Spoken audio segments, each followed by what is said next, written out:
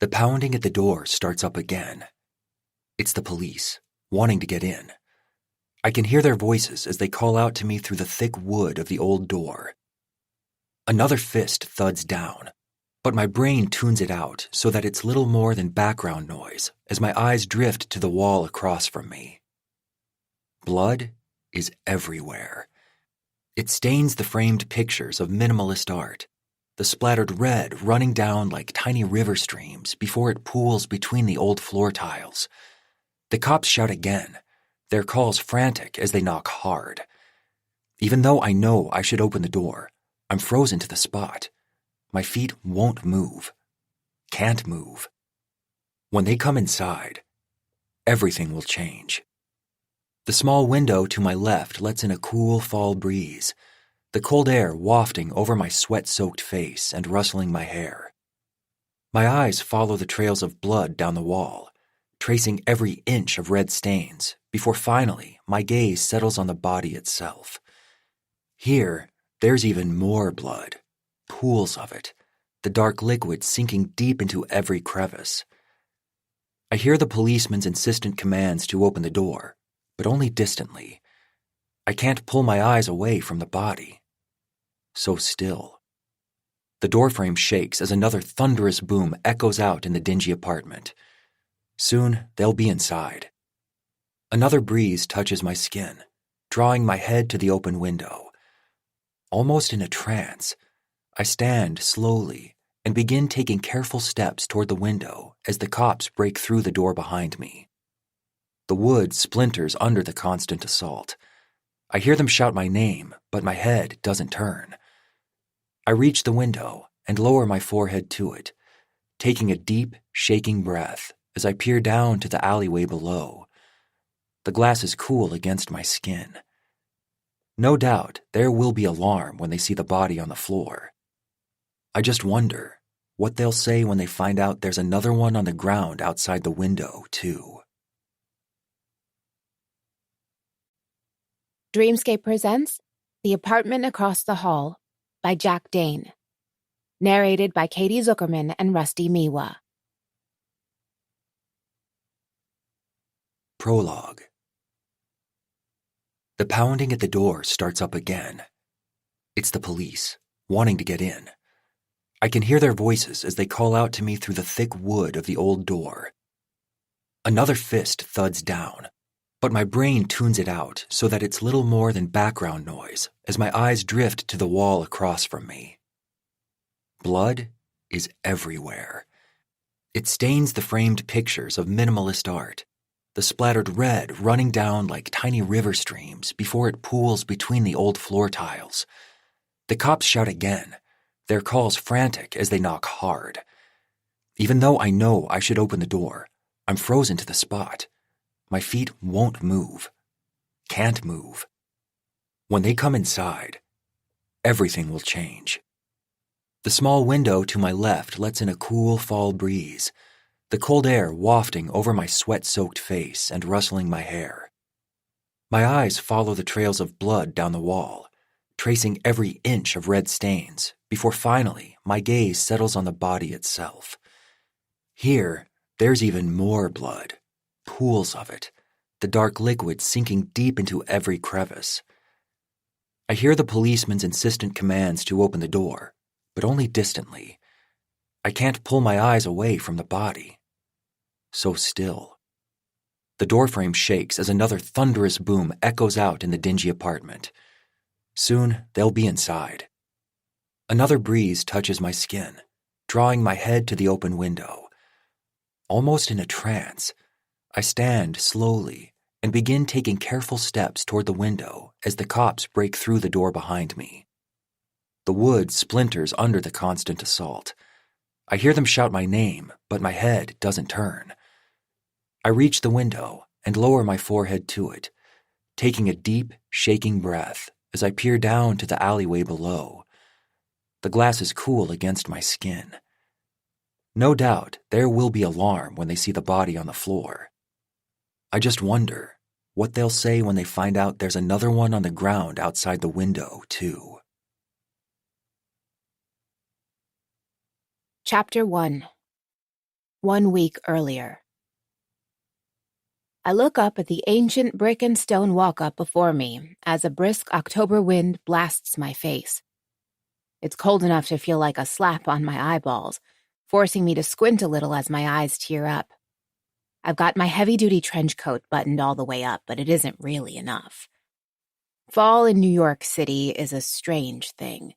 One second, it's 80 degrees and so hot you're practically begging for death, and then the next day you wake up to find the leaves are orange and the air wants to hurt you. Not exactly the perfect time to move. As if I had a choice. My lease was up, and I certainly don't make enough to re-sign, considering what the landlord wanted to charge me. So that meant packing up my meager belongings and beginning the tireless search for a new place to stay. I'd wanted to stay in Manhattan, but that just didn't seem to be in the cards. After a fruitless patrol of every apartment listing imaginable, it was clear the island is just too pricey for me these days. Even Brooklyn was starting to look hopeless until Derek found this place in Williamsburg. "You got the keys?" I turned to Derek standing beside me on the street, my heaviest suitcase hoisted over his shoulder. It's a monstrosity of a case and practically bursting at the seams with all the stuff I've got packed into it. But he doesn't seem to be struggling. I nod and dive into the pockets of my trench coat in search of the key before pulling it out to hold it up in a shivering hand. Derek flashes a grin. "You owe me big time for finding this place, Sal." I grin as the wind blows again, making my smile falter a little as the breeze cuts through me.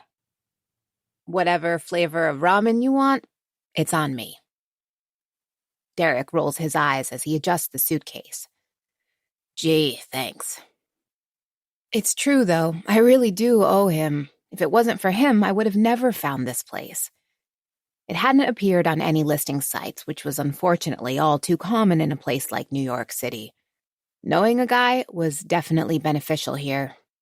As a garbage man, Derek sees a lot of the city. This place is on his route, and when he heard of my plight, he suggested I give it a shot. With my history, I didn't think I'd have much of a shot of my application getting accepted. I didn't think I'd have much of a shot getting accepted anywhere, to be completely honest. By some small miracle, they let me in. "Sal, as much as I love freezing my balls off on the street, how about we go inside?" Derek asks, pulling me from my thoughts. I nod and turn to the door. We aren't far from the subway, only about a 5-minute walk. It's a good thing, too, because I can't afford Ubers. I grab hold of the 2-wheeled suitcases I've been pulling along and make my way up to the front gate. It's rusty, but someone has slapped a coat of black paint on top of the rust like that'll fix it. Whatever. At least I have a place to sleep that isn't the street. I grab the knob and turn it. The gate lets out a squeak as it swings open to allow us access to the 3 stone steps leading up to a metal door. The door is also painted black, though it's in dire need of a new coat of paint itself. A chip on one side allows me to see just how many layers of paint this thing actually wears, each coat like a layer of sediment in the earth. "Come on, Sal," Derek says from behind me. Finally, he's showing some signs of strain. He ought to. I've got everything I own in these 3 suitcases. My hand shakes a little as I work the key into the lock, an effect of excitement and the chilly temperature. With a heavy click, the door opens. "Finally," Derek says with a sigh. I slip inside, finding myself in a small, tiled entryway. The paint is peeling off the walls, which at one time had been white. It's faded now, with a couple of mysterious stains in various shades of yellow and brown that I don't really want to stare too long at. Another door stands open in front of us, but this one isn't locked. I push it open with ease. Despite the shoddy state of the place, at least we're finally out of the wind. Our breathing seems to echo a little in the quiet hall as we come fully inside. "It's homey," Derek offers with a grin. The tile from the entryway continues through here before disappearing around the staircase at the end of the hall. At the base of the wall is a painted black trim, scarred by myriad scuffs and scratches picked up over the years. Patches of paint are missing from the ceiling, too. It's beginning to make a lot of sense why this place actually accepted my application, despite the glaring red flags that no doubt showed up on my background check. Oh well. Good thing I'm not picky. A loud thud makes me jump. I whirl around, heart beating, only to find that the door has finally shut behind us. Derek chuckles at my fright. You okay? Fine. Just caught me off guard, that's all. I don't tell him that my hands have broken out into a sweat, or that my mind races wildly with thoughts that threaten to overwhelm me. If only he knew. Which unit are you? Asks Derek. I look down at my phone to the email I've got pulled up. 5B. We start the march forward, our footsteps on the tile echoing as we go. The first apartment is on the left, the door painted a dull gray. Just below the peephole is an oxidized bronze 1A. The second apartment is a couple feet further down and on the right, with a 1B across its door. A few more steps and we're at the base of the stairs. Derek looks over a small bulletin board hanging above the painted-over radiator to our right. The sheets of paper stuck to it are varying shades of pink, yellow, and white. Most of them are curled and look as if they've been up there for years. Please do not leave packages on radiator. One page reads, the typed text printed large on the paper.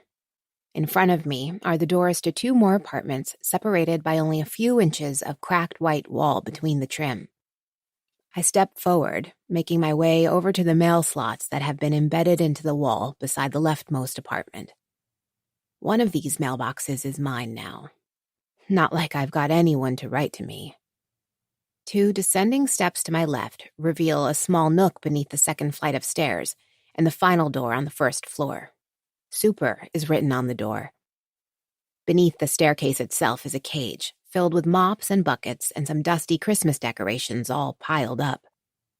Let's head up, I say as I turn, my foot catching on a couple of packages at the base of two steps. I'm falling forward until Derek reaches out an arm to stop me. Thanks, I say, feeling my cheeks redden a little.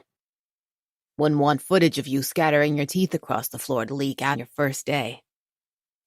Derek says with a grin and a nod to the camera sitting high on the wall above us. I lift my two suitcases and begin the trek up the stairs. They're pretty narrow. I can just tell this place was built pre-war, like a lot of buildings in the city. On the landing, there's a large window, but the glass is frosty, so I can't see outside. Not like there's much to see out there anyway, save for more brick. Paint has been liberally applied around the window, too, sealing it to the sill beneath the dozens of accumulated layers. The landlord's special, as the joke goes. A coat of paint and everything's fixed. We continue up the next flight of stairs and finally arrive on the second floor. I suck in a breath, working to slow my heartbeat. It's sort of embarrassing how out of shape I am. 2 flights of stairs and I'm already sucking wind. Derek doesn't seem to be faring all that much better, though. Between the weighty suitcase and the heavy cotton work coat and flannel combo he's rocking, he's feeling it too. I can tell from the redness of his face. He sets down the suitcase with a thud as he reaches the landing and then unzips the faded brown jacket he always wears. Warm in here, huh?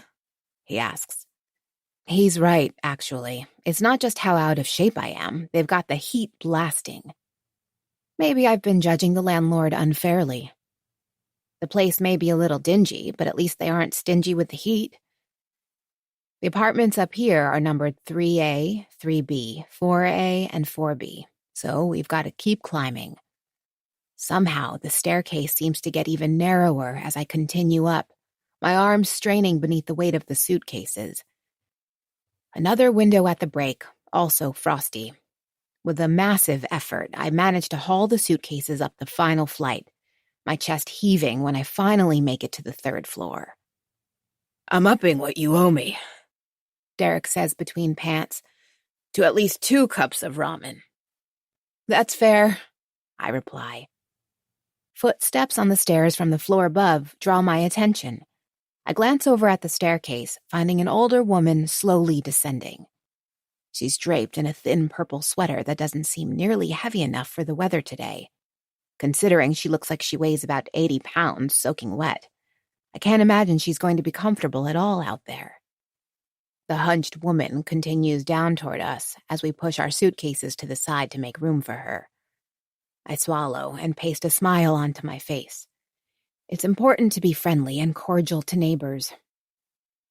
Hello, I'm Salem. I just moved here, I say with my hand raised in greeting as she reaches the base of the stairs.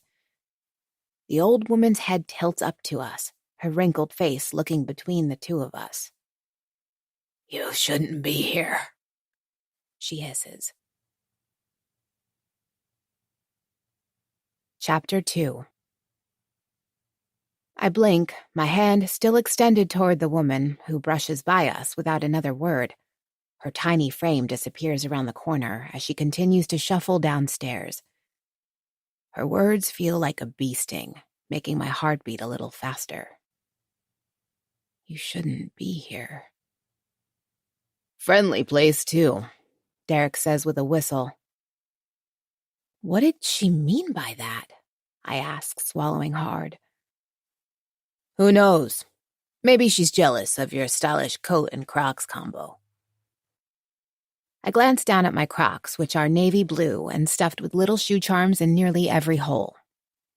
Not the most stylish attire, admittedly, but they're comfy and they're me. Yeah, maybe, I say with an eye roll. Her words continue to roll around in my mind. That was a little off-putting, but I try my best to forget about it. The woman probably has plenty of her own stuff going on. Whatever. You can't pick your neighbors, as the old saying goes. At least she's on the floor above, so chances are we won't be seeing much of each other anyway. Still, the harshness of her words sticks with me, even as I try to forget them. 5B, you said? Derek asks, his eyes flicking over the bronze plates on each door. Yep.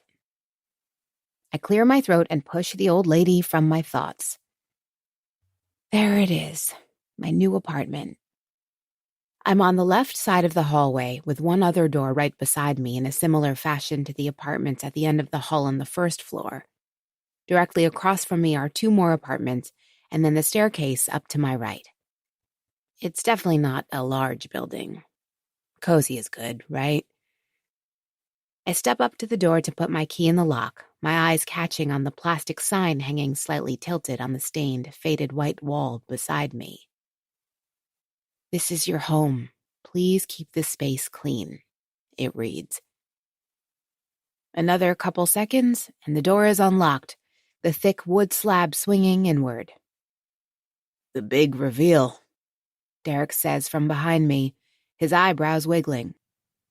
The landlord did send me a couple photos of the interior in our email exchange, but everyone knows how much difference lighting and angle can make when it comes to apartment photos. Meaning I'm not entirely sure what to expect as I step inside. The door continues to open inward until it bumps into the wall. A narrow hallway greets me, the walls blank and sterile. My eyes flick over the space.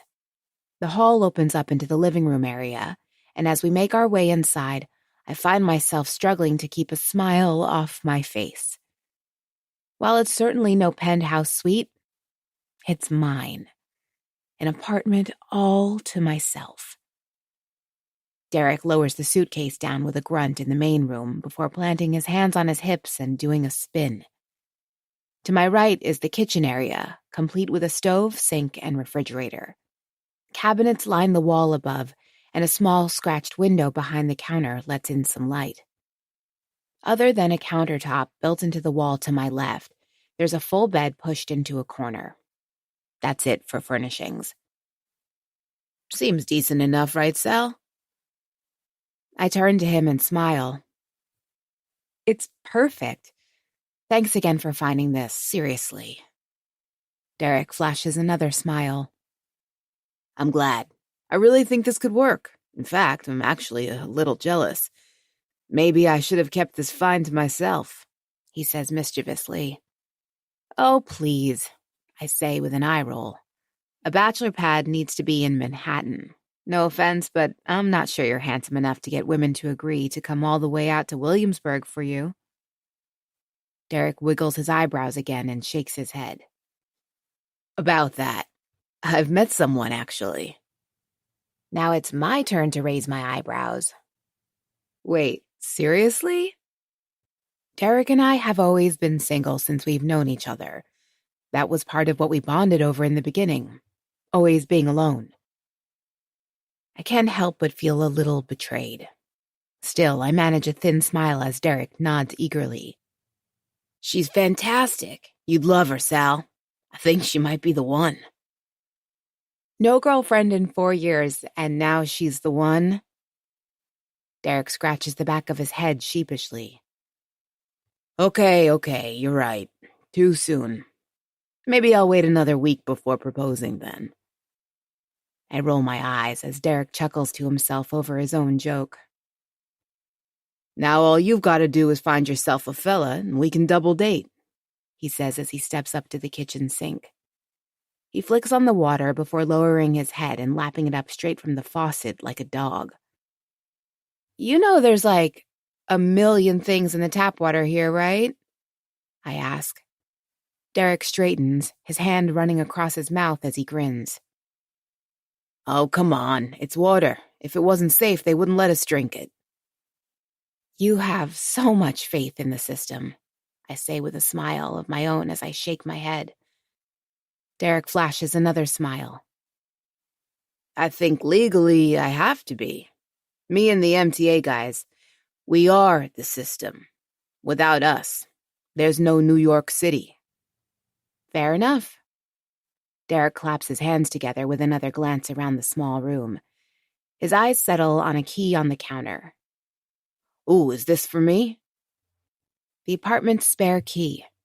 I've already decided he should be the one to have it, seeing as he's the only person I really know in the city anyway. Besides, he's never given me a reason not to trust him. All yours, I say. He scoops up the key and brings up the large key ring attached to his belt. There have to be 100 keys on there, so I have no idea how he'll even know which is mine. Derek doesn't seem fazed, however. He attaches it before letting the ring drop again with a metallic jangle. You all set then? He asks. I nod. Yeah, thanks again for helping me, for finding this place. I really appreciate it. No problem, Sal. I'm just glad it's decent enough for your liking, he says. He's being polite. I would have slept standing up in a locker if the rent was cheap enough. After another wave goodbye, Derek steps out and the door claps shut behind him. I reach over and turn the lock, hearing the satisfying thunk as it clicks into place. My eyes travel up the length of the door, falling on the 3 other deadbolts that have been painted over. Seems like overkill to me. Then again, you never really know your neighbors, right? Now that I'm alone in my studio, it's time to get unpacked. It won't take all that long, considering I have barely anything to my name to begin with. At least here, I'm by myself. I step over the wood floorboards, their creaks filling my ears as I make my way back down the hallway. The room is probably about 13 feet across and the same wide. 2 windows face a brick wall to my right, allowing enough of the fading daylight inside that I don't have to turn on a light. I step over to them, only to find these have been painted shut too. Ugh. I was really hoping to get a little bit of a breeze blowing through here, despite the temperature outside. I've always done that, even since I was a little girl. Mom, back when she was still alive, would always chew me out for wasting heat by letting it slip out through the opening. Even after getting in trouble, though, I'd still leave the window open just a crack. I press up against the glass, letting my forehead soak up the coolness. It feels like ice against my skin. Pressed against it like this, I've got a view of a narrow alleyway below, and a sliver of the street up to my right. A few people pass the crack between the buildings with their shoulders hunched up and heads hunkered down against the wind, hurriedly headed wherever they need to get to. As I pull myself off the window pane, my gaze catches on something.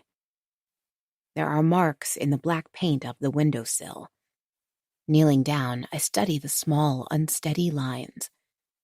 My hand comes up, and I fit my fingers into position, realizing with a start that they're nail scratches. Chapter 3. My breath catches in my throat at the idea. I blink a little, taking a step back and chewing on my lip as I work to get my heartbeat back under control. My head races with panicked thoughts, but I need to do what Dr. DeLuca said and just breathe through it. Sometimes the best thing to do is let go. I take a deep breath, feeling my hands shaking before I clasp them together. Maybe someone was just really eager to get a breath of fresh air. Maybe they got tired of having closed windows after all. Besides, if someone really was in trouble in this room, they could have easily broken the pane of glass and shouted for help. I'm pretty far removed from the street, but I'm sure someone would be able to hear me yelling, right? This isn't helping. I turn away from the window and look for a light switch. I just need to get some light blazing through here to clear my head. It takes a second to find it, but I do, set into the wall on the left side of the room just above the counter. I flip the switch and an overhead light buzzes to life, flickering twice before finally holding steady.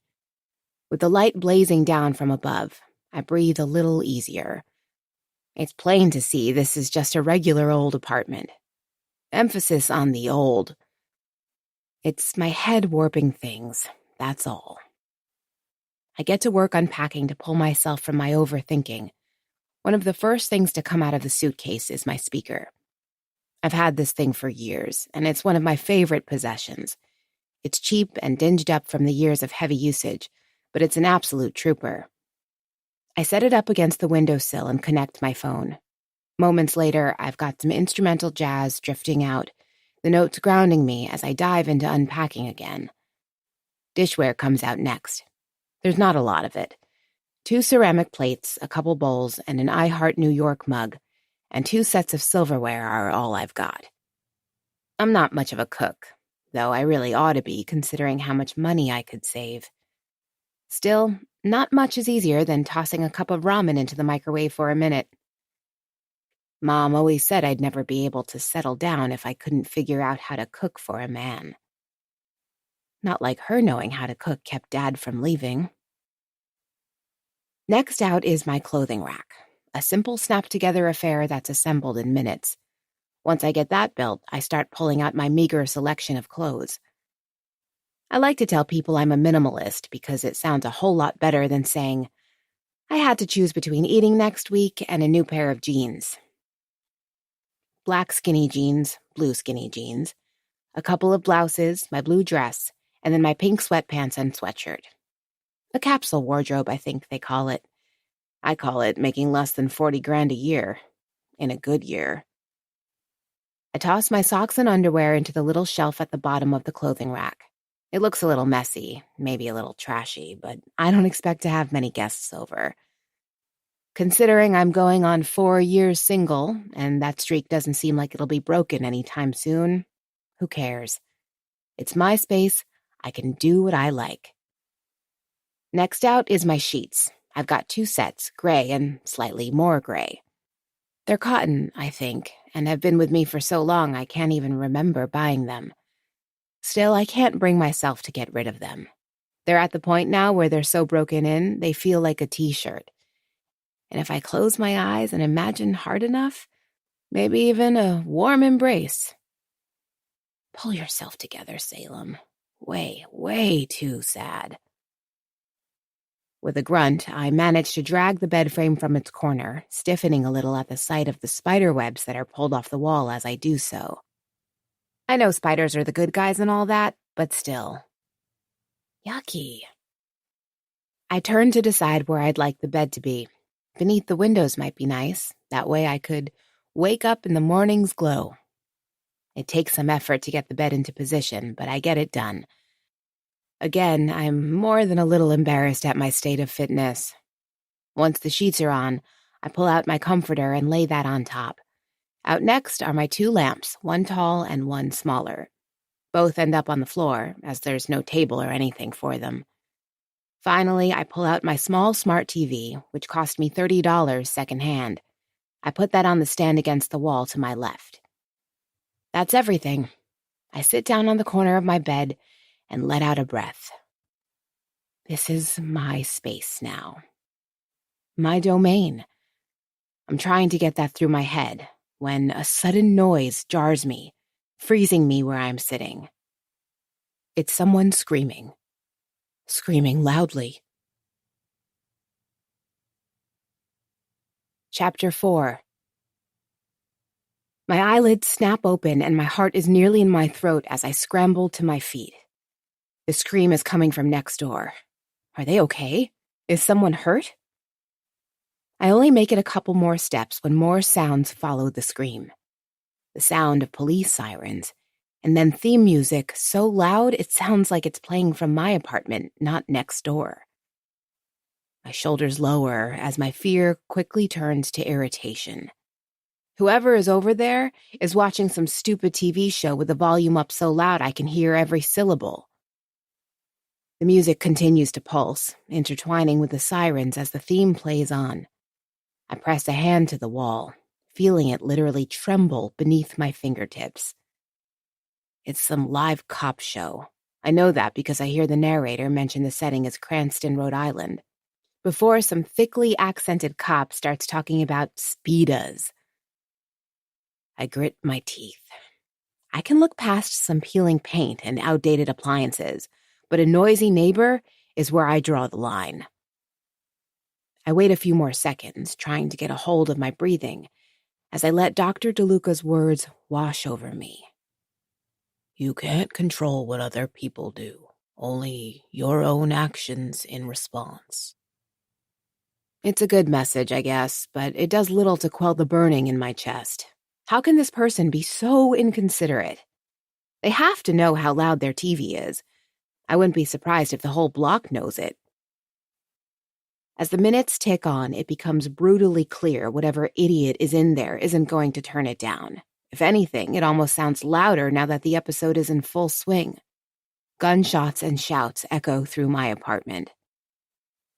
I take another breath, shutting my eyes for a second. To my surprise, I realize my fists are balled. I unfurl my hands, noticing how deeply my fingernails were pressed into my palm.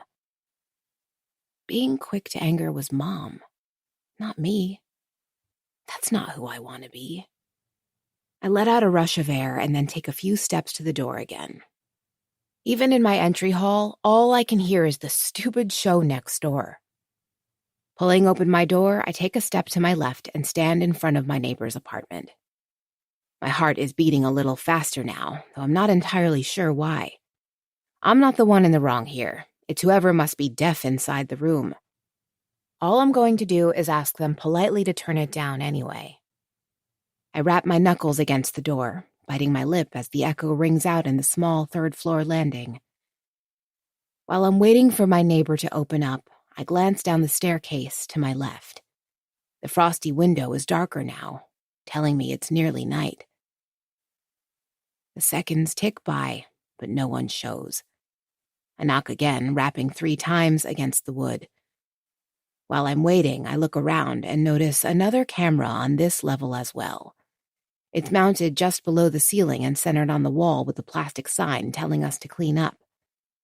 A little red light tells me the camera is on. At least the landlord cares about security. It's a big problem in New York City, having packages swiped. That's what the camera is for, right? My second knock goes unanswered too, which is ridiculous because obviously someone is in there. My patience is beginning to wear thin. As much as I don't want to make a scene or anything, considering I just moved in, this is crazy. I lean forward and turn my head so that my ear is resting against the wood. The sound somehow seems a little muffled through the wood. The noises of the cop show dulled as I try to hear whether or not whoever lives in the apartment is coming to speak with me. The sounds of the show overpower everything, making the effort futile. I lean back with a sigh, raising my hand to knock a third time. This time, I thud hard against the door, putting some real emphasis into each blow and leaving my knuckles aching a little as I pull them back. For a moment, my heart pounds. What will they think about that? The anxiety gives way to irritation again, as still no one shows up. Whoever is in there is not coming out, no matter what. Fine. I think back to the super's room below the stairs. Maybe they can help me. I head down the steps, taking them a couple at a time. The second floor is quiet as I pass through. Even though it's only like 6 p.m, it seems like everyone has settled in for the night. Briefly, I wonder if this place is filled with old people like the judgmental woman Derek and I encountered on the staircase, all of whom go to bed at 7 p.m. It's a possibility. Part of me hoped that moving in here would be a catalyst for me to finally break out of my shell. Maybe even make a few friends. Those hopes are quickly becoming dashed. I make my way down to the first floor, then take a sharp left and step down the final 2 short steps until I'm on the same level as the super's door. It's quiet, apart from my knock against the wood. I step back to wait. Overhead hangs a single bare light bulb, its pale glow illuminating me and the cage beneath the stairs. I glance over at it as I wait, my gaze drifting over the various items stuffed haphazardly beneath there. It looks filled to the brim, and I imagine if someone opened it, everything would come tumbling out like something in a cartoon. In a repeat of the scene upstairs, the seconds tick by without any sort of answer. My foot taps on the dusty tile as I wait. What is it about this building and people not answering the door? I lean forward a little, hoping to hear some sounds of shuffling footsteps or something from the guy inside, but there's nothing. Ugh. Looks like the super won't be any help. I turn away from the door with a sigh, starting my journey up the stairs once again. As I make my way up the first flight, I hear a door open somewhere below. Is that the super finally? I race back down the steps, only to see a woman stepping out of her room. Oh, hello, I start, mustering a smile. I'm Salem. I just moved in. The woman, who is probably in her mid-40s, stares blankly at me. She looks tired, worn down. The dark roots of her hair are plain to see, showing just how long it's been since she had her hair bleached blonde. I wait for her to introduce herself, or acknowledge my presence besides the stare, but she doesn't. The seconds tick on, me standing on the first step, and the woman in her doorway, her eyes locked on me. I can feel myself squirm beneath the penetrating gaze, and I'm almost pinned to the spot as the space seems to shrink around us. Finally, she moves. Still staring me down, the woman shakes her head slowly back and forth, in the most disapproving look I've ever seen. Then she shuffles down the hallway and steps through a door to the laundry in the basement. What is going on? Chapter 5. Long after the loud bang of the laundry door, I stand there, the woman's expression still reverberating through my mind. The way she shook her head was so declarative, like fact. She didn't even know me, and yet she decided after one look I wasn't supposed to be here. Trudging back up the steps to the third floor, I find myself struggling not to cry. After everything, it's just too much. It feels like everyone here got a memo before I moved in to hate me, and I have no idea why. My stomach feels tight with dread. I wasn't looking to make friends with everyone. All I really wanted was a simple hello in the hallways. Just some small crumb of human interaction to prove I'm still a person. I've seen it said that New York City, despite being the biggest city in the country, has some of the loneliest people. I know it's true. I'm one of them. Almost 9 million people living here, and I can't seem to get along with any of them. My footsteps echo through the stairwell as I go, and I swallow hard around the lump in my throat. It's time to come to terms with the fact that this isn't an ideal living situation. Lousy, loud neighbors, a crumbling building, less than stellar amenities. Briefly, I consider just leaving, packing up again, and fleeing in the night. But where would I go? This was literally the only apartment I applied to that accepted me. After submitting literally hundreds of applications, I'm not really eager to send out more.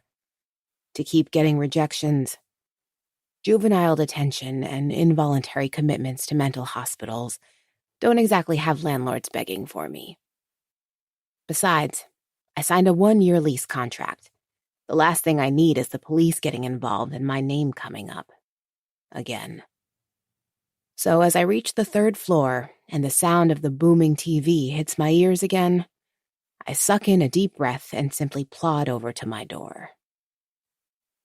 It's better than sleeping on the street, I tell myself. At least here I have a bed, a kitchen, my own space. I crack open my door and the heavy wood swings slowly inward as a siren howls on the TV next door.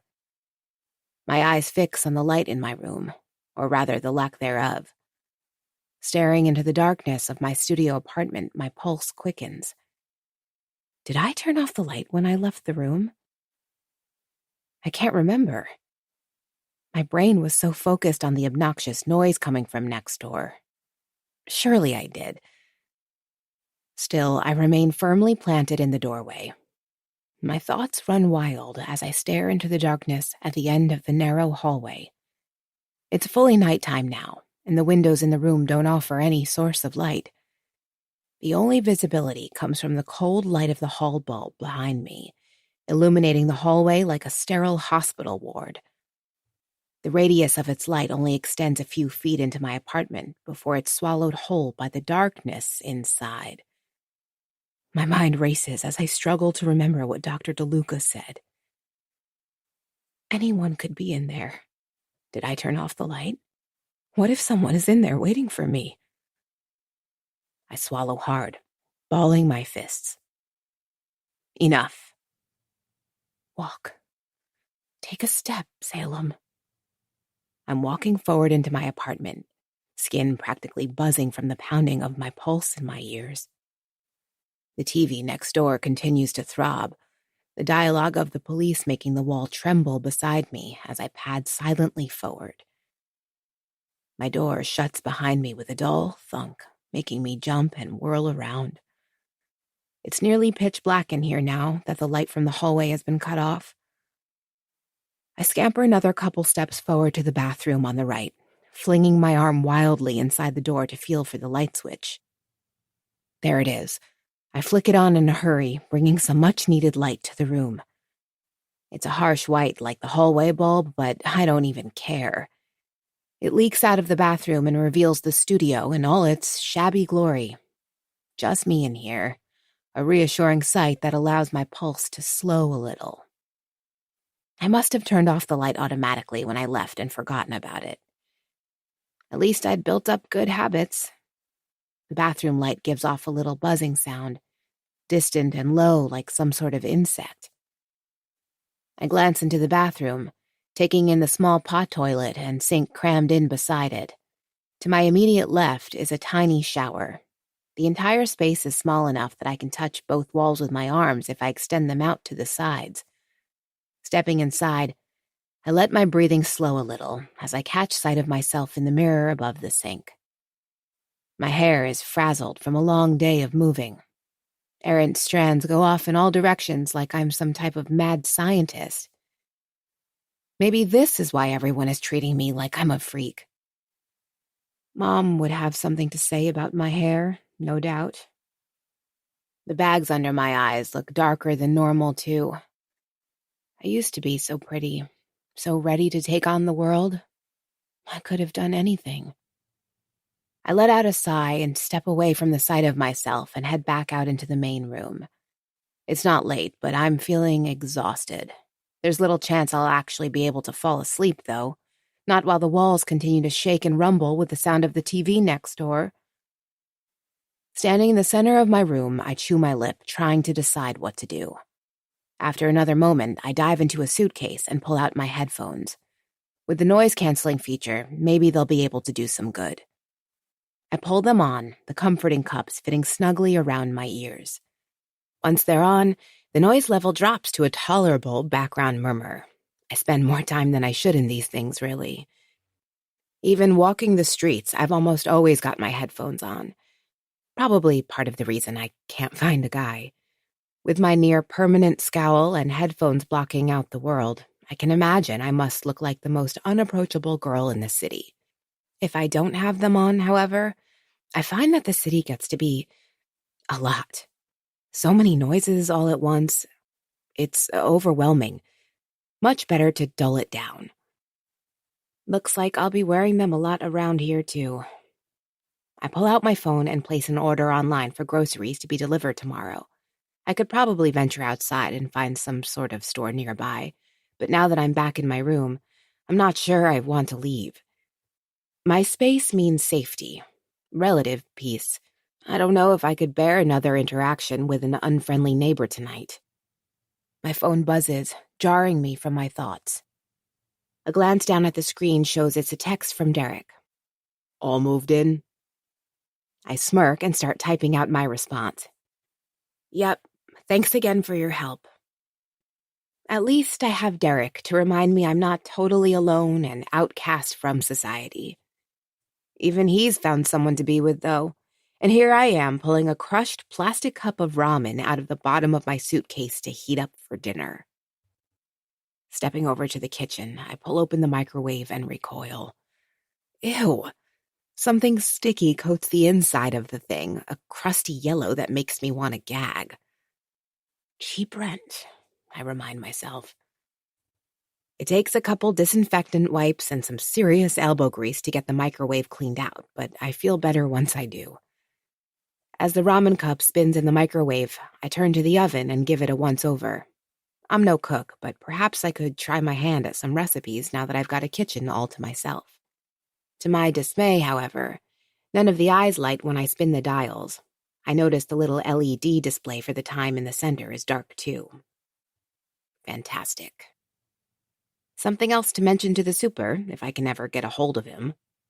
Maybe tomorrow morning I'll stop by before doing a load of laundry. After dinner, it's back to my bed. There isn't much else to do in the room, so I pull out my laptop and put on a movie. It's some silly rom-com. As much as I hated Mom, I did have her to thank for instilling a love of cheesy escapist movies. If she'd treated me normally, I wouldn't have needed to turn to movies for a sense of normalcy. Sure, they're formulaic, maybe a little cliché. That's all true, but they're a comfort to me now. A world where I know everything is going to work out okay, no matter what. Beyond my headphones, I can still hear the distant roar of the TV from next door. I tap the volume button on my laptop to turn up the sound a little louder. I stir awake, my eyelids fluttering open. What time is it? A glance up at the dark windows beside me tells me it's still sometime in the night. My computer screen is black on my bed. I pull off my headphones and work my aching jaw. The cups of the headphones are damp with my sweat from passing out with them still on. A loud crash breaks the silence, making me jerk. But it's the TV again. Somehow, despite the early hour of the morning, my nocturnal neighbor is still watching whatever garbage they've got on. The headphones go right back on as I close my laptop and turn over, pulling my thin comforter up the length of my body. The noise is so oppressive it's hard to fall back asleep, but mercifully I finally do. The next time my eyes open, it's morning. A quick look at my phone tells me it's just after 6:30. By some minor miracle, it's quiet next door too. I'm beginning to think my neighbor really is nocturnal. Letting out a yawn, I push out from underneath the covers and spin so my feet touch the wood floors. Instantly, I regret it as a sharp spear of pain lances through the sole of my right foot. A splinter, really? My limp to the bathroom is filled with grumbling as I plop down hard on the toilet and pull up my foot to get a look at the wound. My head freezes as I catch sight of the bathroom mirror on the medicine cabinet. It's slightly ajar. Goosebumps rise across my skin as I remain frozen on the toilet, swallowing hard around the lump that has appeared in my throat. Did I leave it like that last night? The seconds tick on in silence, just my shaky breathing filling the air. Slowly, I get to my feet and pull open the cabinet the rest of the way, my eyes flicking over everything I've put inside on the 3 wooden shelves. It all looks the way it did last night. At least, I think it does. Not like I memorized the layout of my cabinet. Stop it, Sal. Stop overthinking. I left the cabinet slightly open. I must have. As I close it again, I make sure to listen for the magnetic click that tells me it's secure before sitting back down on the toilet. I wait a moment, but nothing happens. The mirror remains closed. That's it then. I didn't shut it all the way last night. Probably was too distracted, which isn't new. As I fish out my toiletries bag from underneath the sink, I find myself glancing up at the mirror every so often, only to see it still shut tight. I get out my tweezers and manage to remove the splinter. Definitely going to be socks only indoors from here on out. With that settled, I yank on my pair of sweats and bundle up my dirty clothes into a pillowcase to bring downstairs to the laundry room. While I feel a little guilty for thinking it, part of me is eager to do the laundry now so that I have less of a chance of running into one of my neighbors. I'll pass on the judgmental stares this morning, thank you very much. Swinging the small load of underwear, socks, and t-shirts up onto my back, I slip my feet into the trusty Crocs I've had for years. Most of the shoe charms are fall-inspired. The skeleton, pumpkin, and fall leaves are probably my favorites, even though the skeleton one is hanging on by a thread, and I've had to superglue wire on the underside to hold it in place. I trudge forward and reach for the doorknob, but pause, as I notice I forgot to engage the deadbolt last night. Add that to the list of things to remember from here on out. As I'd hoped, it's quiet as I make my descent to the first floor. The dim light bulb above the super's door is still on when I step up to it and rap loudly against the wood. I'm half expecting to see the icy lady from last night reappear, but she doesn't. I rack my early morning mind to remember what I want to talk to the super about. Next door noise, broken oven. Maybe I'll mention the windows too. I'd really like to get a breeze. Just like before, however, it's quiet. No response at all. After a minute, I knock again. The crack against the wood seems abnormally loud to my ears in the otherwise painfully quiet building. I can't even hear the drum of the city from here, I realize with a start. Pretty good insulation for a pre-war walk-up. My second knock is no good either. Either the super is still asleep or out altogether. With another sigh, I hike up the pillowcase again and shuffle to the laundry room.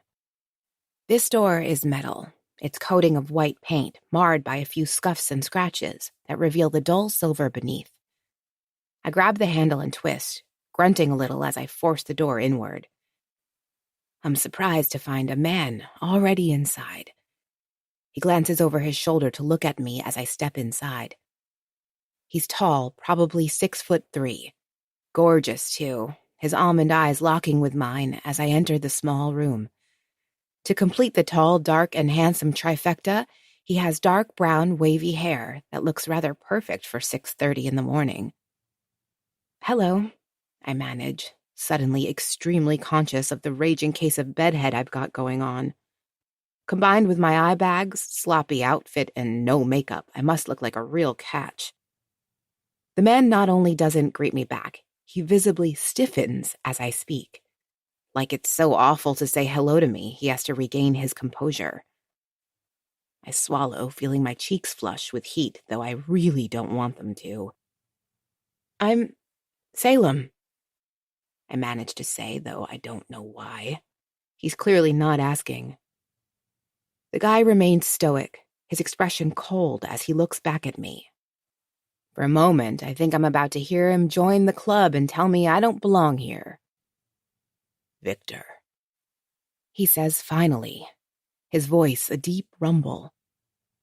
Okay, that's a start. I open my mouth to wish Victor a good morning when my eyes fall to the clothes he's putting into the washing machine. Every item is stained red. Chapter 6. Victor. I watch as the girl, Salem, unique name, lets her gaze fall to the shirt in my hands. I look down at it too, realizing just how much blood is really on this stuff. Her eyes widen and she takes a measured swallow. Almost in real time, I can see the gears moving in her head. Come up with something. Anything. Nosebleed, I say. It takes her a moment, but finally she nods and gives me a tight smile. Hate those.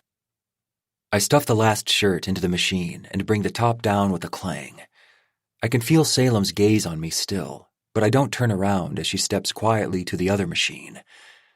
It's silent between us as I turn the dials and get everything situated. It's taken me a little while to nail down the simplest process to remove blood from clothes, but I've got it now. Before applying any sort of stain treatment, make sure to flush the stain with cold running water. Never hot, only cold. Next, you have to apply an enzymatic stain treatment to the stains. I prefer bleach. Cheap, available everywhere for delivery. No one bats an eye, although I probably order more than the average citizen. Sometimes I even need to use a laundry brush to really penetrate and break down the stain. That's what I spent most of last night doing. The next step is to launder the clothes, like I'm doing now. Again, it's cold water on the regular setting. This is the first round of washing. Usually it takes 2 full cycles before the stains are fully removed. Last week, there was so much it took 4. Once the laundry is going, I'm out of there without another word to the girl. Who knows if she bought the nosebleed story? I'm not sure how much of the shirt was showing from her angle, but I'd guess even a cursory glance would reveal just how saturated the shirt was. At least she didn't ask any more questions. That's the last thing I need. The laundry door opens with a squeal as I reach the first floor landing and turn to start up the second set of stairs. I can hear her footsteps on the stairs behind me, quiet, like she doesn't want to draw any attention to herself. When I reach the second floor, I pause before heading up the next flight of stairs. There's a brief pause on the staircase as Salem stops too. When I reach the third floor, I cross the short hall and arrive outside my door. Footsteps behind me. I glance over my shoulder, my eyes meeting Salem's for a moment before she darts her gaze away. Instead of heading up to the 4th floor, she walks to the room directly opposite me in the hall. Of course. It would make sense she'd be put in there. She slips inside without another word, the door coming shut behind her. My gaze lingers on the other side of the hall for just another moment, the anger rising up inside of me. My fists are so tight my skin is turning white. I force a breath and get my door open. Salem must be new here. With any luck, she'll keep to herself and won't ask more questions. She can't find out what's really going on around here. If she does, there's going to be trouble. Chapter 7. I chew my lip as I sit on my bed, staring blankly at my computer screen. I'm supposed to be filling out job applications, but my heart just isn't in it. Maybe it's because I've submitted close to 1,000 and haven't had so much as an interview to show for it. Maybe it's Victor and the shirt he was washing. He said the blood was from a nosebleed. I'm still trying to decide if I believe that or not. Then again, what reason would a stranger have to lie? Maybe he was just embarrassed about cutting himself cooking or something like that. It did seem like a fair amount of blood, but I caught just a glimpse of the shirt before he tossed it inside. Somehow, that interaction was the least weird I've had since moving in here. Victor and the bloody shirt. Of course, he's right across the hall from me, too. One of the most attractive men I've ever seen in real life, and he's the apartment across the hall from me. Though I don't know any more about him other than his first name, I can't stop thinking about him. His shoulders were like boulders beneath the Henley he wore. It hung beautifully off his tall frame, hugging the side of his pectoral muscles just enough so that I definitely knew they were there. I wouldn't mind seeing those pecs without clothes on top. Sal, get a hold of yourself. It's becoming clear I'm desperately lonely. Crushing on the hot neighbor is a tired cliche, and yet here I am. I clear my throat and get back to scrolling through job sites for any posting that would allow someone like me to apply. No degree, which means entry level. You'd think entry positions would be a dime a dozen around here, but no.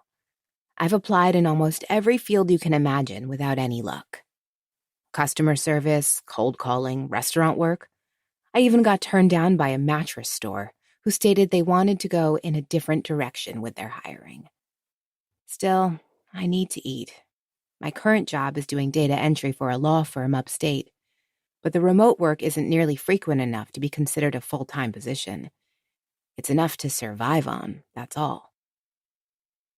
Try as I might to avoid it, my mind drifts back to Victor. He seemed so appalled that I even spoke to him, which was pretty crushing. Was it the way I looked? I chew my lip and glance out the window as the light changes on the brick outside my windows. It's cloudy today, I think. The view from my apartment doesn't really offer a look at the sky. I find my eyes drawn to the scratches in the paint again and pull myself away before the upsetting thoughts kick up once more. Taking a deep breath, I dig into the applications. It's a few more hours before my head comes up again. My eyes ache from staring at the screen for so long, my back hunched in a position that would have chiropractors salivating.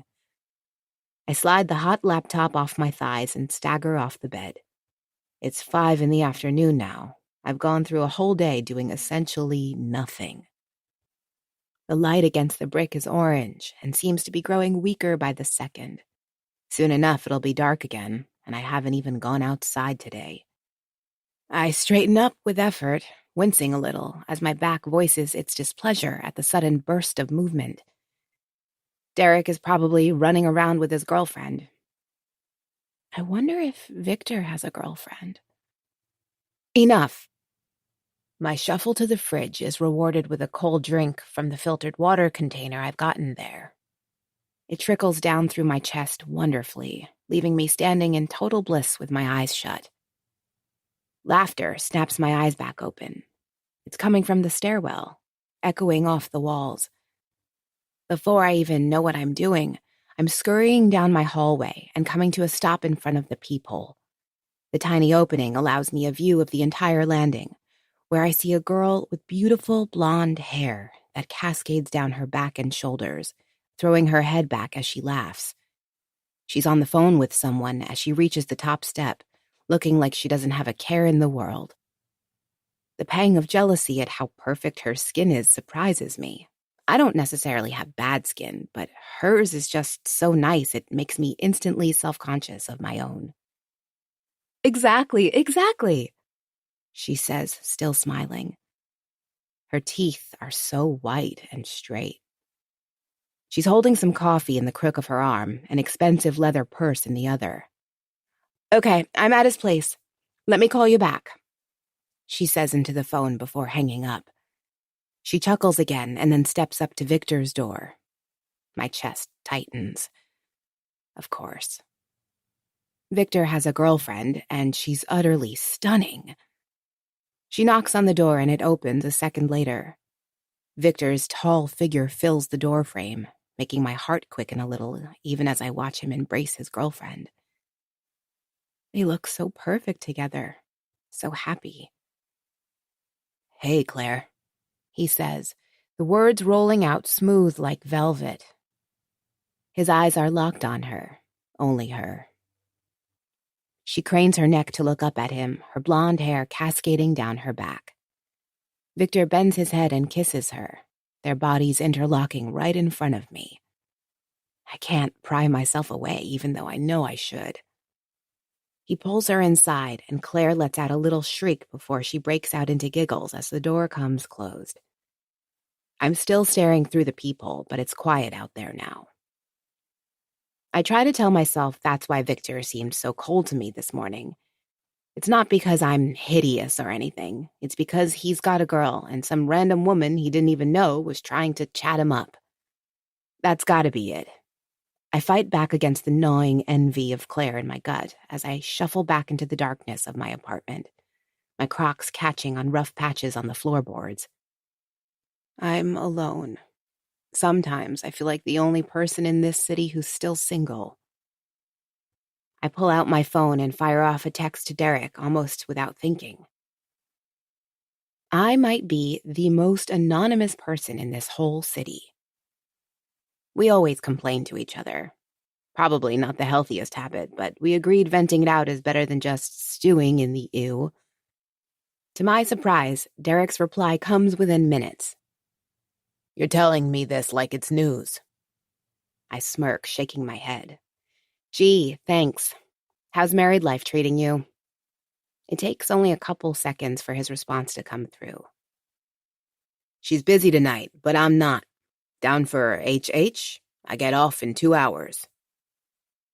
HH, horror hang. A term we coined that makes watching some crappy horror movie and pigging out on snacks seem much more official than it really is. I fire off a yes instantly. As much as I consider myself an introvert, there are times when I don't feel like being alone. Today is one of those days. A scream from next door nearly knocks the phone out of my hands. I whip my head to the right, only to hear the sound of gunshots that give way to theme music as the stupid cop show starts up again. It's like clockwork with this guy. Once darkness falls, the TV goes on. It's all I can do to put my phone back into my pocket and let out a shaky breath. I'm not putting up with this. Seems like everyone here already hates me, so who cares if I make my next-door neighbor irritated? This time, I'm not taking no for an answer. Sirens accompany me as I wrench open my door and step out into the hall, teeth gritted. My fist comes down against the door, thudding heavily. Once, twice, 3 times. Just from the impact alone, I know whoever's in there can tell that I'm pissed. I wait with my hands pressed into my sides as the seconds tick on. Are you kidding me? No answer. I pound again, half hoping maybe Victor comes out to see what all the commotion is about. Then I remember his perfect girlfriend and think better of it. Another round of knocking, but the TV volume doesn't lower and the guy doesn't show himself. Hello? Can you please turn it down? I finally say through the door, my heart leaping into my throat at my boldness. With the volume as loud as it is, there's not much chance they heard me. No response. It takes me another full minute of stewing in the hallway before I realize I look kind of ridiculous standing out here, steam coming out of my ears. The guy isn't showing himself. I march downstairs, headed for the super's door. If this goes on for another night, I'm going to lose my mind. Just as before, however, there's no answer at the super's apartment either. I'm starting to think someone just painted the word super on a broom closet as a prank. I let out a huff. Now I get why there was no issue giving me this room. I shut my eyes, my balled fist coming up to massage my forehead as I stand beneath the dim light bulb in front of the super's door. The rent is cheap for a reason. Taking a deep breath, I trudge back up the stairs toward my apartment.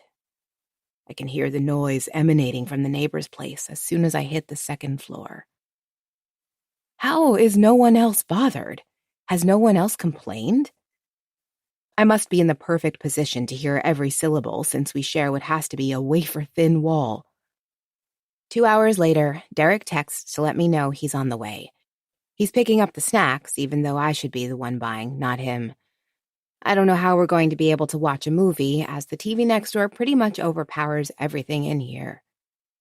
Subtitles it is.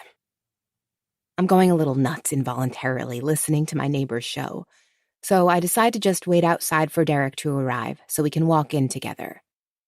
It'll be good to feel some fresh air on my face, even if it is a little breezy. Pulling on my trench coat, I cinch the waist belt and put on a thick pair of cozy socks before slipping into my Crocs. I've still got my sweats on, but I don't care.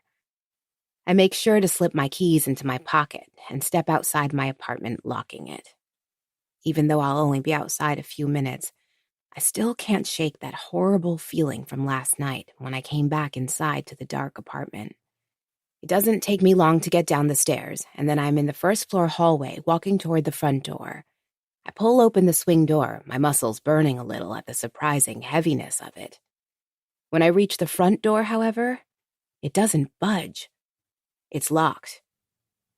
Not to prevent people from getting in, but to prevent people from getting out. Chapter 8. Enough, Sel! Even as I think it, the admonition is not enough to stop the racing thoughts that are beginning to pile up. My fingers are damp with sweat as I grip the bronze handle. I tug again, but it's like trying to pull a rock in half. My pulse quickens, even as I try to calm myself. I spin around, locating another camera in the corner above me. Its beady eye stares down at me, unblinking. I take a short breath, working hard to get myself under control. I can't actually be locked in here. There's probably just a malfunction with the door. That's it. It's old. The whole block is. Maybe a pounding on the glass has me shrieking. I whirl around, hands shaking, as I bring them up to shield myself. Only it's Derek, and now he's laughing at me. I got you good, he says, his voice a little muffled as it comes through the glass. I let out a shaky breath, my hands coming down as I blink back the tears that have built in the corners of my eyes. Derek raises his arms, showing the black plastic bags in his hands. You gonna let me in? I want to forget what the word calories means already. I give a small nod, wrapping my fingers around the door handle once more. This time, when I yank, it pulls open easily. Derek slips indoors a moment later, the bustle of thick fabric filling the tiny space as he works his way inside with his bags. Took you long enough. Any longer, you might as well have kept me out as a Christmas decoration. I smile weakly, my hand still on the door. I'm almost afraid if I let go, that somehow it'll get stuck again. Derek notices my apprehension. What's up? You look kind of rattled, more so than usual. It's nothing. I manage letting go of the door. The door seemed like it had me locked in for a minute. Derek turns back and tries the handle himself, only getting a couple fingers around the bronze as the others are bogged down by the bags. It comes open easily. He pulls it open and shut a couple more times, his eyes scanning the corners before he nods. It seems fine now. Maybe it just needs a little WD-40 on the hinges. Yeah, probably. The door swings closed again with a slow hiss. I watch it close for another second before shaking myself and following Derek, who is already through the second door and standing in the hallway. How was your first night? He asks. I chew my lip. About that. Derek's eyebrows pops up as we head to the stairs. This'll be good. What happened? I nudge my chin up the stairs. You'll find out in a couple seconds. He looks at me inquisitively but says nothing. We get to the second floor, and already I can hear the TV. It only gets louder as we continue up the steps. Derek looks around. That's pretty loud, huh? I nod. It went on all night. We get to the third floor, where the noise is practically deafening. Derek zeroes in on the apartment beside mine as the culprit. Have you asked them to turn it down? The withering stare he gets from me in return answers the question. I'd complain if I were you. No way I'd put up with that, he says. Believe me, I've tried. I have yet to meet the building super. Derek shakes his head as he nudges at me to open my door. There's got to be somewhere online to complain, right? Like some rental portal or something? I unlock my door and open it for him, allowing him and the crinkling bags to pass by. I guess I've got the landlord's email. I can try that, I say, shutting my door. It's a decent idea. Still, part of me feels a tug of apprehension. I'm not sure why. Maybe I don't want to cause trouble. As annoying as the TV is, part of me is a little terrified that the landlord might think I'm ungrateful or something and evict me right away. Too picky, Salem. Always causing trouble. No wonder they don't like you. Mom's words. Once the door is shut and deadbolted, I follow after Derek, who's already in the kitchen unloading whatever sugary junk he's purchased. I went with the pumpkin candy corn tonight, he says as he lifts up a bag of candy. And for the main course? Derek flashes a smile. The finest oven-baked pizza $10 can buy. My expression tells him the truth even before my mouth can. He whirls around and stares down at the oven. You're kidding. This thing is broken too? I nod. Sal, you've got to say something, Derek says as he turns back around. I will, I reply, though there isn't much emphasis behind my words. Derek flips over the pizza box and scans the backside. Okay, I think we can do this in the microwave too. We'll just have to cut it in half or something. As he gets to work performing pizza surgery, I hear a door open in the hallway, followed by more laughter.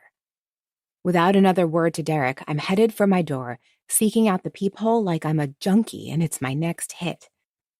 Claire stands in the doorway again, Victor blocking the rest with his body. He's saying something to her, and she lets out another little laugh that sounds so cute and perfect it can't possibly be real. Claire reaches up and touches the tip of Victor's nose before wrapping a hand around his neck and tugging him down toward her again. I really should look away and give the happy couple their privacy, but I don't. Sal. I don't respond to Derek's call from the kitchen behind me. What are you doing? Claire and Victor separate with a few more giggles. Then she's stepping away from him, her dainty hand trailing down his wide bicep before she steps lightly across the tile to the stairs. Victor gives a final wave to her before slipping back inside his apartment and shutting the door. My stomach churns a little as the sound of Claire's footsteps fades away. She's gone, but my jealousy remains. I know I shouldn't be jealous of this random picture-perfect couple.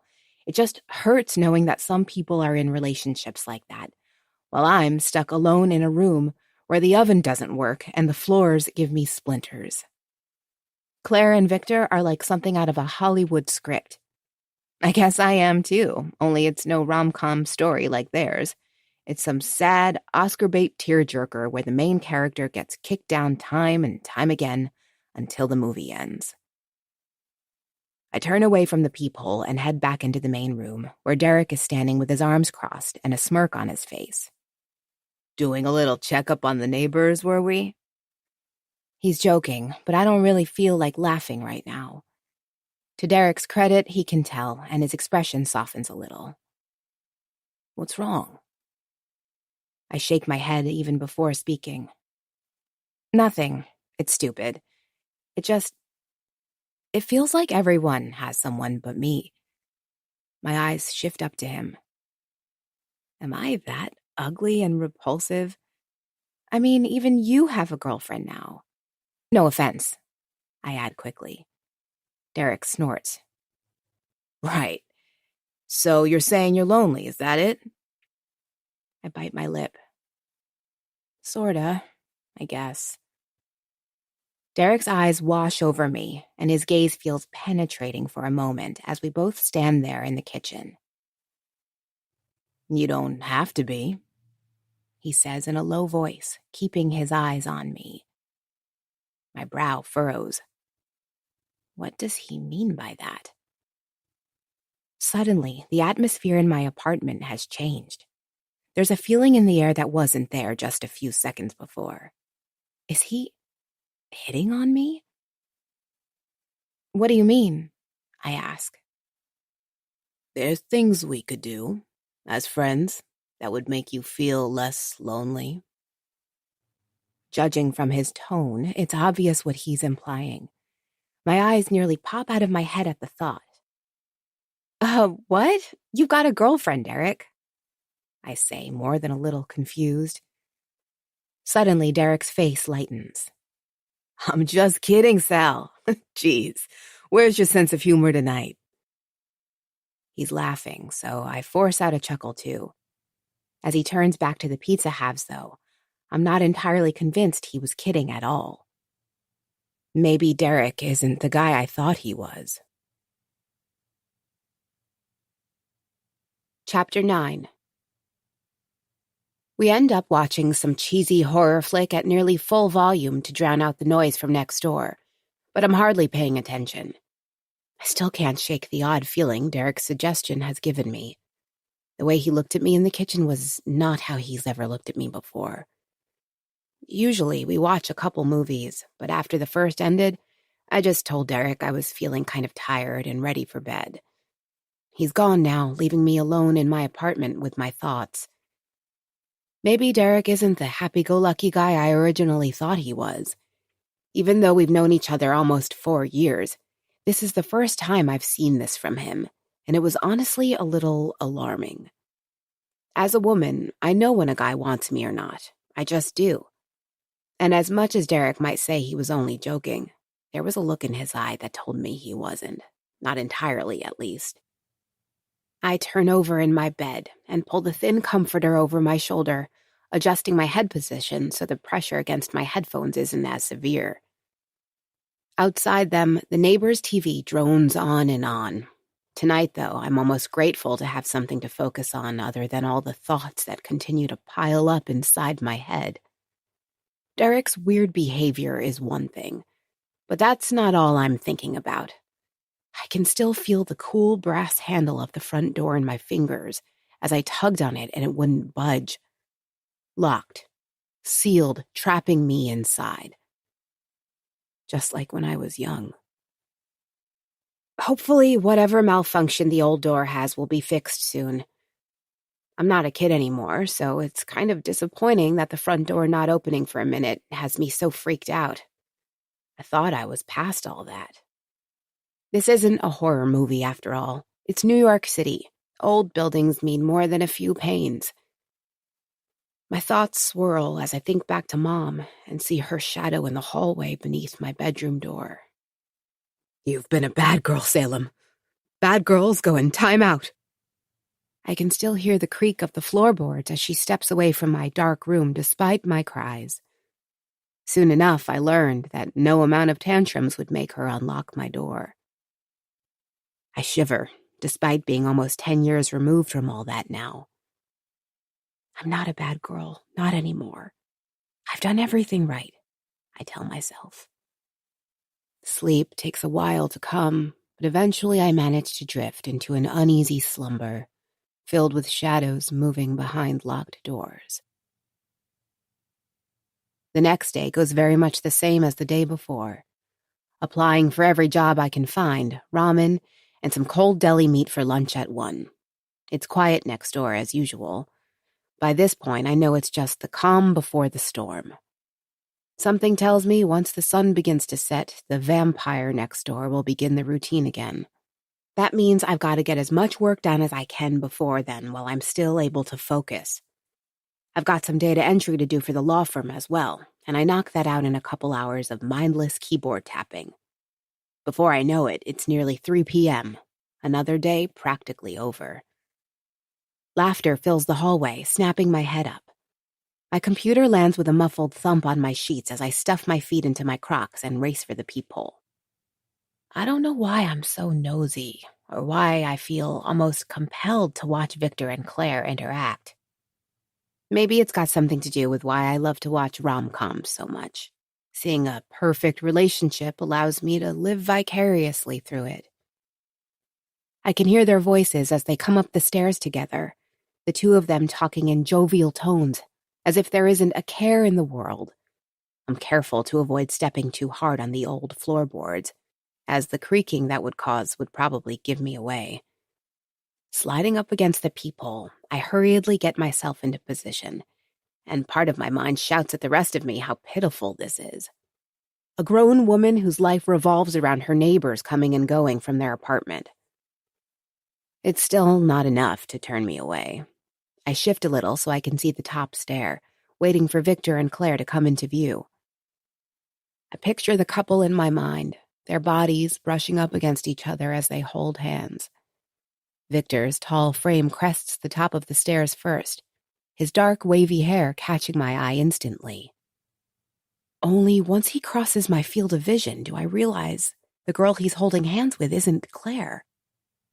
It's some other girl entirely. Chapter 10. I can't pull myself away. Victor and the girl are headed toward his apartment door. He's got his arm slung around her shoulder now, his hand hanging down as he gestures while he speaks. Didn't even know it. He finishes. The girl laughs. She's got bright red hair and wears a black jacket with faux fur around the hood. Her left hand comes up to touch Victor's back in a way that tells me these two are very comfortable with each other. My throat is dry. I don't know what to think. Victor takes only a second to get his keys out and unlock the door. He and the girl slip inside a moment later. The door closes with a heavy thud, leaving me staring at nothing but the tilted brass lettering on the outside. I blink. Did I really just see what I thought I saw? Is Victor cheating on Claire? For some reason, I'm deeply affected, no doubt far more than I should be. These are two random people I've known for only a couple days of my entire life. I've spoken to only one of them, once. And yet, my chest aches a little as I think of Victor's arm draped over the new girl's shoulder, the sleeve of his black shirt catching a couple stray red hairs. Should I tell Claire? I dismiss that thought almost as soon as it crops up in my mind.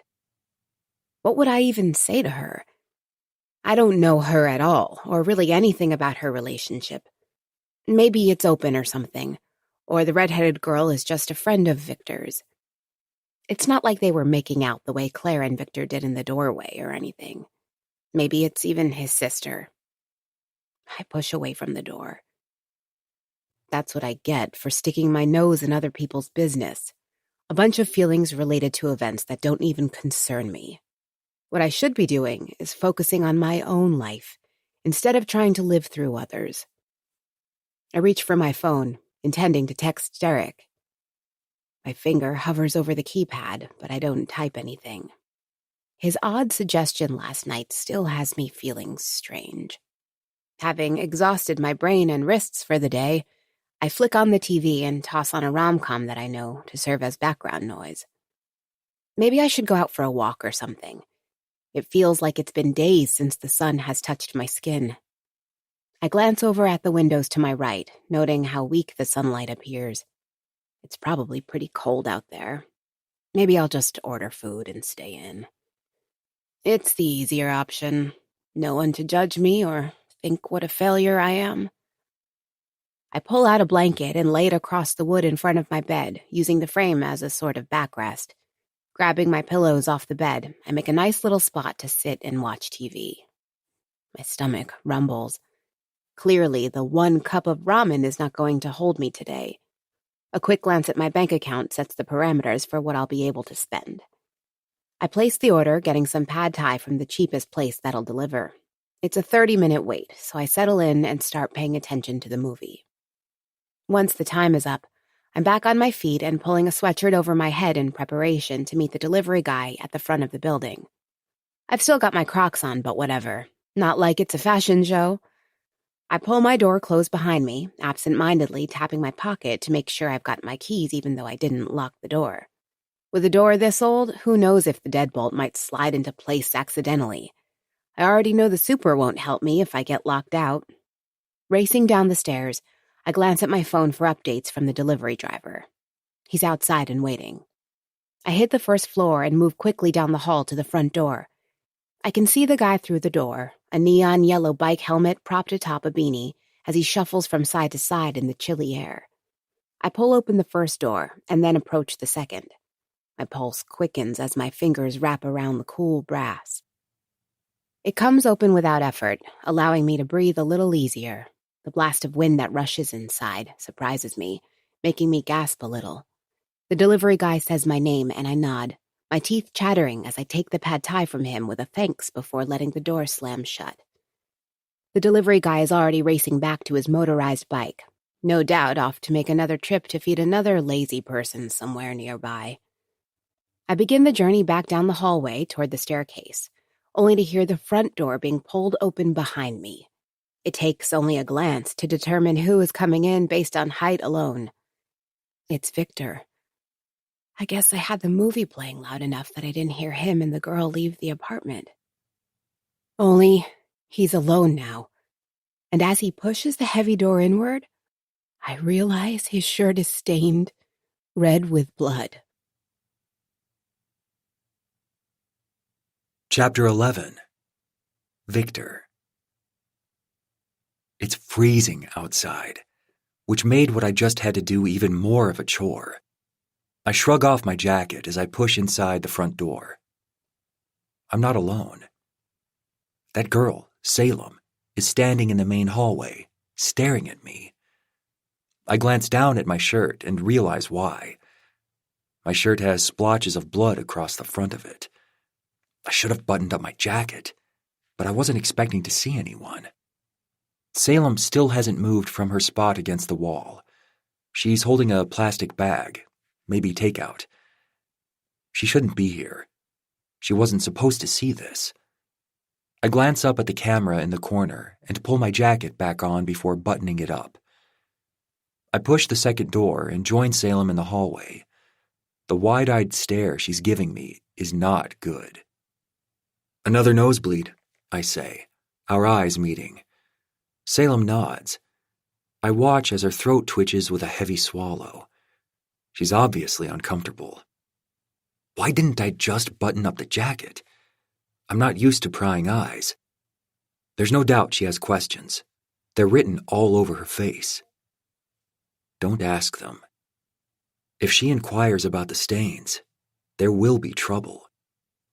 It's almost a relief when she suddenly turns away and scurries back toward the stairs, clutching her plastic bag between her arms, like a child would a teddy bear after a nightmare. I know something about nightmares. I remain in the hallway.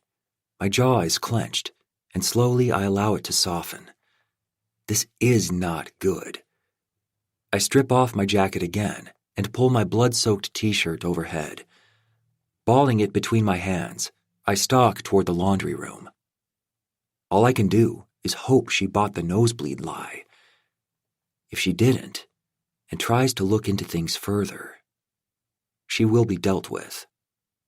That's just the way it'll have to be, and there's nothing I can do to stop it. Chapter 12. I shut my door and throw the deadbolt lock with a trembling hand. Something is definitely going on with Victor. One nosebleed story I can buy. What I just saw, however, that was no nosebleed. Not at all. There wasn't even any blood on his face. Most of the stains were toward the bottom of his shirt, like he'd been standing over whatever had been cut open. My stomach churns, a mix of tight anxiety and nervousness washing over me in waves. I take a shaky breath and head into my room. As I set my pad thai down on the counter, I hear a quiet click from outside as Victor's door closes. I lean against the counter and shut my eyes tight, working to regulate my breathing. It's vital that I manage my thoughts before they overwhelm me completely. Somewhere in my brain, Dr. DeLuca's words echo, but they are tiny and weak. Victor was covered in blood. Again. He saw me see him. He knows I know. I swallow around the massive lump in my throat. I can't just sit by wondering, catastrophizing. I need to know. Racing over to my bed, I flip open my laptop and tap my foot impatiently as the ancient piece of technology begins its slow startup. It sounds like a jet taking off, but the noise is dwarfed only seconds later as the nightly noise torture begins next door. I barely even jerk at the sudden scream as it breaks through the air before the theme music plays. I'm too focused on the task at hand. While working data entry is no dream job, I do it for a law firm. That means I know where to look for information about a person, especially information related to crimes that may have been committed. Finally, my computer starts up and I can log in. I tap in my password and then navigate to my law firm's login portal. They pay for a few different services that can pull information on people, services that the average citizen might not even know about. I click over to a tab for looking up criminal histories, only to pause. I don't know Victor's last name. My mind racing, I bite my lip as I try to figure out what to do next. An idea hits me. A dangerous idea. Something I swore I'd never do again. I'm not a bad girl anymore. My eyes shift down to my trembling hands as I rub them down the length of my sweatpants. I need to know. If something is going on, I need to know. Taking another breath, I go to a drawer in the kitchen and pull out a small paper clip. I slip it into the pocket of my sweatshirt and then move as quietly as possible toward the door, taking care to avoid the noisiest of the floorboards. My fingers push the deadbolt back while my other hand grasps the dented doorknob. I twist it as silently as possible, holding my breath as I remain glued to the peephole. The slightly distorted view shows the dimly lit hallway is empty. The door opens with a small whine, freezing me. I expect Victor to rip open his door at any moment, eyes wild and shirt soaked in blood. It doesn't happen. Wordlessly, I slip into the hallway, bracing my heavy wooden door with the back of my hand so it shuts quietly. It comes fully closed with another click. Then I'm descending the stairs, my Crocs making little noise as I race to the first floor. I haven't done this in years. I made a promise I wouldn't. Today, however, I have to break that promise. I can hear Mom's voice in my head, scolding me. I can see her penetrating glare and feel that sickening twist in my gut that told me I wouldn't be eating for a couple days. I'm sweating beneath my hooded sweatshirt. It makes my skin feel hot, itchy, overwhelmed. Too late now. I'm already on the first floor. I spin and turn to the line of mailboxes built into the wall beside the super's door. The weak bulb overhead provides enough light for my eyes to scan the scratched boxes in search of 6B. There it is. I reach into my pocket and pull out the paperclip, unfolding it as my blood pounds in my ears. Bad girl sale. Once it's bent the way I need, I stuff the end of the paperclip into the small keyhole on Victor's mailbox. A quick glance behind me tells me I'm alone on the first floor. It's quiet, absolutely silent besides the clatter of my lockpick in the mailbox keyhole. I have it open within a minute, my breath catching in my throat as the small door suddenly springs open. Victor has 2 pieces of mail. I grab a hold of one, my eyes drawn to the corner of it. Victor Popov. Hurriedly, I stuff the letter back into the mailbox and close it, my heart pounding. Wrenching my paperclip from the keyhole, I pull away from the mailbox and start back up the stairs. No one saw me. I got what I wanted. As I put my foot up onto the first step, my gaze catches on the camera at the top of the stairs. It's pointed right at me. My blood feels like ice in my veins as I remain pinned on the first step, staring right at the camera. The red light is on. It's recording. I glance back at the mailboxes beside the stairs. Are they in the view of the camera? It's impossible to tell. It takes everything I have to summon the strength to take another step forward. But I do it. I can practically feel a pair of eyes beating down on my back as I head back up the steps, my mind racing. What if someone saw me break in? It's a federal crime to mess with the mailbox. I swallow hard. With my history, that'll be it for me. No more chances. I feel lightheaded, swaying a little as I turn and start up the second staircase. I need to hurry back to my room.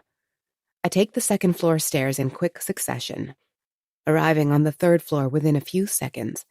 The TV is blaring as usual, covering the sound of my footsteps. I'm at my door in an instant. Back inside, I close the door as slowly as possible. My body is absolutely painted with sweat beneath my hoodie. I shut my eyes and lean against the door, my forehead coming down on the old wood. I risked everything for that.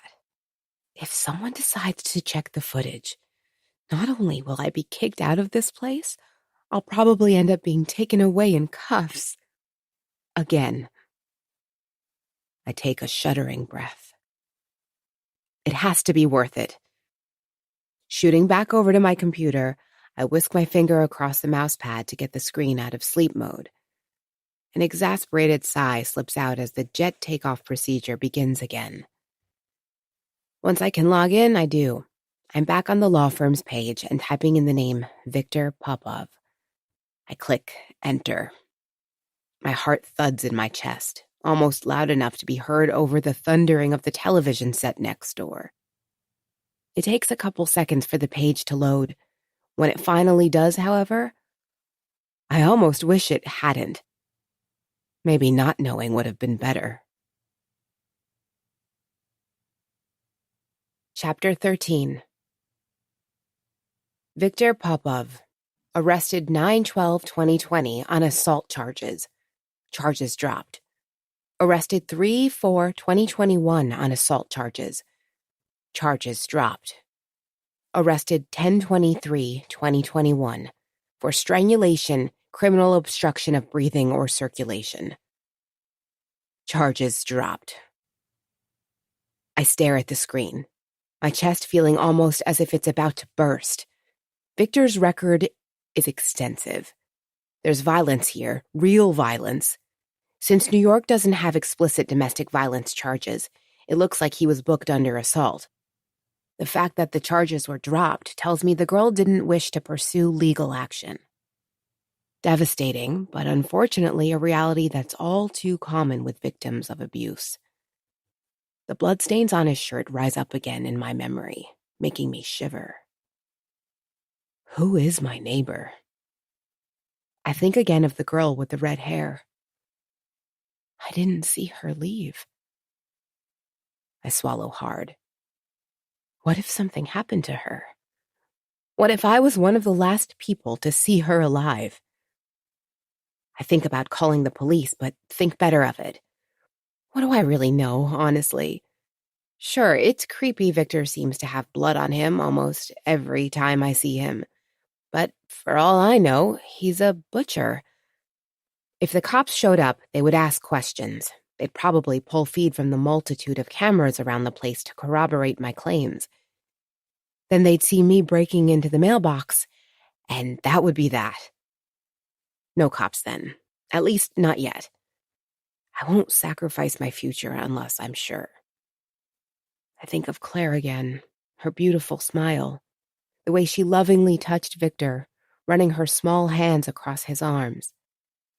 Does she know about his criminal history? Does she know he comes home covered in blood?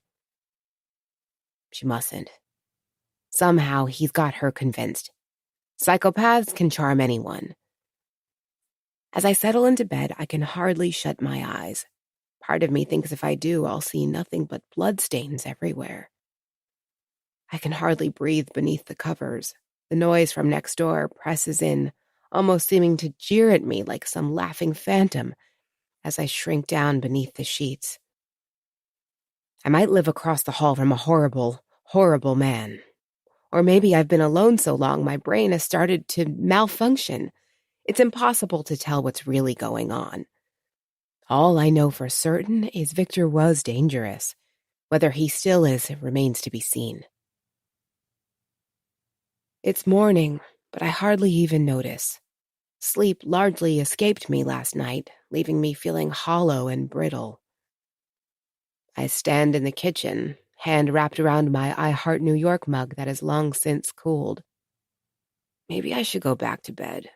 My body is screaming for some proper rest, but my mind won't cooperate. I cough a little into the back of my hand. Am I getting sick? Probably from the lack of sleep, which is when the body heals. I'm so out of it, I almost don't hear the noises from the hallway until it's too late. Suddenly, I snap back to attention, laughter in the hallway. Is that Claire? I set down my mug in a hurry, sliding over the wood boards in my haste to get to the front door. The sleep deprivation makes itself known as I come down on a couple of the creakier floorboards, sending my heart nearly leaping into my throat. I come up against the door, hoping the sound of their voices obscured any noise I might have made. It seems like it has, as Victor's wide back remains turned away from me, as he speaks to someone in front of him that I can't see. He's got his arms out, but with the angle of the door and Victor's size, I can't figure out who it is. Finally, she moves. It's another new girl. This one has shoulder-length brown hair and a septum piercing. She throws a glance over her shoulder to look back at Victor, grinning widely as he takes a step toward his apartment with her. My pulse quickens. Another new girl.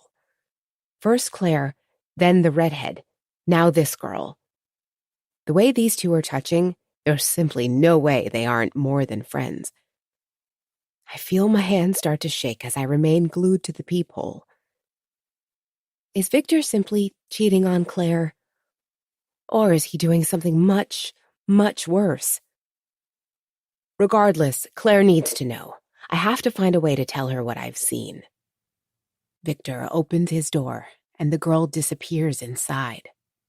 I expect Victor to follow her in, but for some reason he doesn't. He's standing in his doorway, like he's frozen. Or waiting for something. 1 second passes. Another. What's he doing? Then Victor begins to turn. It's a slow movement, almost like a mechanical toy being spun around. His eyes settle on my door. On me. He's crossing the short distance between our apartments before I can even react. Chapter 14. Victor. My fist comes down hard against the wood, shaking the door frame. My jaw is clenched again. I don't soften it this time. Salem doesn't open the door. Like that's going to fool me. I heard the floorboards creak as Vanessa and I came up the stairs. Either Salem thinks I'm stupid, or she's got way too much faith in this old wood door. 2 more seconds pass, the silence permeating the hall. She isn't going to open the door. Fine. I know you're there, I hiss. Salem doesn't respond. Still, I know she's behind the door. There would be a little swishing sound that would have told me if she left. I lean closer to the wood so she can hear every syllable that comes out of my mouth. You need to stop watching me, I say, my voice low. My teeth are gritted, grinding against each other as another second passes. Mind your own business, Salem. I promise you, you won't like what happens if you don't. With that, I turn on my heel and head back toward my apartment. I pull open the door and prop up a smile across my face, though I don't feel like smiling. Vanessa is in the kitchen area, already necking a beer, even though it's barely 10 in the morning. That annoys me, but I try my hardest not to let it show. Annoyance would only interfere with what I have to do. My door clicks shut behind me, and Vanessa spins around. What took you so long? She asks around the mouth of the beer bottle.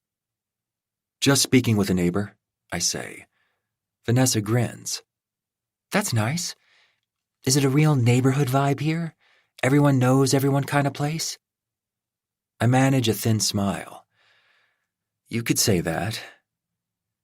Your apartment is smaller than I thought it would be, she says as she glances around.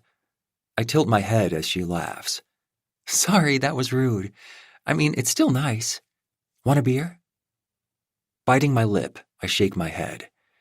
Each step forward takes effort. It doesn't fill me with pleasure, what I'm about to have to do. Still, I have to. I have no other choice. Vanessa shows her back to me as she leans over to peer into the fridge. You got something to eat around here? What pairs well with cheap booze? Her short brown hair falls in front of her, revealing the skin of her upper back.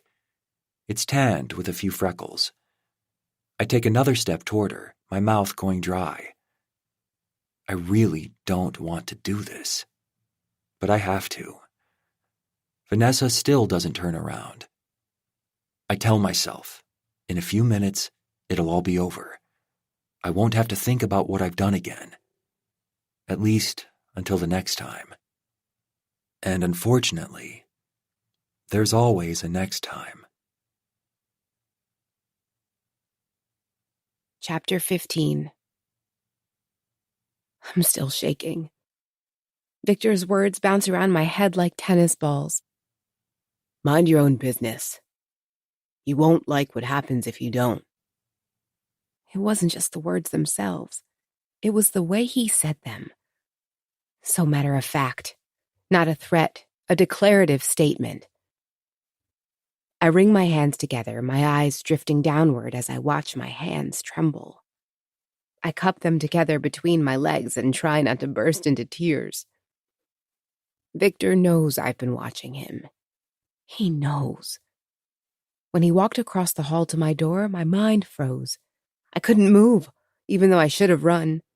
He would have heard that, though. He knew I was there. He knew I'd be listening.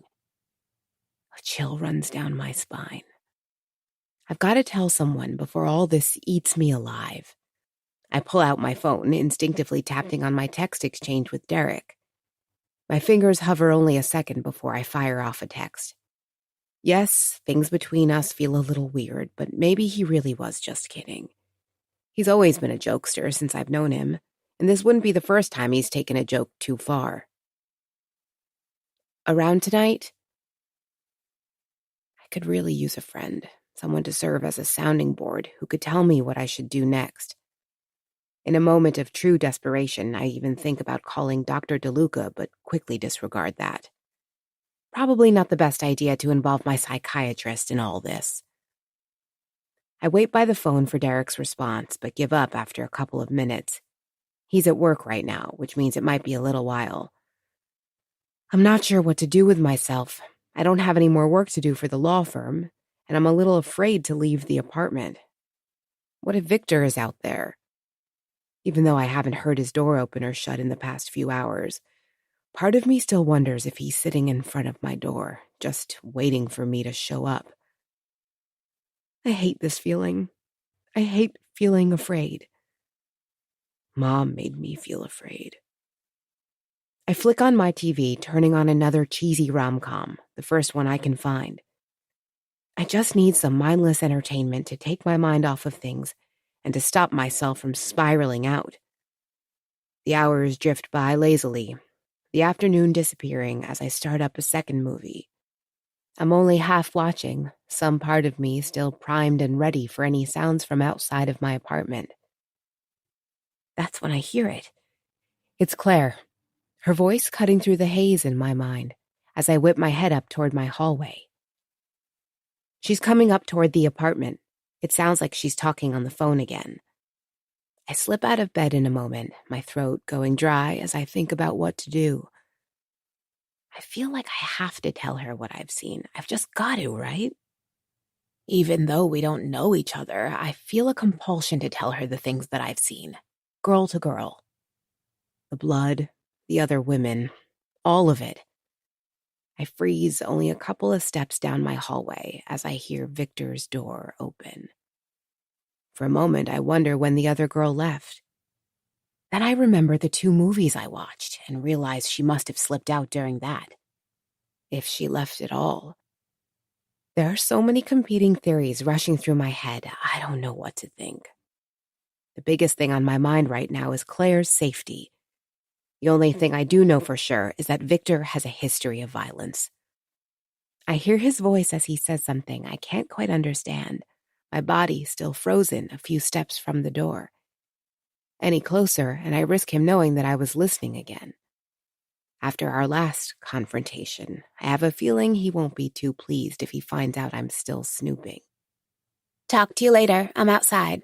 Yeah, Claire says lightly before she hangs up the phone. It sounds a little muffled coming through the thick wooden door, but it's still clear enough that I can make it out, as the TV next door hasn't started up yet. Hey, you, Claire says to Victor. My heart sinks. I can hear in her voice just how much she likes him. Victor says something in a voice too low for me to hear clearly, and then his door shuts with a thud, cutting me off from everything. I swallow hard, finding the shaking in my hands has started up again. Should I have said something? What if Claire just walked into the jaws of death, and I stood by and did nothing but watch? I wring my hands together and pace back into my room as I rack my brain for what to do next. Should I call the police? No, that's not the answer. My TV is still playing, but it might as well be on mute. I can't focus on anything but Claire and Victor's apartment. A lamb to the slaughter. What if he's doing something to her right now? What if just a few feet away from me, there's a girl being killed? I couldn't bear the thought of someone's death being my fault. The minutes pass in agony, my foot tapping on the old floorboards as I sit as still as possible, trying to listen for any sound from across the hall. Within another couple of hours, the sun begins to go down. Right on cue, the TV next door flicks on. It's like clockwork. This time, I don't so much as twitch. I'm expecting it now, and it's the least of my concerns. The disruption itself isn't a big deal. I'm more worried about not being able to hear Claire and Victor if they leave. I need to make sure that she leaves. My hand comes down on the wall, slamming into the chipped paint. The repeated pounding really couldn't send a clearer message, and yet the volume remains unchanged. I shake my head. Unbelievable. At least I know that the noise from next door will mask any sort of creaking sounds on the floorboards as I stride back over to my door. I spread my legs wide until the outsides of both feet are pressed against opposite walls to plant myself in front of the peephole. I'm going to stand here and watch as long as it takes. Until I know that Claire is okay. There won't be any more sneaking around. I need to see her walk out of there of her own volition, or I will call the police. The minutes continue to tick on as I stare through the peephole. My warm breath blows back into my face as it bounces off the wood door I'm pressed up against. It fogs up the view a little bit, forcing me to pull back for a moment and wipe at the small circle of glass with the corner of my sleeve before putting my eye up to it again. The scene outside hasn't changed. I'm not sure how long it's been, but the hall outside my apartment is the same as ever. I look out at the two shut doors, which provide no answers as to what's going on behind them. I haven't heard any sort of noise, but that could just be because of the television's volume. The cop show is in full swing now, and strangely enough, I recognize some of the dialogue. I think they've seen this one before. Great, so they love to watch reruns too. As if I needed another factor to drive me insane. My back starts to cramp a little as I remain hunched in front of the peephole, switching eyes every few minutes to give the other one a break. I straighten myself, wincing a little at the knot in my back that has formed from holding such an uncomfortable position for however long I have been. As I do, I hear a door swing open. In a second, I'm back to the peephole, hungrily eyeing whatever is happening on the other side as my heart rate skyrockets. A flash of blonde hair in the opposite doorway. Claire's okay. A wave of relief washes over me as I watch the beautiful girl laugh over her shoulder before pulling the door shut. She has a glowing smile on her face, looking as if she's the happiest girl in the world. She must truly have no idea what Victor is capable of. A plan develops in my head, a wild one. With the sounds from next door, Victor won't be able to hear my own door open and shut. I can slip out and catch Claire in the hallway to warn her. She digs her hand in her purse for a moment before pulling out her phone, her face illuminated by the glow of the phone screen as she heads toward the staircase. She puts one manicured hand on the handrail and begins to step down, her blonde curls bobbing with each step. Just in case Victor is watching, I let the seconds tick by. If I race after her immediately, he might try to stop me. I need him to feel sure that I'm not going to follow, while still being able to catch Claire downstairs. Racking my brain, I try to remember how long it takes me to get inside from the front door. I have maybe 30 seconds total, and that's pushing it. Each second that passes is marked by the rhythmic pounding in my skull. I remain glued to the peephole, hearing Claire's footsteps getting quieter and quieter as she heads down the stairwell. After another 10 seconds, I can't stand it any longer. If I continue to wait, I might miss her altogether. I just have to hope that Victor is no longer watching, if he even was to begin with. I open my door as quietly as possible, ironically now thankful for all the noise from my neighbor, as it completely obscures any sound of me slipping out and shutting my door with a click behind me. I take the stairs 3 at a time, practically leaping over them as I hit the bottom of the second-floor landing, and start racing down to the first floor. Straining my ears, I can just hear the sound of footsteps from somewhere below. Claire is still here. I've still got time to catch her. Picking up the pace even more, I'm basically throwing myself down the remaining steps to land hard on the first floor. Unfortunately, I come down weird on my foot, sending a spear of pain spiking through my left ankle as I wince before straightening. The sudden flurry of motion spins Claire around in the hallway, her face popping up from her phone screen as she looks back toward me. "Are you okay?" she asks. I suck in a breath as I look up at her. Finally, I'm able to manage a nod and take a couple steps toward her, trying to obscure my slight limp as my ankle continues to burn. "Just tripped a little, that's all." Claire gives me a smile and begins to turn around, but I can't let her go. I have to warn her. I have to say something. "Listen, you're with Victor, right?" That brings Claire's attention away from her phone and back up to me. She's probably wondering how in the world I know that, so I'm going to have to explain that I've been watching. "Yes?" Claire says apprehensively. It's obvious she's a little weirded out. I've approached this all wrong. I'm flushed, sweaty. I probably look half insane too, my hair going crazy in all directions. I look down at my busy Crocs, realizing those aren't helping my case either. Taking a deep breath, I run my sweaty palms down the length of my sweatshirt to gather myself. It's important I give it straight to Claire as best as I can without seeming nonsensical. "I live across the hall from him, that's how I know," I say quickly. "Oh, okay," Claire says. From the way she's looking at me, I can tell she's definitely uncomfortable. I raise a hand to her. "What I'm going to say might sound a little weird, but I just need to let you know. Not sure if you're aware, but the couple of times I've run into Victor, he's been covered in blood." Claire's face clouds at my words. I swallow hard and continue. "Also, I've seen him with a few other girls when you're not here. I just wanted to—" Claire's face has gone from clouded to angry. It's an odd expression for her beautiful features, her manicured eyebrows pressing together as her lips purse and she tightens her grip on her phone. "What is this?" she says to me, taking a step back. "I'm just saying, I think Victor might be dangerous. He's got a record too, and—" Now Claire's putting up a hand and shaking her head. "Stop talking," she says to me.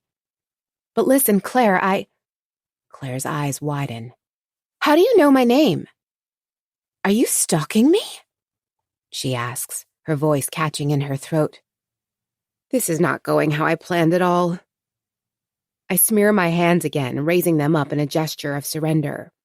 It does no good, as Claire is already walking away from me, throwing her head over her shoulder every few seconds, as she looks back toward me with fear in her eyes. Please listen to me, I call after her, taking a couple steps forward. Claire shakes her head. You're insane. Leave me alone. Leave me and Victor alone. I open my mouth to try and say something else, but no words come out.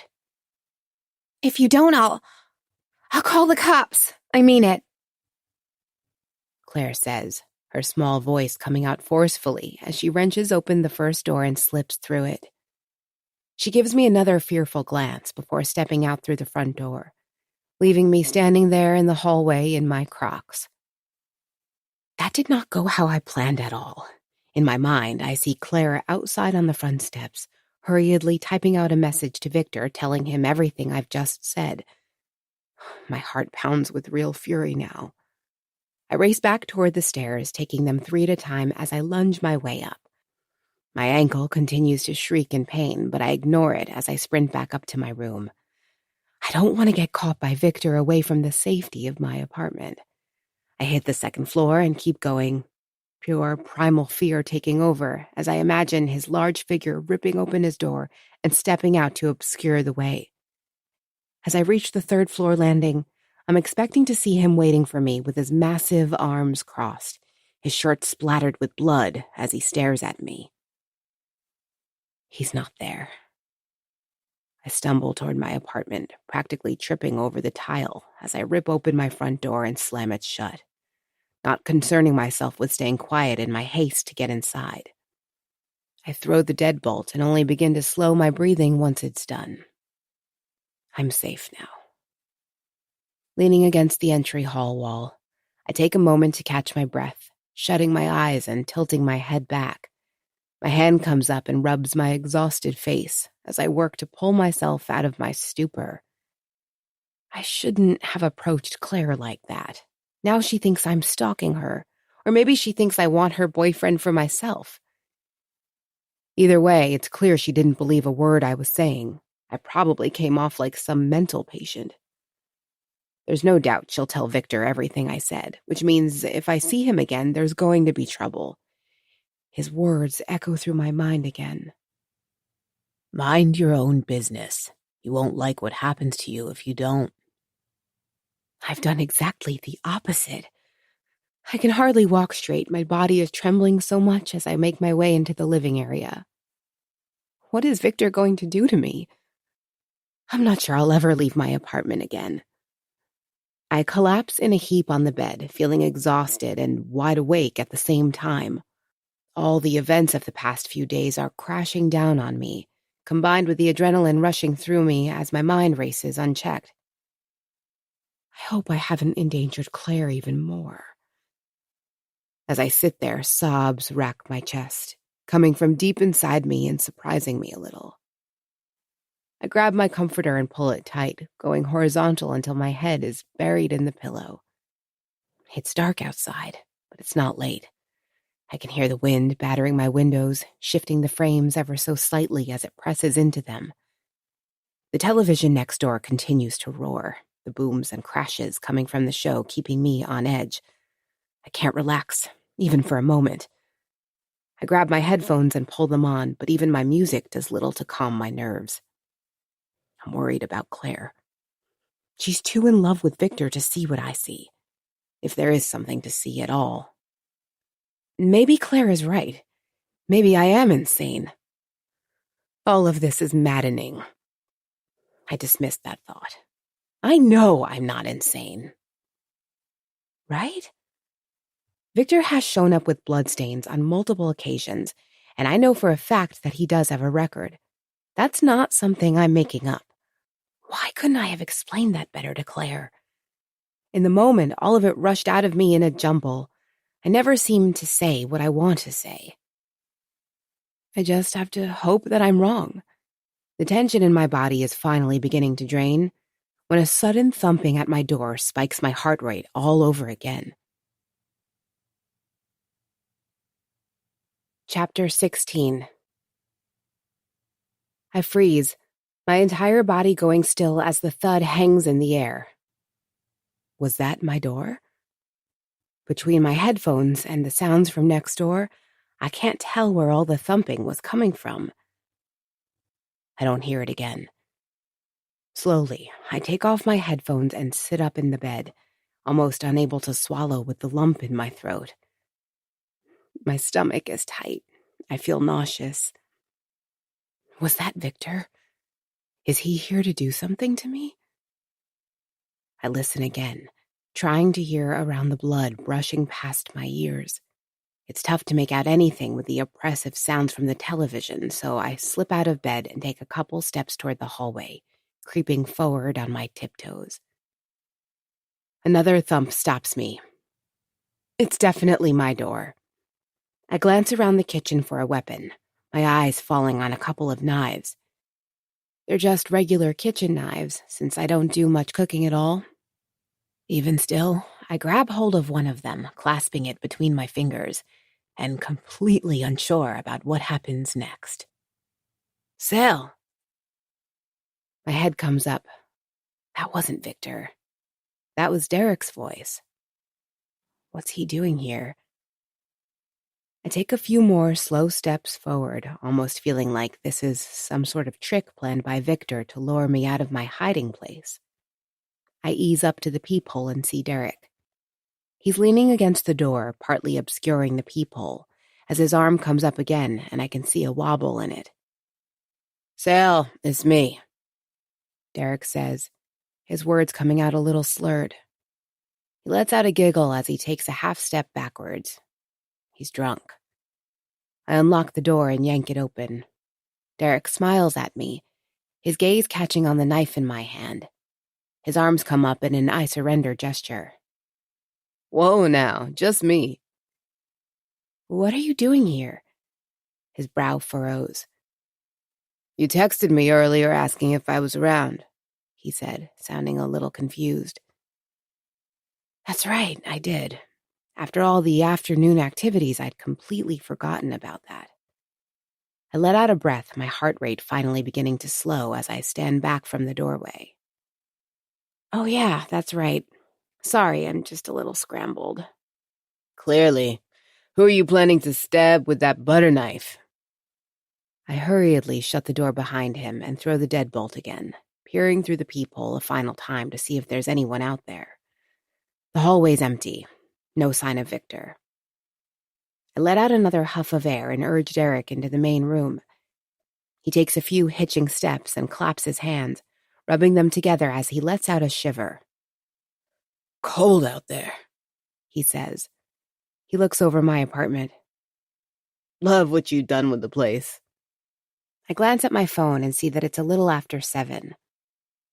I wish you'd texted me so I could have gotten some food for us or something, I say as I toss my knife back into the kitchen drawer. It clatters inside as I slide the drawer shut. Derek gives me another smile. Wanted to surprise you. I was going to text you asking you to let me in, but then somebody stepped out and I was able to slip inside.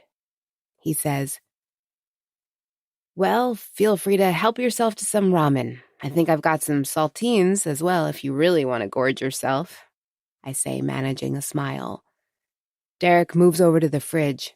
Each of his steps seems a little shaky. He must really be intoxicated.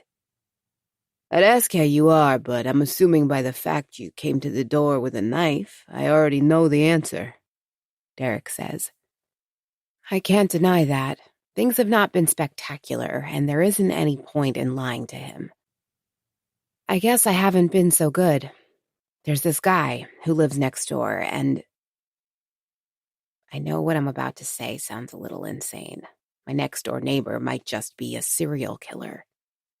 I picture Derek bursting into laughter at that and steel myself in the event that it happens. Still, I need to get it off my chest, need to share my findings with someone else and get their opinion on it. Ideally, I'd be able to do that with someone who wasn't grossly inebriated, but I have to take what I can get. Well? Derek asks, his eyebrows pushing up his forehead. I think the guy across the hall might be dangerous, I finish. Derek shrugs. Well, that's definitely possible. This is New York, after all. It attracts all types. Has he done something to you? As in tried to hurt me or something? I shake my head. Not exactly, but here's the thing. I've seen him twice now with blood all over him, even though he told me it was a nosebleed. When I looked him up online, I found that he's got a record of assault, too. Derek's eyes widen as he scratches his head. I notice he's leaning against the counter for support. Oh, creepy, he says. I give a small nod. Yeah. Now we know why the rent is so cheap, Derek says with a small smile, trying to keep the conversation light. Usually I appreciate the humor, but not tonight. I'm trying to address real concerns here, and it doesn't seem like Derek is taking them all that seriously. I cross my arms, and Derek notices. Okay, that wasn't cool. Sorry, I'm kind of drunk. Me and some of the guys had a few after our shift, and, He chuckles, then clears his throat. So the guy has a record, he says. I nod. Recent? I look away. The charges were from over 3 years ago. And nothing since? I'm quiet for a moment. No. Derek chews his lip but doesn't say anything. What have you seen him do? He asks finally. I've seen him with a few different girls.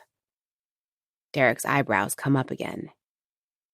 He's getting violent with multiple women? I shake my head. No, not violent. I think he's got a few different girlfriends or something. I don't know. Derek stares at me another moment with what looks to be almost pity. What? I ask, feeling my cheeks redden. I wonder if you've been staying inside too long, Sal. He says quietly. My brow furrows. Are you serious? You don't think the guy is dangerous? He's gotten arrested for hurting women. I say, my voice rising. And you've got multiple stays in a psych ward. Derek lets out. I close my mouth, his words feeling like a slap. I can tell from the look on his face he instantly regrets saying it. He takes a step forward. Sal, I'm sorry. I'm hammered and acting dumb. All I'm trying to say is maybe you're reading too much into things, that's all. I bite my lip. He's the only person I've told about Mom having me involuntarily committed to the hospital when I would act up. I told him that in confidence, and he's using it as cannon fodder against me like I'm actually insane or something. Despite the sting of his words, there might be a kernel of truth there, too. Maybe I really am reading too much into things. Victor definitely has something going on, but there's no concrete proof that it's illegal, whatever it is. After all, cheating isn't against the law. Maybe he's just mad at me because I'm consistently in his business and revealing to his girlfriend what he's doing behind her back. So what do you want to do? Have you called the cops? Derek asks. I shake my head. Like you said, no proof, I answer quietly. That, and I had to illegally break into his mailbox to figure out his last name. I don't tell Derek that part. The less people know about that, the better, especially with Derek's apparently rather loose lips when it comes to my secrets. Derek gives a slow nod of his head. He's still looking at me with a mix of worry and pity that makes my stomach churn. Maybe you should get out of the city for a few days. We could take a trip, maybe. Go hiking in the Catskills or something. I'll be okay. I manage, but I don't sound so convincing. Another thought hits me, and I glance up at Derek. What about your girlfriend? Not sure she'd take too kindly to us gallivanting off to the mountains together. I expect him to laugh, but he doesn't. Instead, his eyes are focused on me intently as he crosses his arms. Why do you always bring her up? Is it because of her that you don't want to do anything with me? His words come out sharp. I blink, completely taken aback by the turn in the conversation. Derek takes a step forward, nodding. I'll break up with her if that's the case. Then it can be just you and me. All of a sudden, the walls of the apartment feel even closer. It's like all of the air has been sucked out of the room, leaving Derek and me alone in nothingness. I can smell the booze on his breath as he continues to look at me. There's a hunger in his eyes that sends a chill through me. Derek is most definitely not joking. I take a step back, wanting to put some space between us.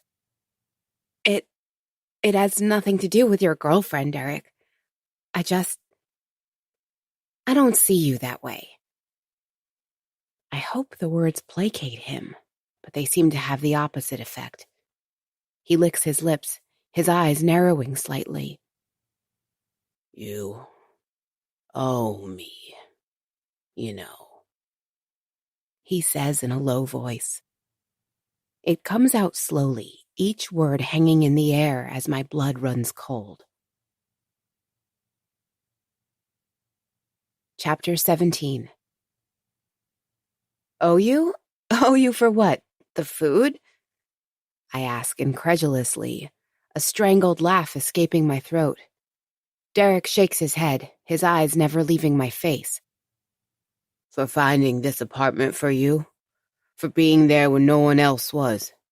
I even helped you move, to show you what a kind guy I am. I should get something in return, he says. This is insane. Drunk or not, I've never seen Derek acting like this. I cross my arms in front of my chest, conscious of how much I'm trembling. I hope it doesn't show. I'd like you to leave, I say. Derek remains leaning against the counter, the smell of alcohol emanating out of his pores. For a second, I don't think he's going to listen to me. Finally, he gives a brisk nod and then pushes off the counter. He adjusts his jacket and then jams a finger in my face. Fine, Salem. I'll leave, because I'm a good guy. You'll regret not seeing that. Then he turns and marches toward my front door without another word.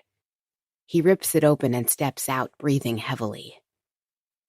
Then the door clicks shut, and I finally allow myself to breathe. Now it's my turn to slump against the counter, the fight having been completely sucked out of me. I manage to make my way to the door and engage the deadbolt again with a quick look through the peephole as I do. No one is out there. What a day. I don't know what to think now. Am I completely overreacting? It seems like everyone I know thinks I'm nuts. Derek's words still sting, but that's one part of today I don't have any regrets about. Making him leave was the right decision. Derek isn't the guy I thought he was. Still, part of me continues to wonder if there are any grains of truth to his argument. I don't have any proof of anything, save for Victor being a skeezball. In fact, it's quite possible that between the two of us, I'm the only one who's committed a crime recently. All of it is so confusing. It doesn't help that I'm exhausted. The reason for my tiredness lets off another loud bang, jarring me. Sounds like they're watching some ghost hunting show or something, judging by the screams every couple of seconds.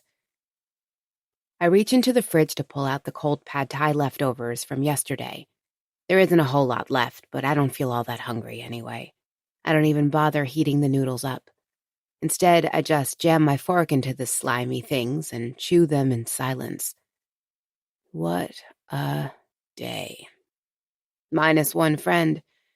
My only friend. It hurts, but honestly, not as much as I would have thought. Derek's demeanor helped a lot with that.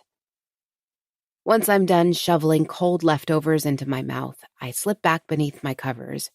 It's still early, but I don't care at this point. I just want today to be over.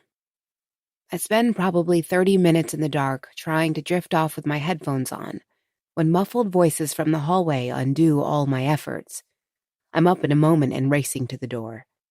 Who knows who I'll see out there, With the television blasting, I can't tell who's talking.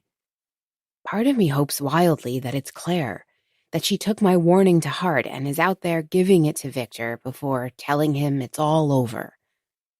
I race over to the peephole and manage to get a glimpse of the girl as she slips behind Victor's open door. Brown hair. It isn't Claire. It isn't the other brunette from before either. How many girls has this been now? I'm starting to lose track as I hold my breath. Victor is standing in his doorway, one hand on the door while not completely shutting it. He takes another look over his shoulder, his gaze traveling around the small landing before settling on my door. He can't possibly know I'm watching, can he? It feels like I've got a spotlight trained on me, remaining perfectly still, not daring to breathe as I stand in silence. A second later, he shuts his door, cutting off my view of whatever's happening inside the apartment. Claire was just here a few hours ago. Now he's already got a new girl over? Either he's the most prolific cheater ever, or there's something else going on. I chew on my lip as I remain by the peephole for another few moments. There's a battle happening in my exhausted, sleep-deprived brain. Part of me wants to believe that all of this is just in my head, and I'm concocting narratives to fill the emptiness in my own life. The other part wonders if I'll ever see this girl with the brown hair again. Finally, I pull away from the peephole, my stomach twisted into knots. I take a few steps into the main room and move over to the kitchen sink. The window just beside me lets in the dull moonlight, illuminating the scratched steel basin at my fingertips. The TV booms next door, jerking me from my thoughts as the cacophony of noise rips through my brain. Seems like everyone else around here has resigned themselves to their rooms, blissfully ignorant of the rest of the world. Part of me wonders now if that's on purpose. Maybe people look the other way for their own good. I don't want to go to sleep, not until I'm sure that girl with the brown hair has left Victor's apartment of her own volition. It's going to be a battle to stay awake, though. I can already feel my eyelids getting heavier, so drained am I from my interactions today. I settle down in front of my bed on the floor, knowing if I sit in the bed I'll have no chance. Turning on the TV, I pull up a horror movie I've seen a few times before. There's enough jump scares interspersed throughout, it should keep my eyes open. I can't even hear the movie over the level of noise from next door, so I pull on my headphones but don't turn them on. It's just enough to muffle everything so I can focus on reading the subtitles while not completely limiting my hearing. If voices fill the hallway again, I'll hear them. The minutes tick by as the movie progresses, a couple of the jump scares doing enough to spike my heart rate as planned. My eyelids get heavier as the night drags on. The first movie ends, but there hasn't been any noise from the hallway. It's almost 11 now. I turn on another movie and sit up a little straighter so my back is flush with my bed frame. The second movie I've seen more than a few times. That was my mistake. Before I know it, I'm pulling my eyelids back open in a hurry, ripping off my headphones as I whip my head around. I drifted off, exhaustion having won. What time is it? I scramble for my phone, tapping the screen so it will show the time. 11:24. Straining my hearing, I listen for any sound of commotion from the hallway. It's tough to make out much besides the noise from next door, though. I stand and walk to the peephole to peer out at the doors. Nothing has changed. I let out a breath, telling myself I haven't missed anything. They're still in there. It's not that late. I walk back and sit down on the floor again, kneading my knuckles into my upper thighs. It's a little painful, but it does the trick to wake me up. This time, I opt to go without the headphones. It seems even dulling the noise level just a little bit was a big enough chink in my armor for sleep to come.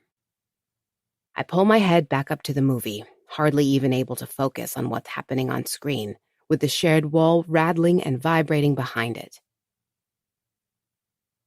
It's dark in my apartment, save for the glow coming off the television. I jerk upright, sucking in a breath. I fell asleep again. How could I? There's a noise. And it's not coming from the TV.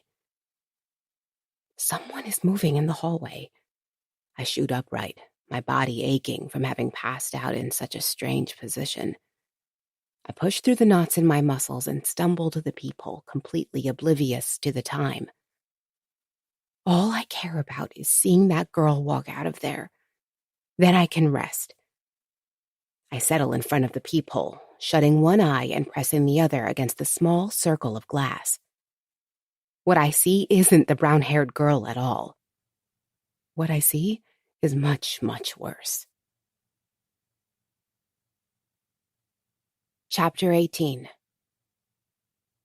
I stare in horror at the sight before me, blinking hard. It takes a moment for my brain to even comprehend what I'm looking at, but finally I do. Victor is slightly hunched over, forehead dripping with sweat as he heaves a large black trash bag toward his apartment. He's got a boot propped in the doorway to hold the door open. The black plastic bag doesn't move easily. It's taut and looks stuffed nearly to capacity. I can hardly see straight, but then my wide eye settles on something even more horrifying. There's a thin trail of blood leaking from the bag. It's a tiny vein of red that flows across my entire field of vision before disappearing at the staircase.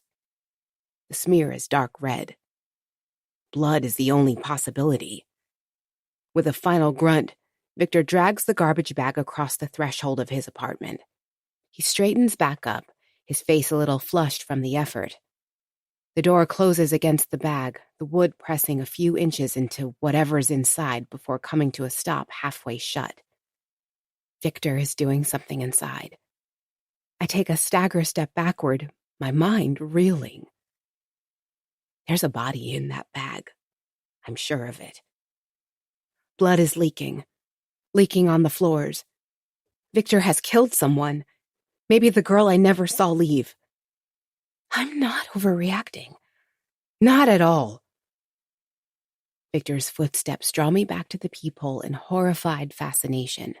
I'm terrified, but I can't look away. He's got a bundle of paper towels in hand. It only takes him a few seconds to wipe up the blood, and then he's gone again, slipping inside his apartment and shutting the door with a quiet click. I can't breathe. The blood-smeared tile stains my brain. This time, I don't hesitate to call the cops. It doesn't matter if they bust me for breaking into Victor's mailbox. Someone is hurt, maybe even killed. If the police come right now, they'll catch Victor before he has a chance to do whatever he plans to do with the trash bag. I stumble down my hallway, my whole body feeling numb from what I've seen. I'm delirious with fear. My stomach is so tight I might have thrown up if I'd eaten anything more than a single cup of ramen today. Where's my phone? I glance around the dark space wildly, my eyes straining in the dim glow of the TV. Laughter echoes out from next door. Sounds like a prank show or something. There it is, beneath the pillow on the floor. I drop down to my knees and scoop the phone up with trembling hands. It's almost 4 a.m. I'd been out for hours during which Victor did something to that girl. The realization nearly throws me into the abyss altogether, but I manage to reel my thoughts in enough to unlock my phone and dial the police. My voice shakes as I wait for an operator to pick up. Finally, one does. 911, what's your emergency? I swallow hard, feeling as if there are blades in my throat. My neighbor, I just saw him dragging a big trash bag into his apartment. There was blood leaking out of it. I think he's hurt someone. Ma'am, what's your address? The woman asks immediately. I tell her, shutting my eyes as I speak aloud the address I was so grateful for just a few short days ago. Now I'm in a nightmare I can't seem to wake up from. I feel hollow as the call ends. I'm staring blankly at the TV, not paying attention in the slightest. To their credit, it doesn't take the police long to arrive at all. I can see the red and blue lights splashing across the brick outside my windows when they park. I stand in a hurry, pressing up against the glass to try and get a look down the alley at the cops. One of the cruisers is parked right in front of the alley, its lights flashing overhead. My heart leaps up into my throat. This is it. They're actually here. I feel almost wooden as I stagger back to the peephole. I can hear steps on the stairwell, hurried and frantic. They're shouting. I can hear it even over the blaring of the TV next door, which suddenly cuts its volume drastically, making the commotion outside my apartment sound all the more jarring. Of course they're willing to turn the television down once the police arrive. I hardly even think about next door anymore in my haste to get to the peephole as a thunderous pounding starts up. Police, open up! A loud voice calls out. It's happening. I don't know what to feel. Terror, tension, relief. All of it is sloshing inside of me, my whole body feeling as though I'm on the verge of snapping. Peering out is a challenge. I'm breathing so heavily. It takes me a moment to focus, but finally I'm able to zero in on the police as they continue to shout for Victor to open the door. There are 4 officers, all of them with their guns drawn. One of them is slamming the back of his fist into the wood. To my surprise, the door comes open a few inches. The police burst inside like a tidal wave, shoving the door all the way open. Get on the ground! One of them shouts. The words echo through the hallway. I can't see what's going on behind the cops' bodies. One of the police officers remains outside, drawing his hand across his forehead as he darts his eyes around the hall. Victor's door bounces off the inside wall and begins to swing closed again, making it about halfway before stopping. Don't move! One of the cops shouts. What's going on? That's Victor, his voice muffled. I imagine the officers with their bodies holding him down, pressing his face into the old wood flooring. Be quiet, one of the cops shouts. Peterson, check the kitchen, another says. Heavy footsteps, more muffled sounds of a struggle. Davidson. The cop standing outside snaps his head up. Yeah? Come in here. Davidson eases the door open and steps inside, allowing me a momentary glimpse into the hallway of Victor's apartment. 2 of the cops have him pinned against the floor, arms twisted around behind him. Then Davidson shuts the door behind him, and I'm completely cut off. The hallway falls eerily quiet once again, especially considering the lack of noise from next door. I press my ear against the wood, shutting my eyes to try to pick up anything I can. It's no good. Whatever is going on in there, I can't tell from out here. I need to know. As gently as I can, I crack open my door and slip out into the hallway. With the quiet, my Crocs squeak across the tile and create enough noise to send my pulse skyrocketing. I come up against the other wall, heart pounding in my chest. Did they hear me? I remain poised, ready in an instant to leap back across the distance to my door, which remains open a crack. No one comes out.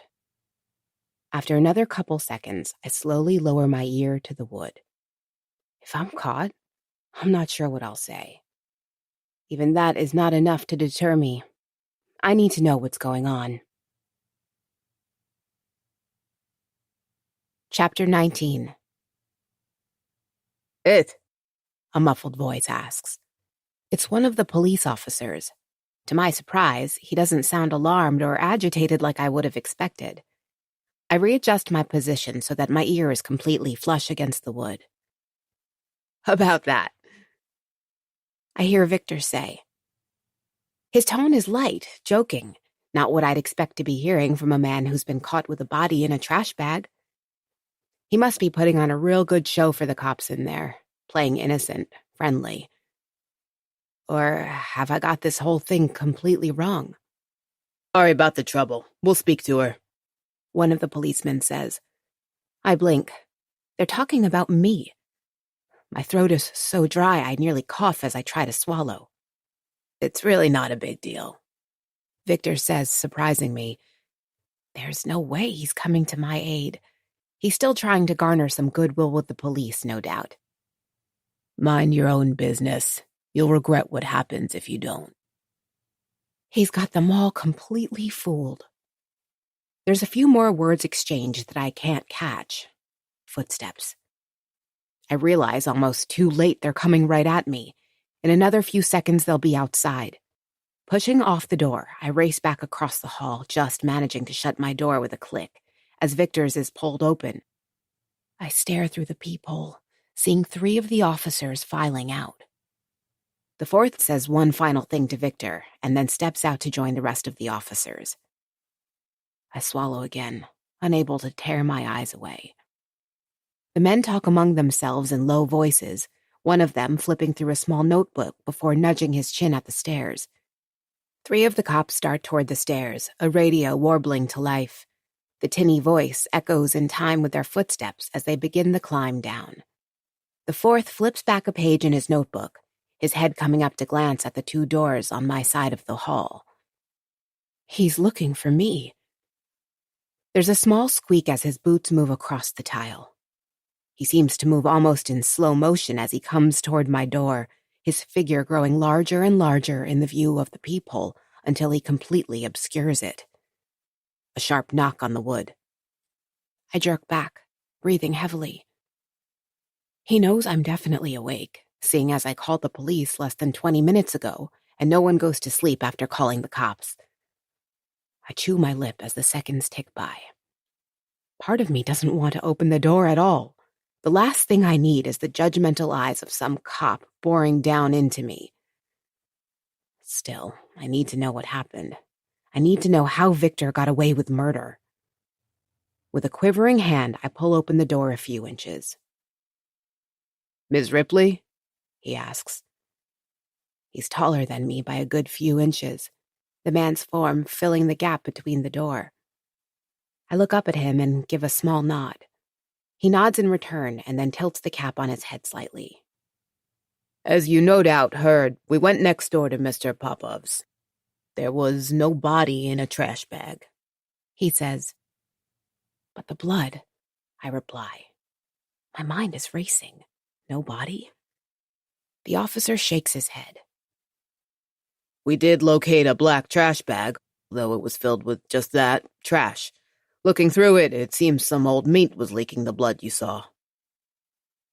A trash bag filled only with trash. I lean against the door, feeling a little lightheaded. Is it possible I'm really this wrong? Have I conjured a killer out of my own mind?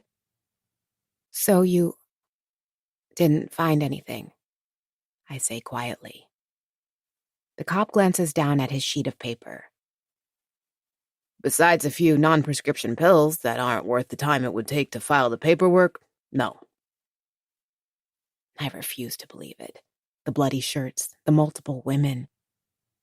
If it was just trash, why was he dragging it into his apartment as opposed to taking it out? I ask. The officer nodded. "Mr. Popov explained that too. He'd brought out the trash, only to realize he'd accidentally tossed a receipt he needed with it. He was bringing it back inside to dig through and locate the receipt." I let out a breath. It's a perfectly plausible explanation, and I can't argue it. Maybe I really am losing my mind. Okay, I say finally. There isn't much else I can do. If Victor did do something wrong, he's clearly smarter than the police. Even more troubling is the idea that he didn't do anything wrong at all, and I've called the cops over nothing. Glancing up at the officer, I find that he's regarding me with a similar look of pity to Derek's. He gives a short nod and then claps his notebook shut. "Have a good night, ma'am," the officer says, stepping back. I close my door and lock the deadbolt, turning until my back is flush with the wall. I slide down it until my butt hits the wood floor. Nothing but trash in the bag. Meat was the source of the blood.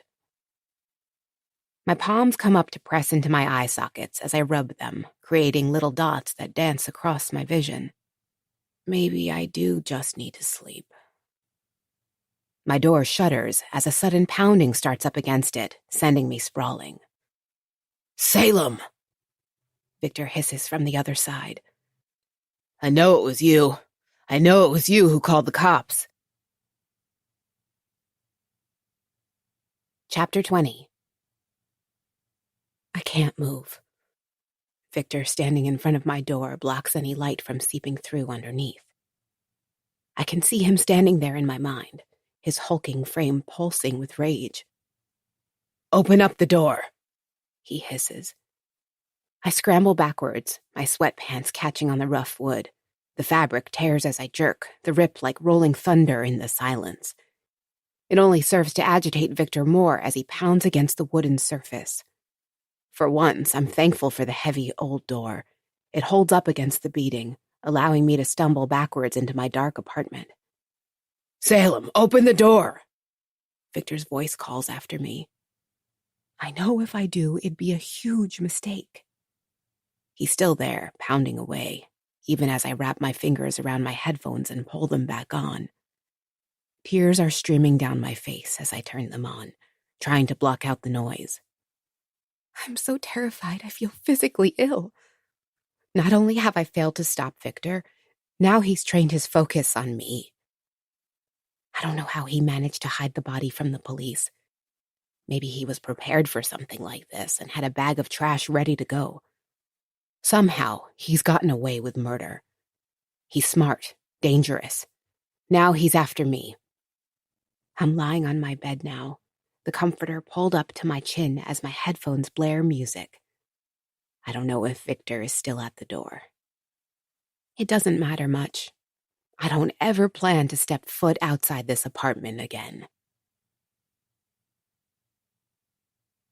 Chapter 21.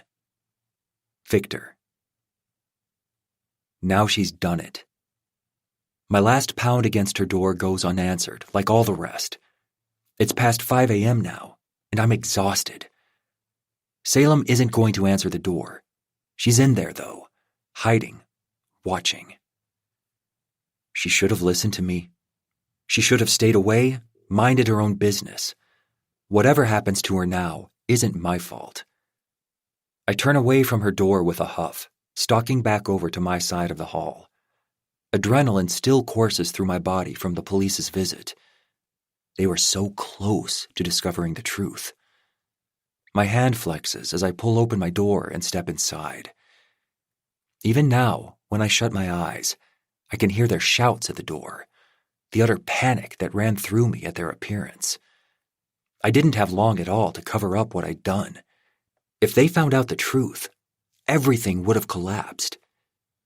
My door clicks shut behind me, leaving me standing in the dark. I take a slow breath, working hard to rein myself back in. They're gone now. The only issue remaining is with Salem. Calling the police was a big mistake. She'll pay for it soon enough. I take a few steps down my hallway until I'm in the main room of my apartment. All of the lights are off. It allows me to see the small red dot of the camera in the corner clearly. Luckily, the police didn't notice. I didn't need them asking me any more questions. One look at the filthy trash and they were satisfied. I even asked if they wanted to search through it themselves, but they declined. I round the corner and settle against my kitchen counter, crossing my arms in front of me. They didn't find out the truth. My gaze falls on the far side of the room, where a small couch is pressed against the wall. Funny that brunette, Vanessa, noticed how small the room seemed. She was more right than she knew. Luckily for me, the police didn't comment on it at all. I push off the counter and cross to the other side, coming to a stop in front of the couch. My breathing slows even further as I stare at the wall. The couch lets out a small squeak as I push it to the side to expose the secret door. I know exactly what is waiting for me in the small room hidden behind the faux wall. It turns my stomach to think about what I need to do, but I don't have any choice. I've got to do what needs to be done. Chapter 22. I turn over in the bed, cracking a bleary eyelid as the light streams in through my curtainless windows. My head is pounding from the lack of sleep. It's just after 7 a.m. I was out only a couple hours at the most. Already, though, I know I won't be able to go back to sleep. It'll be impossible.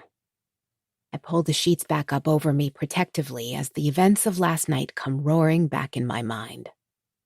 When I pull my headphones off, I'm almost expecting to hear Victor still pounding at the door. It's quiet, though. I swallow and push myself up, wincing a little at a sharp pain in my hand. Another splinter in my palm, the small sliver of wood surrounded by angry red skin. I didn't even notice it last night, having been much more concerned with Victor sounding like he intended to break my door down and punish me for nearly getting him caught. Now, though, I can feel the splinter clearly. There are a few drops of dried blood on my sheets and pillowcase, making me groan inwardly at the thought of having to go do laundry. That means leaving the apartment. It means going out there. Facing him. The only way I'll leave is if I'm sure Victor is out. Even then, I don't ever intend to step out for more than a few minutes. The buzzing of my phone jars me. I pat a hand around the bed to locate the source of the hum, my fingers closing around the phone a second later. Through my bleary eyes, I see who's calling. It's Derek. My stomach sinks as his weird demeanor last night settles on me again. No doubt he's calling to apologize, but I won't hear it. I let the call go to voicemail as I turn and get my feet onto the floor. My Crocs have been tossed haphazardly a few feet away, so I lean over to pull them toward me with a yawn. Stuffing my feet inside, I can't help but glance at my phone screen as it buzzes again. A text from Derek. I was way out of line last night, Salem. I don't respond. Words aren't going to take away the sinking feeling I get in my chest every time I think about his hungry gaze on me. With a sigh, I flip the phone over. My stomach rumbles loudly. I didn't eat last night with everything that went on. This morning, I'm feeling the effects. My stomach aches, crying out for food now that I'm waking up. I move over to the cabinet and pry it open. My heart does a flip in my chest. I've got no more food, besides a couple dry crackers. My stomach tightens as my vision swims a little bit. I definitely need to think about getting something in my stomach. I'm still staring at the empty cupboard as a heavy door creaking open snaps me to attention. Is that Victor? I'm up to the peephole in a few steps and am just able to catch the top of his head as he heads down the stairs. I remain at the door another few seconds, listening to the sound of his boots on the steps fading away. Part of me wonders if it's some sort of trick to draw me out, that he's waiting on the second-floor landing for me, eyes wild and shirt soaked in blood. I swallow hard as my stomach tightens again. I need to order food. My hands shake as I open up the delivery app. I'm that hungry. Within a few seconds, I've got the bare essentials ordered and my credit card entered to pay for them. I don't even want to know what I owe on the card. Checking and seeing how much I owe might actually make me vomit right now. 20 minutes until the order can be delivered. I pace back and forth, willing the hall to stay quiet. Victor hasn't come back, which means he really did go out. I can only hope he's out for long enough. My phone dings again, and I pick it up, expecting to see a message from the delivery driver. Instead, it's Derek again. Salem, please respond. I'm sorry about everything I said. I swipe out of the text message and go back to the delivery app, refreshing every few seconds as I tap my foot. I'm guzzling water to try to fill the cavern that has opened up in my stomach. It helps a little, but I need real food. Finally, my phone buzzes again. The delivery guy is on his way. Every second feels tense as I wait in the kitchen, taking small sips of water each time my stomach grumbles. I try to push Derek's texts out of mind. With everything else going on right now, dealing with him is the last thing I want to be doing. Hurriedly, I pull on my trench coat in anticipation of the cold breeze that'll hit me when I open the door for the delivery. My hand clutches my phone like a lifeline as I watch the small shopping cart icon traveling across Williamsburg toward me. It shows where the delivery driver is. He's almost here. I want to time it just right so that I won't have to spend a minute more outside my apartment than I absolutely have to. The little cart draws closer, seeming to move at a snail's pace as I pace back and forth in the kitchen. He's on my street. I tighten my coat and grab a beanie off the countertop. Suddenly, the cart zips forward and past my apartment. It continues up the street even as I shout at my phone to stop. The guy missed my building. I watch the cart icon pause at an intersection for a moment, and then it spins and begins heading to the left. No, wrong way, I hiss at the screen. My knuckles are white as I clutch my phone. The cart is coming back down toward me, only one street over. My phone thrums in my hand as a call comes through the app. The delivery guy is lost. You're on the wrong street, I say as I pick up. Okay, sorry, the man says in broken English. I rub my forehead, realizing my words came out a little harsh. I'm sorry. I'm just tired. I'll be down in a minute. I pace to the front door again, peering through the peephole for a moment. Once I'm satisfied the coast is clear, I pull open the door and slip out. It shuts behind me as I race down the stairs, my heart pounding. Victor isn't anywhere to be seen. The second stairwell is empty, as is the first floor. It's as quiet as a graveyard, in complete opposition to last night when the police busted inside. I shoot down the main hallway, pushing thoughts of my last conversation with Claire out of mind. Her words still hurt a little. You're crazy. I hold my phone up again to see the little cart rounding the corner. I'm waiting in the small vestibule between the building's 2 entry doors, face up against the glass of the front door as I peer outside. I still don't see the delivery guy. I check the app again and see that the cart is now 2 streets back. A hiss escapes my mouth as I dial up the delivery guy this time. I'm sorry, he says immediately as the line connects. It's okay, I say, trying to keep myself calm. Victor's not here. I'm okay. I pull on the handle for the front door, which thankfully opens without issue. A blast of cold October air slices right through my trench coat like it's not even there. I'm forced to take a step back as I blink hard, my eyes filled with tears at the sudden temperature change from the warmth of the building. Breathing heavily, I flip up my collar and step onto the front steps with the phone to my ear. Do you see me? I ask. I can hear horns in the background of the call and in real life. Sorry, no, the man says a second later. I'm waving my arm, I add. Okay, yes, I see, the man says finally. Relief floods through me. There he is, coming down the street on a motorized bike with a dented red helmet. He pulls off the street and up onto the sidewalk as I trot down the steps and draw open the gate. For Salem? He asks in a hesitant voice. Yes. He nods and moves around to the back of his bike, where a small thermobox holds my groceries. Unzipping the top, he heaves out the first bag with a grunt. It's packed to the brim, a stick of butter coming off the top of the pile and landing on the concrete beside us. I take the bag, caught off guard by how heavy it is as my muscles kick in to compensate. I ordered enough for a few weeks so that I wouldn't have to go outside again, but didn't think about the logistics of getting that many groceries inside. He pulls out a second, equally bulging bag and hands it over. Between the two of them, my arms are already starting to burn from the workout. Thanks, I say through gritted teeth. The man gives me a nod and then is already zooming back onto the street. He narrowly avoids a collision with a car as it screeches to a halt, laying on the horn when the man shoots down the road. I turn back to my apartment with a bag in each hand. Suddenly, a pop fills the air and my load is instantly lighter. I look up at the sky overhead, fighting back the urge to scream that threatens to take over. The last thing I need is my groceries spilled out across the sidewalk. I'm sleep-deprived, terrified, and freezing with this wind that just keeps on blowing. A can of soup is already trying to make its escape as it begins to roll to my right, the metal clattering over the uneven sidewalk. I set down the bags in a hurry and take off after it, cheeks burning at the thought of anyone watching this embarrassing show. It comes to a stop in front of a small cafe. 2 women with ponytails are peering over the tops of their laptops at me, their mouths curled into smiles. Clearly, they're laughing at me. I grab the can of soup and stuff it into my pocket before turning on a heel and heading back toward the grocery pile on the sidewalk.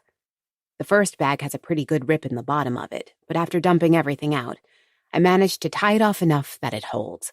It's not pretty, but I don't care. I just want to get back inside. Hastily, I throw everything back into the bag and climb back to my feet, balancing the 2 heavy parcels in my arms. I amble toward the gate and prop it open with a foot, sliding myself inside before stepping up to the front door. As I dig around my pockets for the key, however, my stomach drops.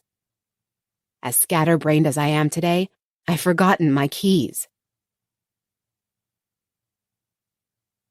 Chapter 23. I can't help it. I start crying. I just feel beaten.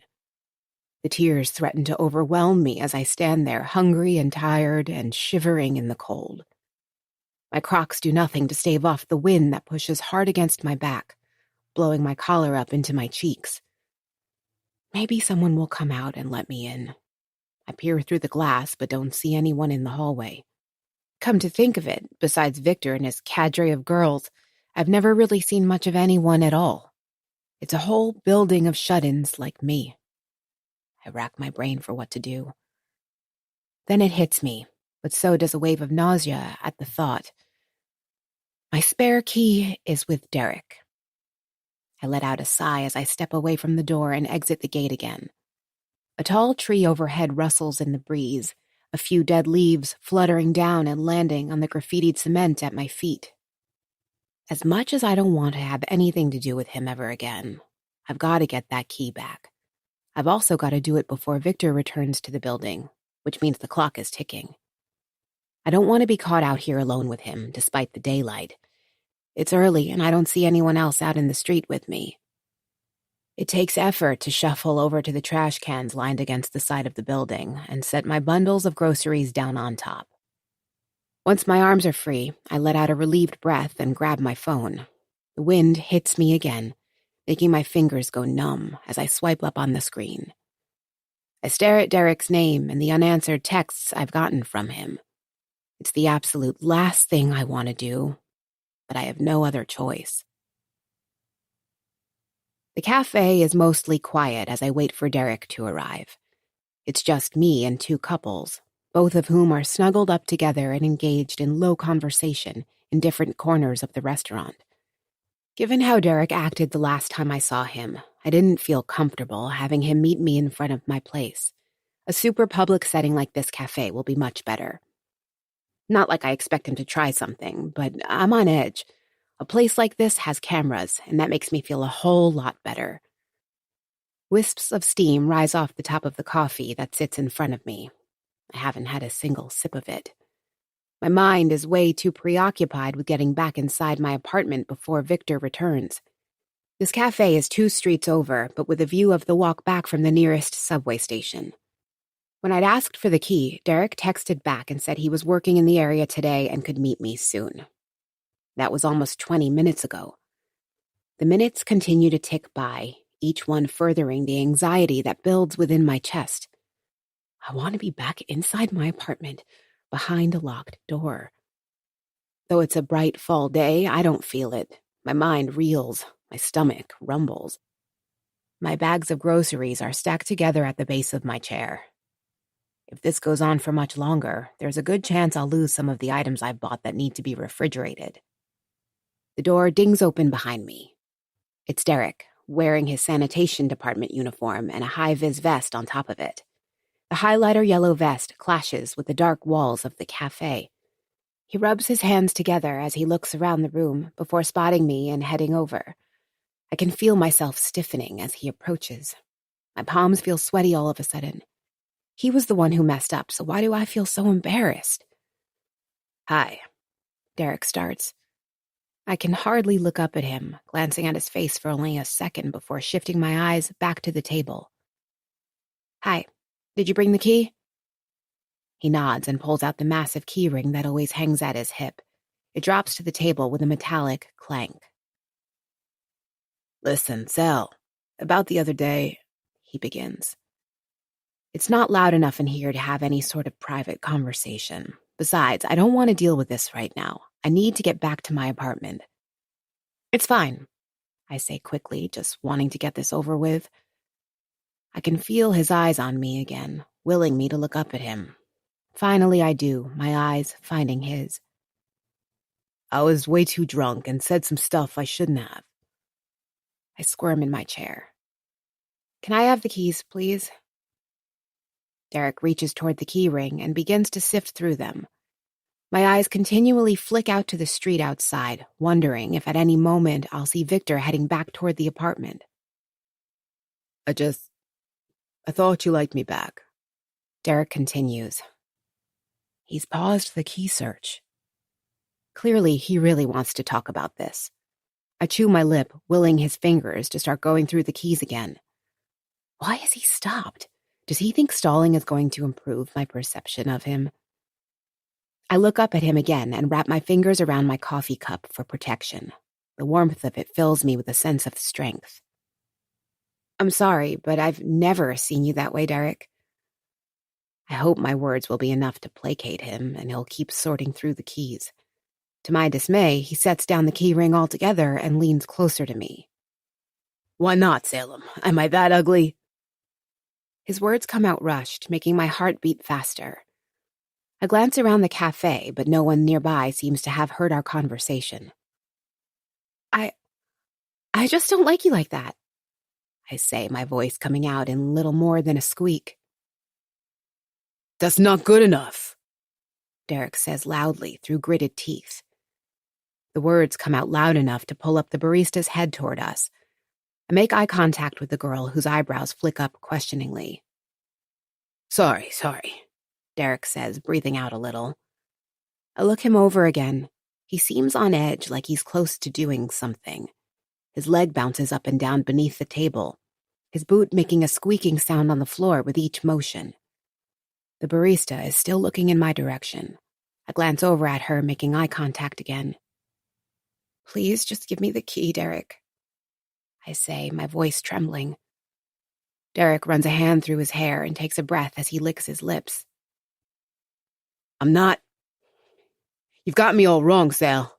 I'm just saying, I've been nothing but a good guy to you, for years. Is everything okay over here? Both our heads turn to the barista, who stands beside our table. Her presence drains the tension away like air from a balloon.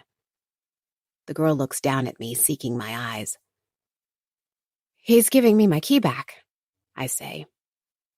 Both of us look to Derek, who opens his mouth again and then closes it. With a third party involved now, he has no choice but to hand over the key.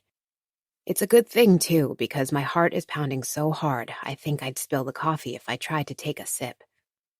Derek's jaw muscles pulse as he sifts through the ring of keys, his eyes flashing up to me every couple of seconds. I don't want to look at him anymore. I want to be back home. This has gone on way too long already. Finally, he stops on one key and pulls it off before placing it on the table. His fingers cover it. He looks like he wants to say one last thing. Sal. I'm sorry, Derek, I reply. I'm not sorry, but I know it's something I have to say for this to be over. Derek looks up at the barista again, who has a smile frozen across her face. She looks completely unfazed, standing still as a statue as Derek pushes the key toward me. I'm so thankful for her I could cry. After another second, Derek presses his palms to the tabletop and stands. Fine, he says, sounding disgruntled. Fine, but don't expect me to come running next time you need my help with anything. Then he's gone. Stalking away toward the front door, it opens with a ding and lets in a shock of cold air before coming shut behind him. Thank you, I say to the barista whose name tag reads Amy. Amy gives me a small smile. No problem. I knew something was up the moment he came in here. Us girls gotta have each other's back. I manage a smile of my own before scooping up my key and stuffing it into my pocket. Amy heads back behind the counter, leaving me to gather up my groceries and race back to my apartment. I spent way too long here with Derek, not to mention the time it actually took for him to arrive. Finally, though, I have a key. I'm home free. Using my butt, I push open the cafe door and start down the sidewalk again. The wind tears into me, blasting my face and making my cheeks start to go numb as I fight my way up the sidewalk. I just want to be back in my room. At any moment, I expect Victor to pop out from behind a car with a snarl across his face. The streets remain empty, though. I make it back to my apartment building and glance up at it. It reveals nothing. In a moment, I'm back inside and shooting down the hall, the home stretch. I scamper up the stairs, taking them as quickly as my legs can manage, before finally arriving on the 3rd floor again. It's empty, allowing me to let out a breath I'd been involuntarily holding. As I step closer to my apartment, however, I blink. The door is slightly ajar. My pulse quickens. Thump, thump, thump, thump. Did I leave it like that? I know I didn't lock it because I didn't have my keys. I also didn't expect to be out for as long as I was. I draw closer, my legs having turned to stone. Each of my footsteps seems to echo in my mind as I walk. I brace my shoulder against the door, hardly able to hear anything around the pulse in my ears. Is Victor waiting for me inside? I nudge the door open with a toe, the old wood letting out a creak as it swings. What I see sucks the air right out of my lungs. Chapter 24. The apartment is utterly trashed. All of my meager belongings are strewn across the floor. The TV screen is cracked and shattered, bits of glass scattered on the wood boards. I look to my bed where the sheets have been ripped off. Even the drawers in the kitchen have been opened, my utensils tossed around the room. Then I see the microwave. Its door is hanging off the hinge, and the interior plate is cracked in two. My whole apartment has been utterly wrecked. I sag against the counter, swallowing hard as I shut my eyes. My immediate thought is that Victor has done this to get back at me. I call the cops. He trashes my apartment. Then another thought racks my body. It did take Derek forever to meet me at the coffee shop, even though he said he was in the area. He still had my key with him at that point, and that means he could have unlocked the front door and let himself inside. I shake my head. No, he wouldn't have done this. What would be the point of wrecking my room only to beg for my forgiveness again? I rub my face with my hands. Instead of breaking down into tears again, however, I feel something else building within me.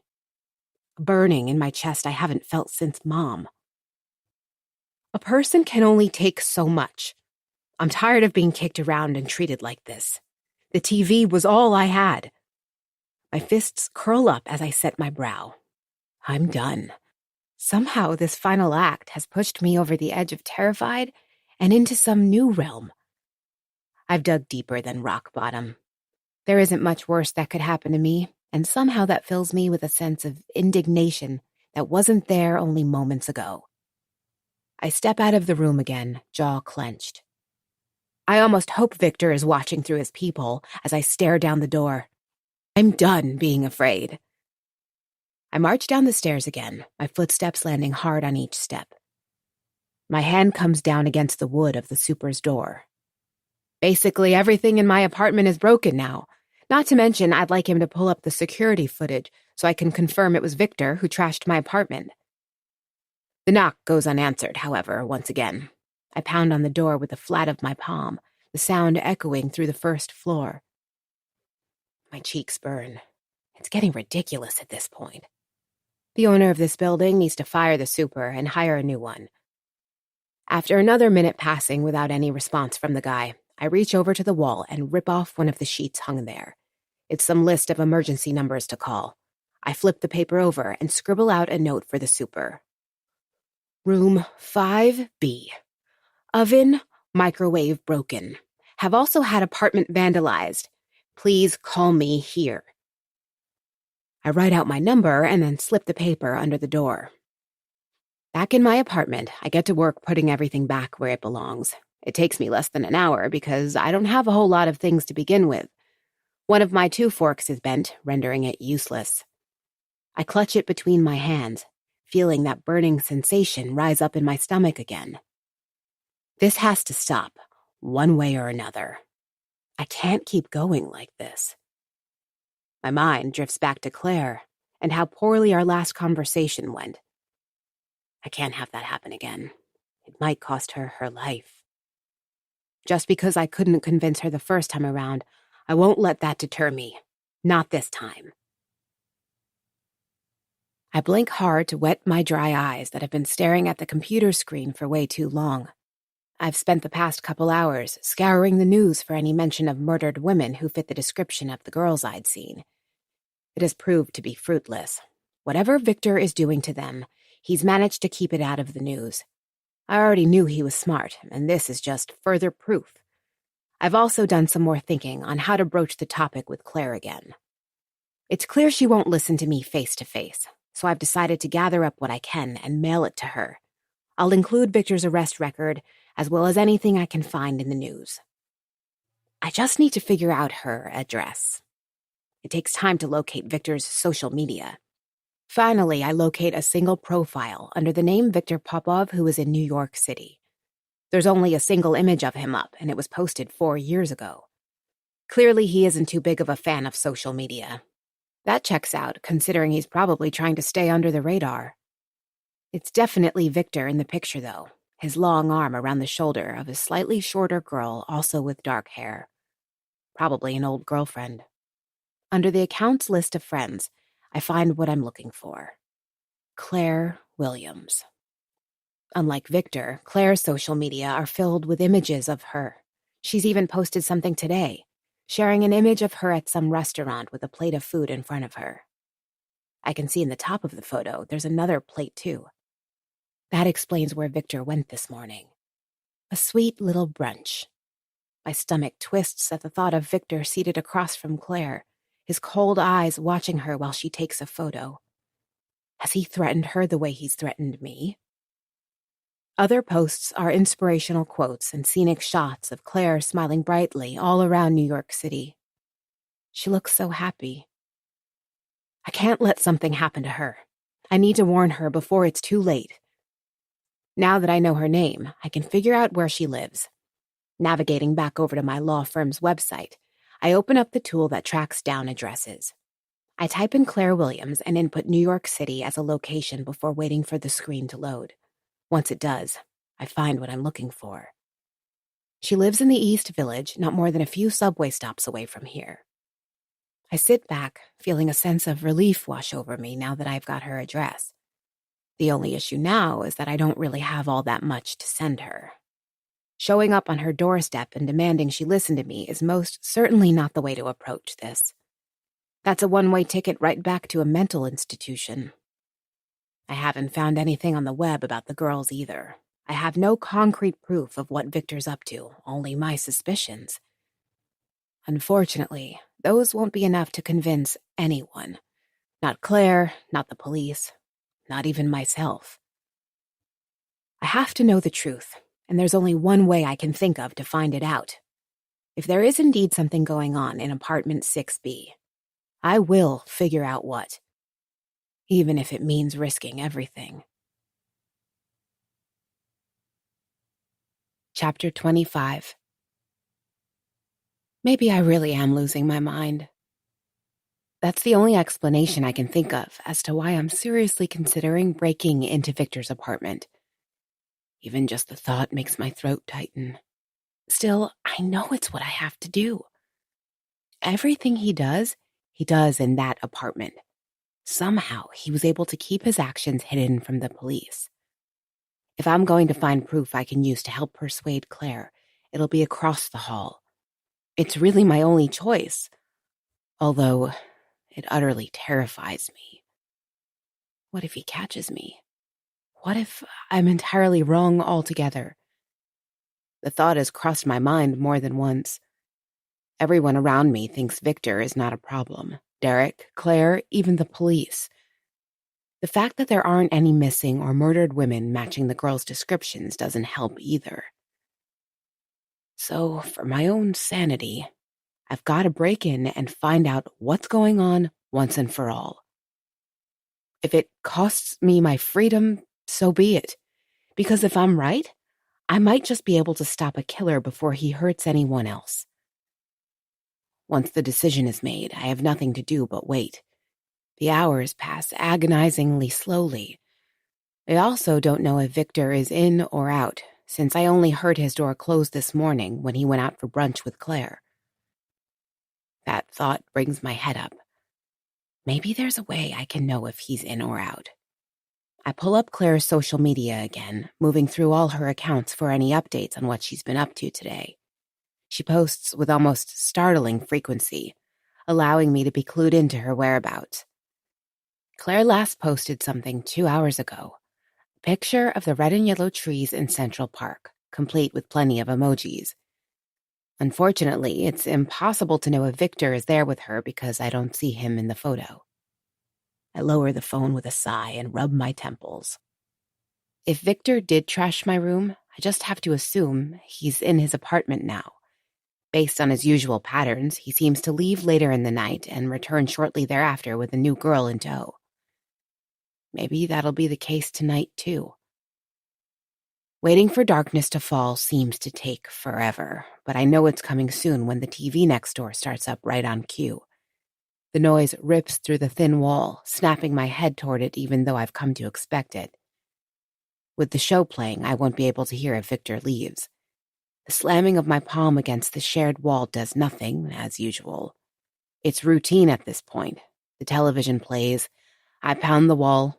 Nothing changes. Still, I won't be deterred. Grabbing a protein bar and a bag of pumpkin candy corn, I march over to my door. I'm on a stakeout, and I'll need snacks. I won't leave this spot until I know for sure that Victor has left his apartment. Another hour passes without any signs of movement whatsoever in the hallway. It really is kind of weird how quiet it gets out there when I drown out the noise from next door. Truly a building of introverts. Finally, around 7 p.m., I hear something. Only it's not coming from Victor's room. It's coming from the staircase. A man in his 30s is making his way down the stairs, his skin heavily marked with tattoos. He's even got a couple on the sides of his face. He has shoulder-length hair, with only the last 2 inches or so dyed blonde. Clearly, it's been a while since he went in and re-upped. He shuffles down the steps with his hands in his pockets, a slack look across his face. I get the feeling that if I were to try and greet him, I'd receive the same blank stare I've gotten from others in the building.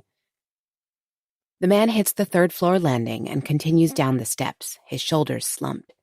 Another few seconds and he's disappeared entirely from view. I'm left staring at the 2 doors across the hall again. After another hour of nothing happening, I might as well be staring at a painting. I stretch my body, wincing a little at the tightness in my back. The peephole is at the perfect height to be aggravating. Clearly, the designers of these things did not intend to have the user staring through it for hours on end. Still, here I am.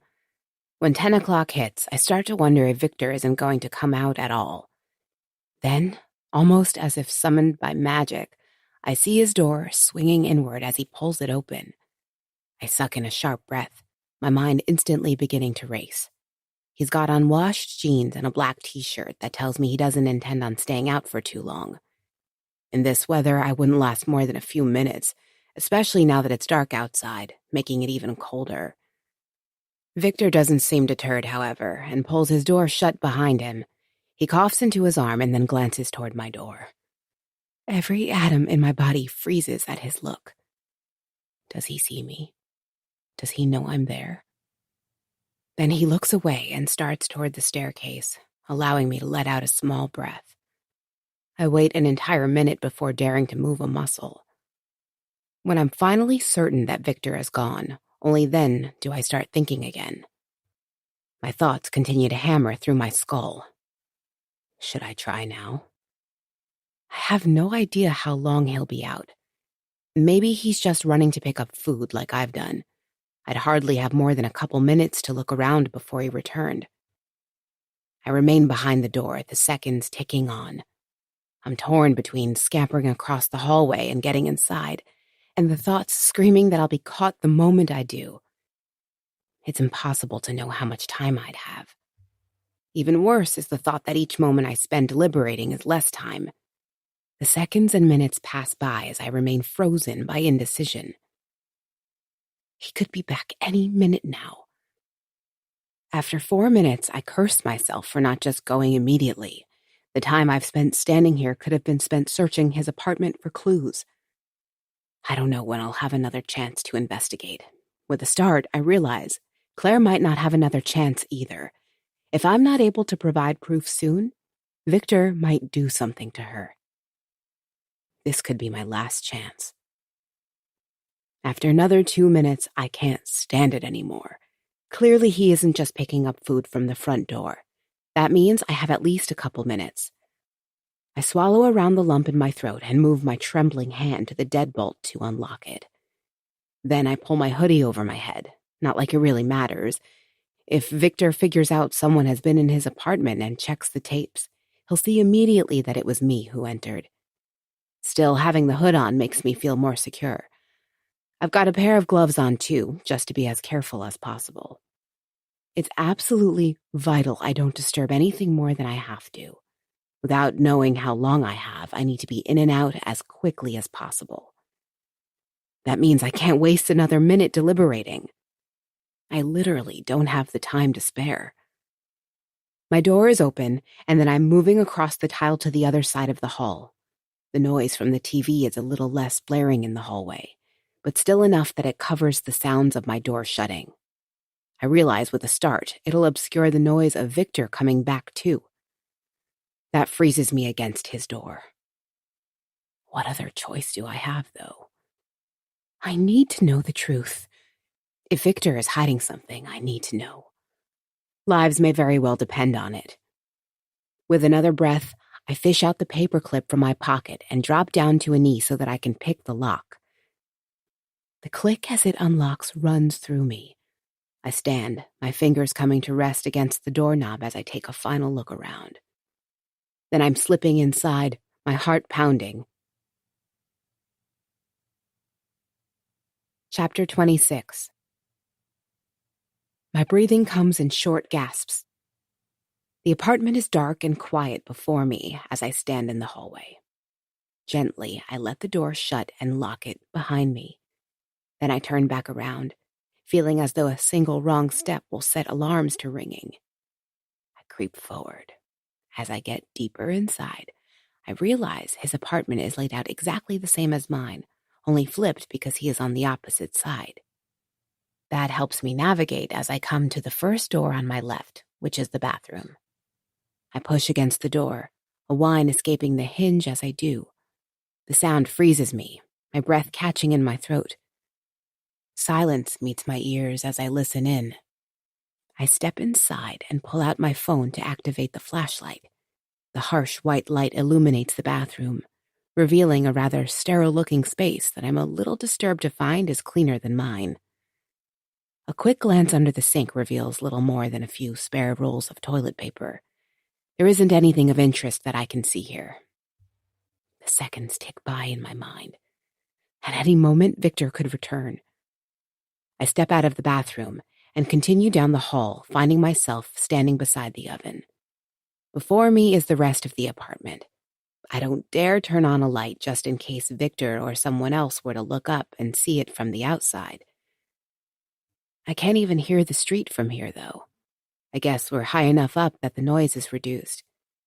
The quiet is haunting and makes me keenly aware of every noise I make as I pass over the kitchen with my light.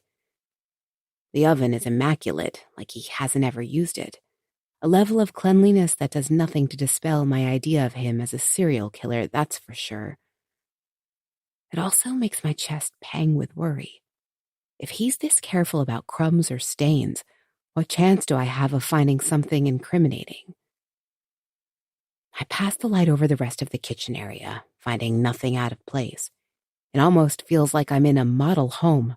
It's so neat. My fingers wrap around the first knob to open the cabinets. I inspect them, finding a few spices and boxes of plastic bags. Nothing incriminating. I go to the silver trash can next, shining my light down into it. It's about halfway full, and the smell doesn't have me particularly eager to sift through. I'm running out of time. I swallow hard again, barely able to take in a full breath for fear of Victor's return. If he comes in now, I'd be completely screwed. Judging by how avoidant the rest of the neighbors are, I doubt anyone would come to my aid. I spin around, telling myself I have less than a minute left before I need to go. My phone flashlight passes over the rest of the apartment. Besides the tidy bed, there's a black leather couch, a cream white rug, a glass coffee table, a bookshelf, and finally a dresser against one wall. Some black minimalist art hangs to round out the decor. All of it matches, but there's no personality. There's also nothing that sticks out to me. I step over to the dresser, pulling the drawers open and sifting through the clothes in search of anything. I move quickly, my heart beating so fast I'm afraid I might drop my phone. There's nothing but clothing inside, however. I'm nearly out of time. Looking over the room again, my brow furrows. Is it really possible I could have been this wrong? I've found absolutely nothing that I can use to prove my suspicions to Claire. I'm out of time. Just as I start to turn, however, I pause. I move the flashlight back over the expanse of the room. It's the same general layout as mine, yes, but somehow it appears smaller. My apartment is pretty minuscule to begin with, but as I pass the light around the room, I'm sure this one is even more so. How is that possible? I step closer to the couch to get a better look at the wall. It's almost like there's more insulation or something, bringing the walls closer together and shrinking the available square footage. Why would that be? The phone light skims down the length of the wall, and that's when I notice it. My heart leaps up into my throat again as my pulse pounds. There's a tiny cut in the drywall, only noticeable in the dark with a light against it. It looks about as thin as a hair. I maneuver myself behind the couch, pushing it out just enough so that I can stand flush against the wall. My mind is screaming at me to leave. Victor is coming. Victor is coming. I've spent way too long here already. Still, I need to know what this is. I crouch down beside the small hairline crack, brushing my fingers over it. I let out a little gasp. It's not just a crack.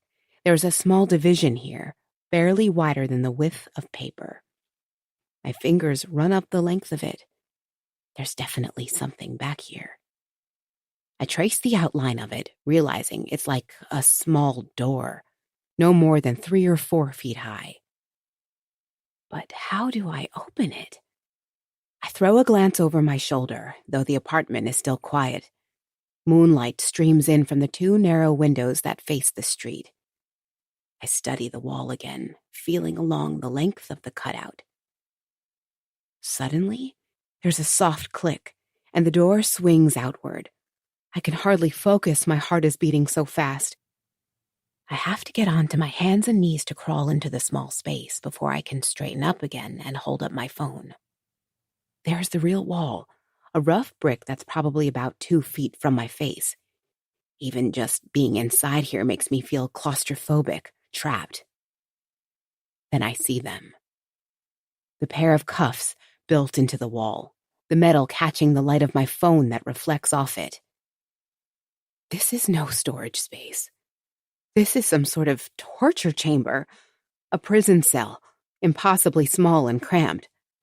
Thoughts of girls with their hands suspended overhead splinter through my mind, their bodies beaten and sagging. I'm going to be sick. My hands shake so hard, I'm worried the photos I take will be so blurry they won't be any good for Claire. This is the proof I need. This will convince her I'm not some crazy stalker. My breath feels caught in my throat as I snap the photos. Even the air in here is stale and carries an odd scent I don't want to place. Nightmares have happened here. I think back to the police visit a couple days ago. Victor had probably stuffed the body in here just minutes before they arrived.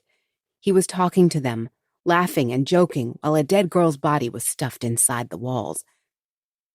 The thoughts make my vision swirl. I need to get a hold of myself before I pass out in here and Victor comes back to find me.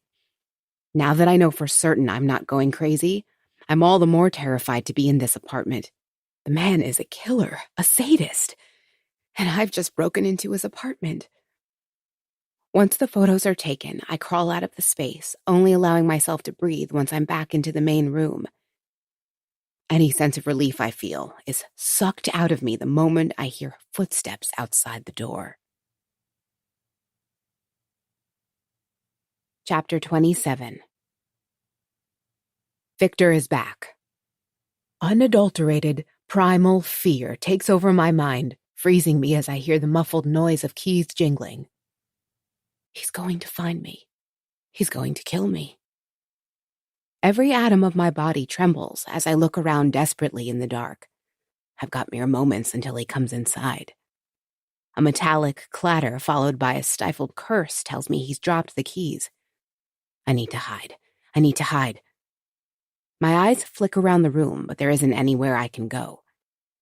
Then I look to the side window in the kitchen area and the rusted fire escape landing just outside it. Darting across the floor, I move as fast as possible over the carpet until I'm facing the window. The keys are in Victor's hands again, and I can hear them being pushed into the lock. Seconds. I have seconds. I grip hard to the windowsill as a sudden thought flashes through my mind. Are these painted over too? Panic sends my mind into overdrive, but the feeling of the window moving pulls me back in. It opens about a foot before stopping. It won't budge anymore. I have no time. My ribs scream when I lie across the rough windowsill, the various wood and metal pieces jutting into me as I force myself through the gap. The door swings open. He's coming. Light filters into the apartment from the hallway bulb, making me feel like I'm on fire. Get through. Just get through. I force myself out, my right foot finding purchase on the rickety landing before I bring the rest of me through the gap. No sooner have I done it than the light turns on in the apartment, a blaze that sends white spots dancing across my eyes as I yank my head down, skull pounding. Did he see me? The window is still open. Footsteps. At any moment, I expect to hear his deep voice and look up to find his eyes staring down at me. It's absolutely frigid out here. Pressed up against the cold brick, I've got no cover from the blasting wind that makes me shake even harder than I already am. The fire escape creaks dangerously beneath me, sending new spikes of panic rocketing through me. Did he hear that? I can't move. Even a muscle twitch might make more noise, so I remain huddled with my cheek against the brick, eyes shut tight, as the night wind threatens to blow me right off the metal structure. A door thuds from inside. Bathroom door. I chance a peek, slowly raising my eyes until I'm level with the windowsill. In the light, his apartment looks much less sinister, but I know the truth. Victor is nowhere to be seen, which means he's in the bathroom. With the window open, I can just catch the sound of his footsteps as he moves around inside it. I need to shut the window. My fingers come up, looking nearly blue in the frigid night air as I press down on the window's outer frame. For a moment, it remains stuck, my heart nearly popping out of my chest. Then it begins to lower again, letting out a little hiss I pray Victor is too occupied to hear. It shuts. Now I'm sealed off entirely. I hunker back down against the brick, the scratchy exterior catching at the fabric of my clothes. A look down over the side nearly makes me vomit as the wind rattles the fire escape. I'm precariously perched far off the ground with the alley beneath me. I can make out the shiny black plastic of trash bags far below me. To my right is the street, which is where the other two windows in Victor's apartment look out. Now that I'm outside, I can hear the distant honks of traffic. It sounds almost otherworldly as I wrap my arms around myself and try to decide what to do next. Another gust rattles the fire escape again, freezing me. It feels like this thing is made out of brittle bone, it's so rusted. If it breaks, there's nothing I could grab hold of to break the fall. Across from me is the same brick wall I can see from my own apartment. The door swings open inside, making my breath catch in my throat. More footsteps as Victor makes his way into the main room of his apartment. There's probably no more than a couple feet of structural material separating us right now. I don't dare breathe as I remain hunched against the exterior, cheek flush to the rough brick. The little bits of grit pressing into my flesh keep me grounded and don't allow me to spiral into absolute hysteria. I hear a cabinet swing open and then clap shut again. Suddenly, a new noise fills the air. He's turned on the TV. I glance down at my feet again, my toes curled to keep my Crocs on my feet. Between the metal slats that sway in the breeze, I can just make out the thin ladder that leads down to the next level. With the noise from the television distracting him, I might be able to make my way down. If I can get to the alleyway, I can circle around to the front of the building and let myself back in before racing back up to my room and slipping inside. The noise from my nocturnal neighbor will obscure the sound of my door opening and closing. It's the only way. I shift my leg, the tendons crying out from having been stuffed in such an uncomfortable position. The fire escape rattles again, freezing me as my eyes shift up to the bright window overhead. Victor doesn't come to investigate. I need to move, not just because of the chance of Victor seeing me. I really might freeze to death out here without proper clothing. Every second, my fingers get more numb, which will make my journey down even more challenging. I can't afford to waste any more time. The ladder consists of 5 steps, each a metal bar that is only a couple inches wide. I put down a crock on the first, hesitant to place all of my weight against it should it snap in half. By some miracle, it manages to hold. In a flash, I'm moving down it, my chin still tucked into my chest so that I don't actually appear in the window if Victor were to look outside. All I can do is hope that the TV is loud enough to mask the sounds of my movements. Bits of rust give way beneath me, the brown chips disappearing as they flutter down into the darkness. The fire escape rattles and creaks beneath my weight, further heightening my screaming desire to get down as fast as humanly possible. I'm at the 2nd floor level now, breathing heavily as I keep myself plastered against the brick so as not to be seen in the window. The light is on inside, which means someone is home. I crouch down and crawl on my hands and knees to pass beneath the window before reaching the next ladder. The first bar of this one is completely rusted through. The 2 pieces wiggle slightly as the wind crashes into me again. It passes right through my hoodie like it isn't even there. My head continues to pound, a cold headache that makes it hard to focus on what I need to do. The tips of my fingers feel like ice, like they aren't even attached to me. They're stained brown from the rust now, too. Curling my fists into balls, I suck in a breath and prepare to lower myself down to the next step on the ladder. It's a stretch, but I'm just able to get my toe against it. A dangerous crack splits the air, followed by a metallic groan as my weight comes down full on the bar. In a flash, I'm down on the 1st level landing, pulse pounding.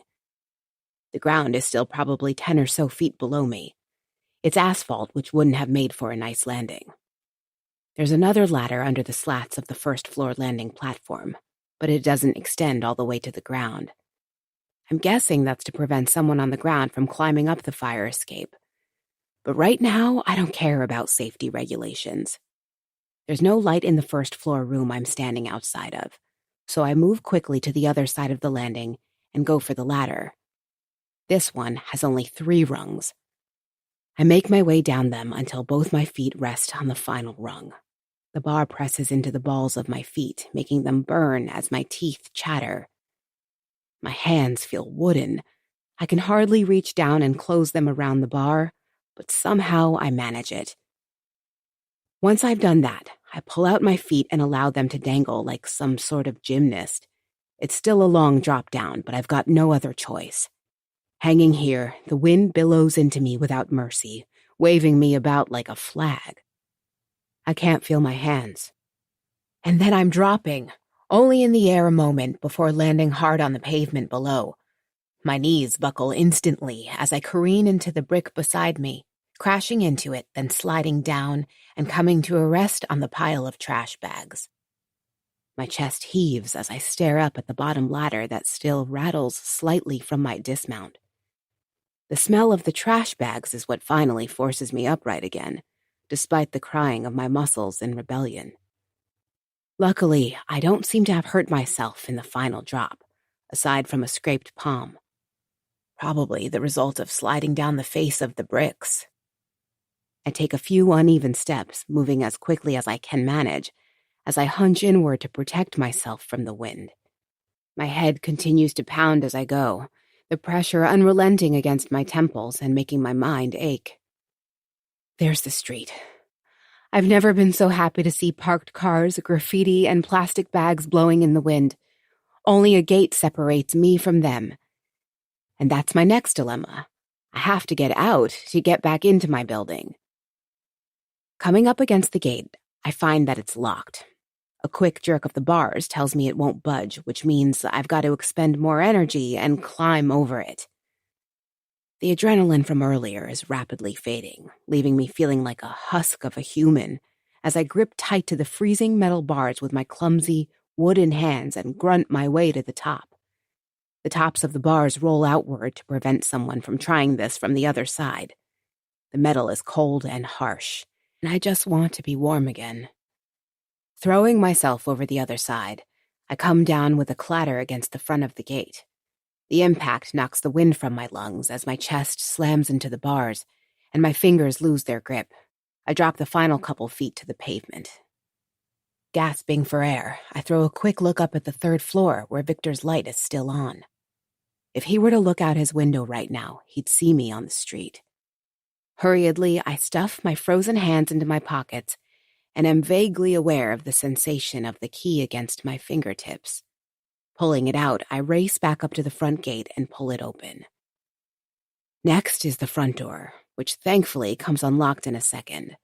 The blast of heat that smashes into me as I step inside the building is the best thing I've ever felt in my life.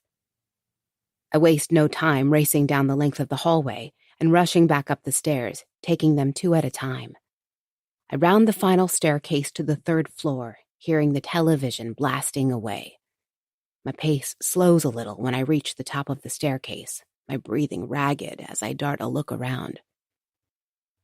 Victor isn't out here. He isn't waiting for me.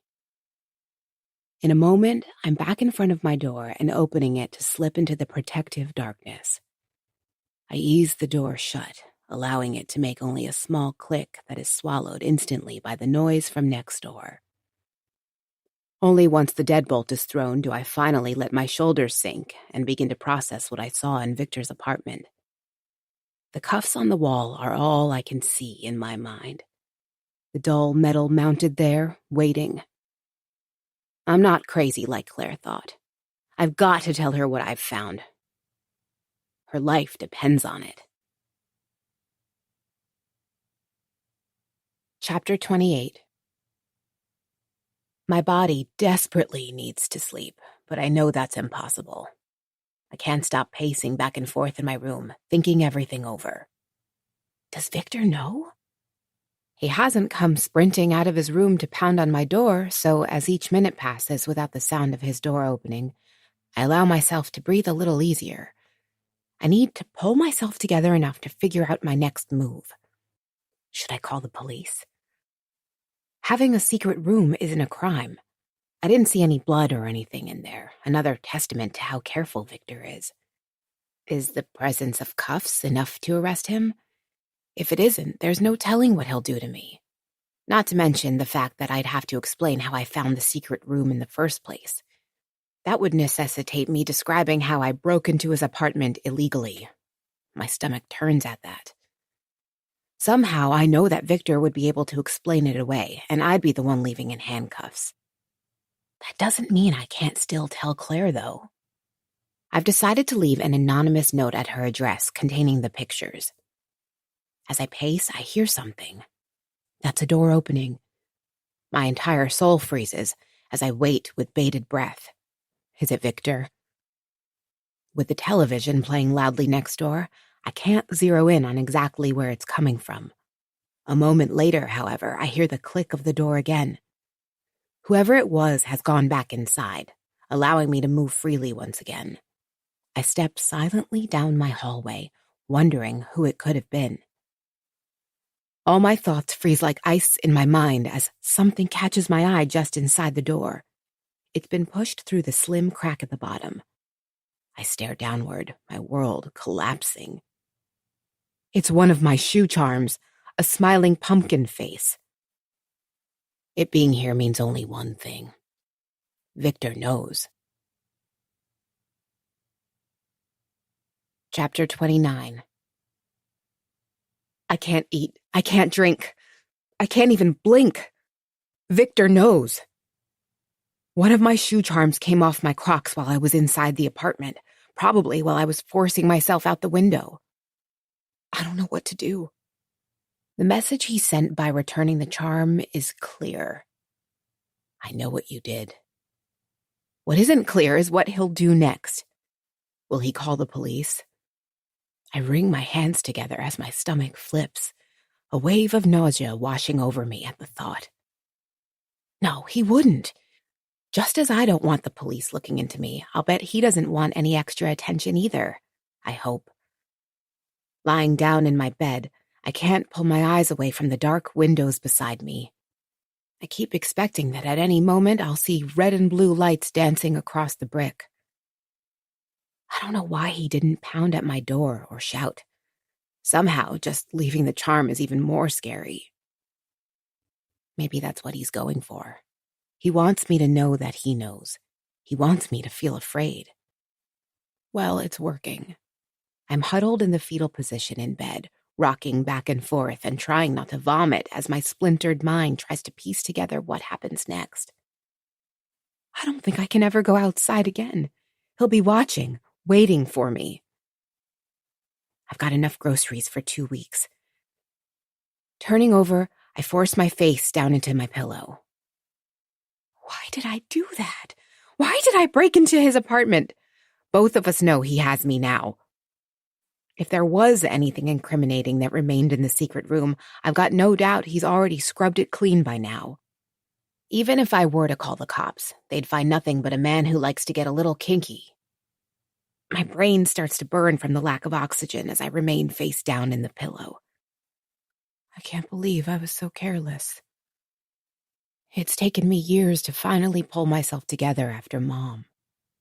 Just when I'd finally started to get things back on track. I roll to the side and suck in a rush of oxygen, my lungs gasping hungrily for more. My hands come up to cover my face as I roll onto my back in the bed. The only thing that keeps me from going over the edge is thinking of Claire, how I've got to warn her. It might be too late for me, but I will save that girl. She doesn't deserve whatever horrible fate Victor no doubt has planned for her. My phone buzzes beside me, jarring me. It's Derek calling, yet again. I turn on Do Not Disturb mode and drop my phone back down to the sheets. I don't even have the brain space to deal with Derek right now.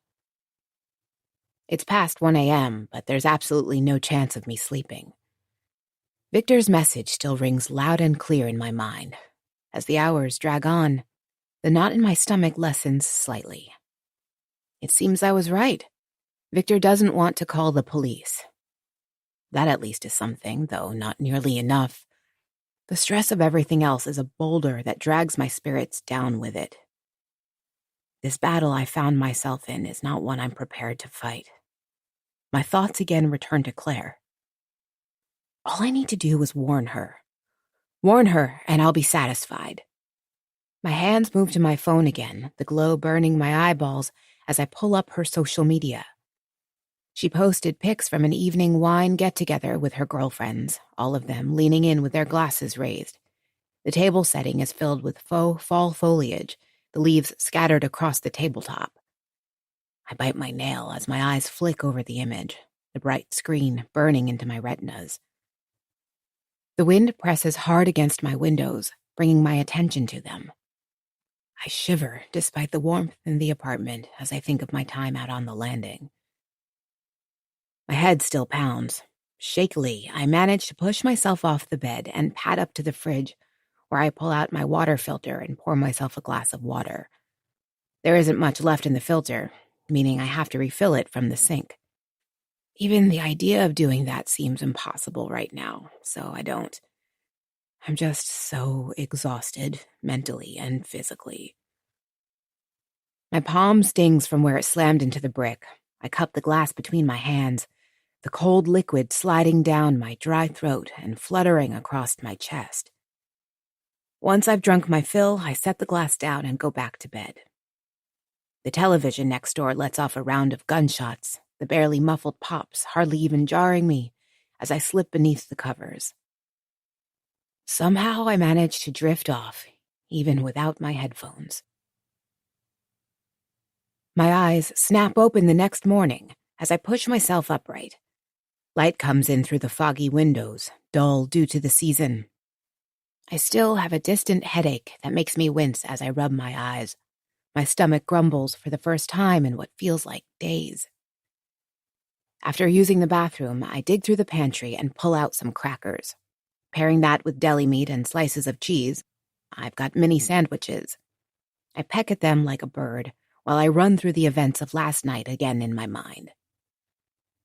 I feel numb. Once the food is consumed, I stare blankly at my laptop screen. There's work to be done for the law firm, but I can't get myself to even open it.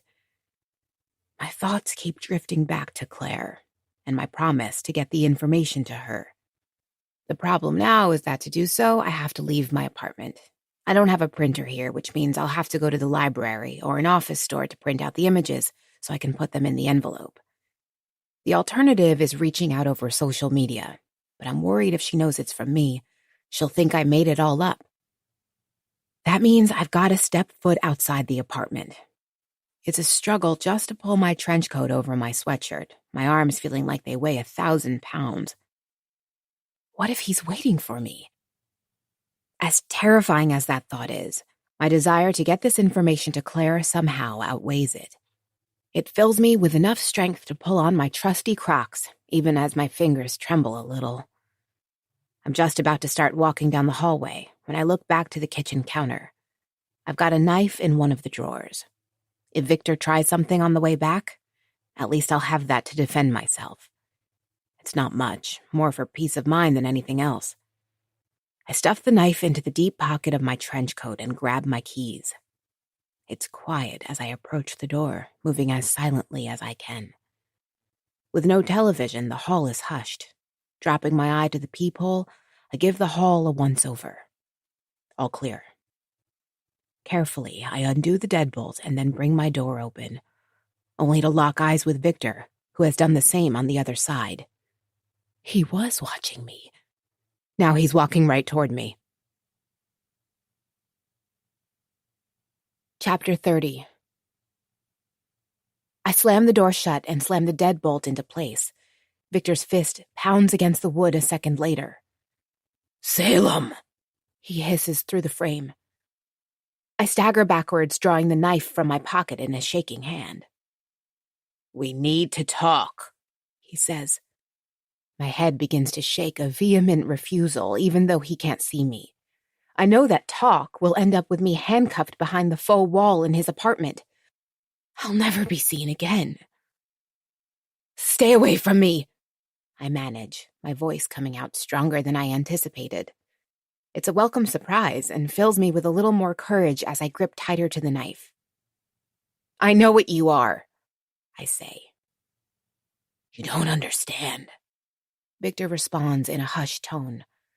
"I have no control. We need—" A sudden shrill ring cuts him off. I blink. It's a phone. He's getting a phone call. "Hey, Claire," he says, his tone completely changed. It sounds pleasant and airy as he speaks to her. My blood runs cold. I have no control. "Sure, I'm here. Text me when you're outside my door." Oh my God. Victor just admitted to me he has no control, and now Claire is going to step into his apartment. It's the last thing I hear before his door slams shut again. Claire is coming here. My mind races as the adrenaline courses through my veins from our confrontation.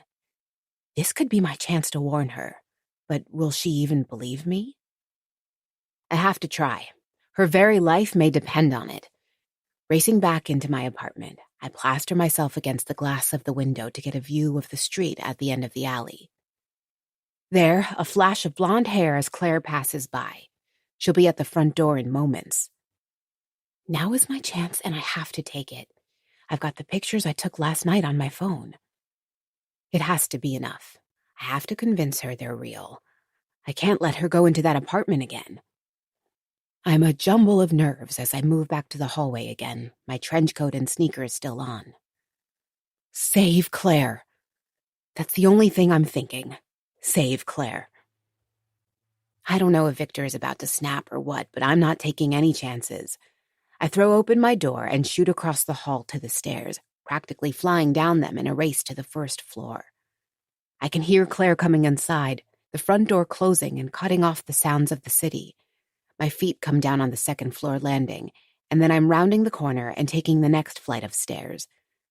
Claire looks up in surprise as I scramble into the main hallway, her hands clutching tightly to her phone at the sudden burst of movement.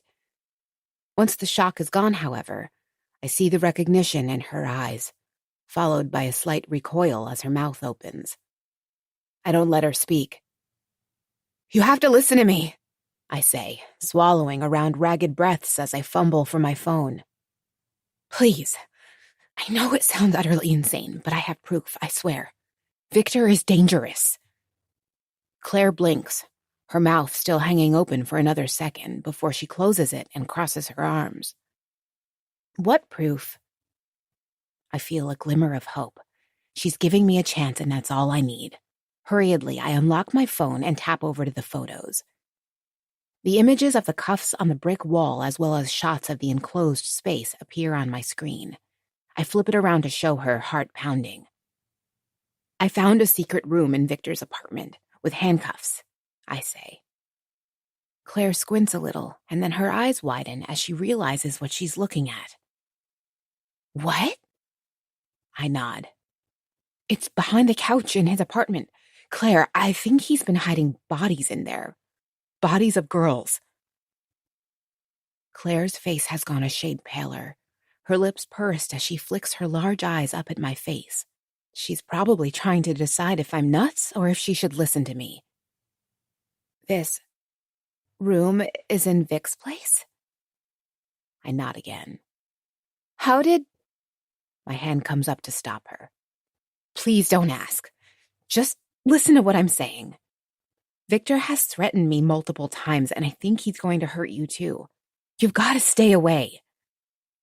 To my surprise, Claire's eyebrows pinch together in a look of anger, not fear. She crosses her arms again too. "Stay away?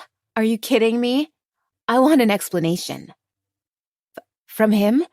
I sputter. "Absolutely.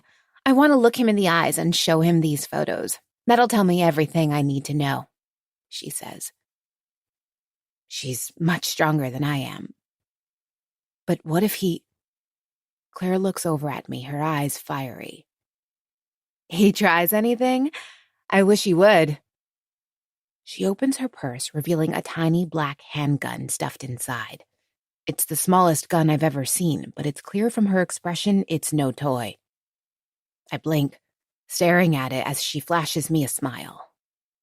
"It's New York City. Nothing scares away creeps like a Glock," she says with a wink.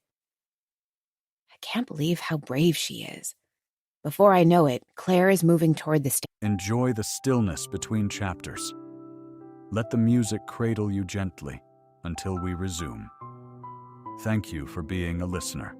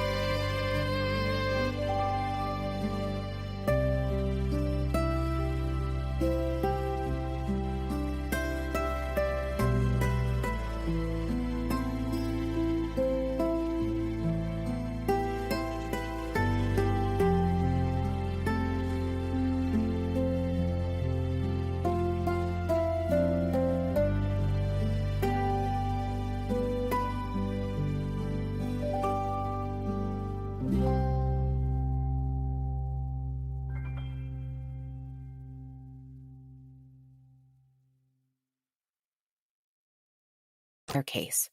She glances over her shoulder at me, her blonde hair falling across her back. Are you coming? You want me to? I ask. I talk a good game, but Victor is a big guy. If both of us are there, I don't think he'd try anything. Claire says with a grin. Taking a breath, I smooth my hands along my trench coat. Okay, I say finally. Then let's do this. I want some answers, Claire says, setting her jaw. We move quickly up the stairs, my heart in my throat the whole time. What is Victor going to say when we confront him? I want to have the cops on speed dial just in case this gets really crazy. Claire does have the gun, though. The question is, what weapons does Victor have? So many thoughts fly through my brain it's impossible to think straight. Before I know it, we're on the second floor landing and rounding to walk up to the third. In a few seconds, everything will be out on the table. We get to the third floor and I can hardly breathe. Claire marches right up to Victor's door, seeming completely undeterred. I admire her gumption, but hope it doesn't backfire. If she comes in with too much heat, Victor might snap. I think about mentioning Victor's words to me, but by the time I do, it's already too late. Claire's pounding on the door. Victor, she calls out. I've got some questions for you. Chapter 31. I can hear Victor's footsteps on the other side of the door. He's going to open it, and then who knows what happens next. I can hardly think straight as I hear the door being unlocked. It swings inward to reveal Victor's large frame. He's got a light smile on his face, but it falters as his eyes move past Claire and settle on me. What? Inside, Claire says. The word comes out sharp. It's not a suggestion, it's a command. To my surprise, Victor obeys and moves away from the doorway to allow us entry. Claire walks right in, her boots clacking loudly on the old wooden floor. I scamper inside behind her, sticking close to her side as if that'll protect me from Victor. Claire reaches the main room and whirls around to Victor, who's gone pale. Does he know she knows? I can tell from his expression that something is definitely wrong. Claire, he says. Claire shakes her head. She hasn't pulled out the gun yet. Victor doesn't look like he's going to attack us at all. More like he might pass out himself. Maybe he knows the jig is up. I dart my eyes over at Claire, who strangely enough is smiling. She's even more courageous than I thought if she can face down Victor with a smile. He's backed against the kitchen counter. I can see beads of sweat dripping down the sides of his temples. He looks skittish almost, his Adam's apple rising and falling as he swallows. She doesn't know, Victor says. My brow furrows. Is he talking about me? I definitely do know. Suddenly, the gun is up, emerging from Claire's purse in a flash. My heartbeat quickens. This is it. You're lying to me, Victor. She just showed me pictures, Claire says. I blink. What is this conversation? My mind is racing so fast I can hardly comprehend the words I'm hearing. Victor is shaking his head. Then his eyes settle on me. I'm sorry, he says in a quiet voice. Sorry for what? Then Claire turns, still grinning. Only now, the pistol is pointed at me. Should have minded your own business, Salem, she says sweetly, as she cocks the hammer back. Chapter 32. Victor.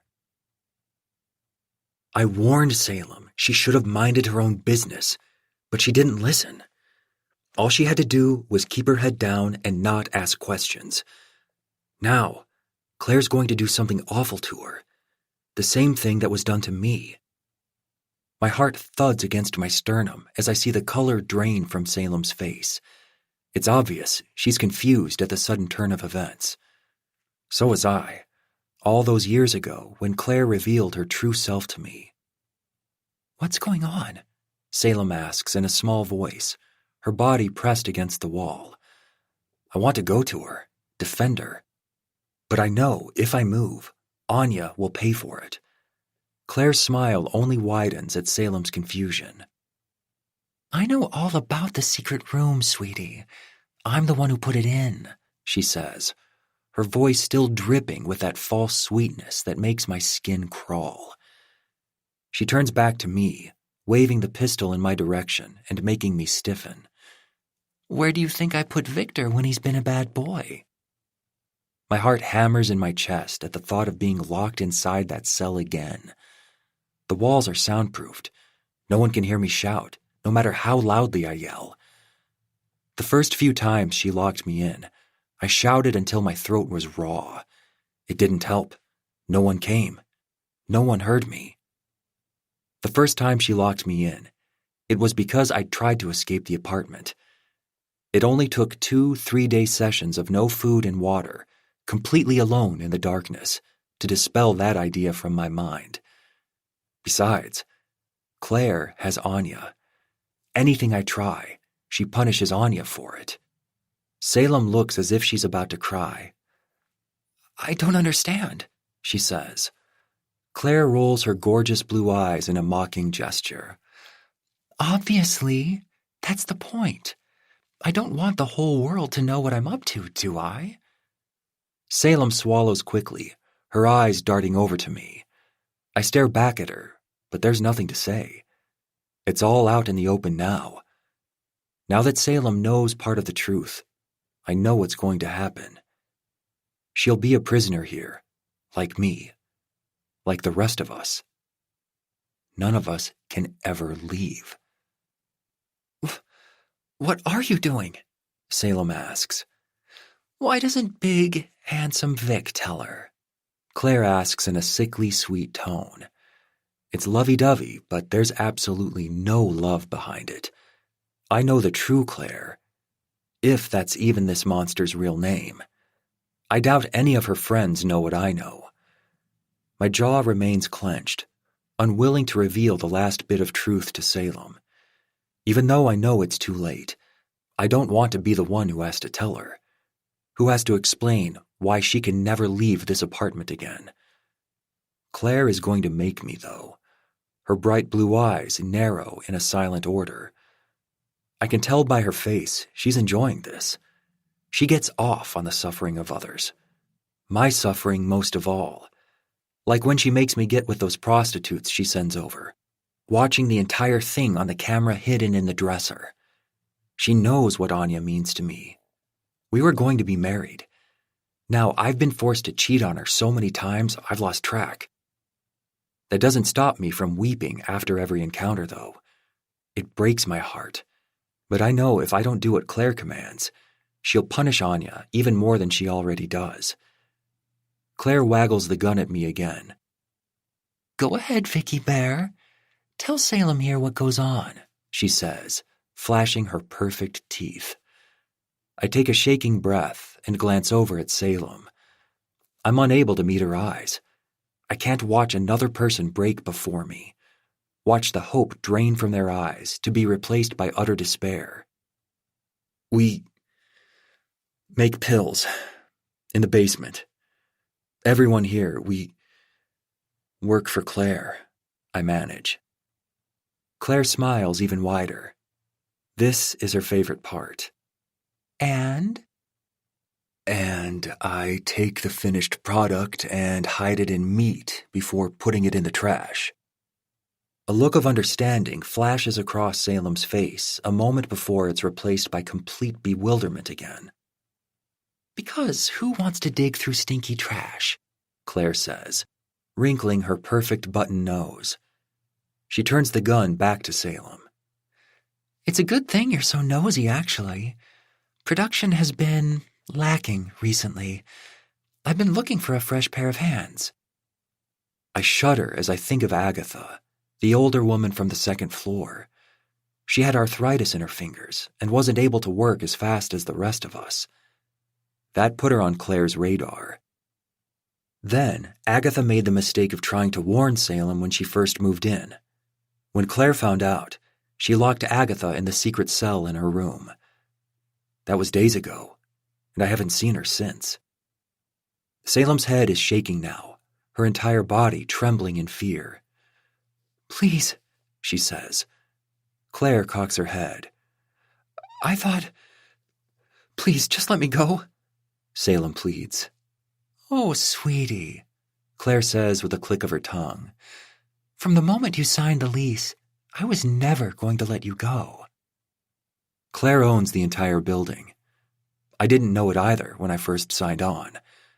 I was just excited to have a studio of my own, and for a cheap enough rate that I could overlook the dilapidated state of the place and less than stellar amenities. It took less than a month before Claire owned me. I thought I was just making friends with a nice girl across the hall. Then she showed her true colors when I mentioned Anya coming to visit. She wanted me all to herself. Once Claire locked up Anya, too, I was totally powerless. She knew how much I loved Anya, how I'd do anything for her. The next few years were a nightmare. If I acted in a way Claire deemed unsatisfactory while pretending to be her boyfriend, she'd put me in the box. Twice, she even conjured up domestic assault charges against me, literally punching herself in the face to blacken her eye, while telling me no one would believe my side. She was right. I never ended up doing time, because Claire insisted she didn't want to press charges. To the world, she looked every bit the battered girlfriend who refused to see the dark side of her abusive boyfriend. I knew the truth. All of it was a threat, a warning. A warning that if I kept acting up, she could have me thrown into prison at any time.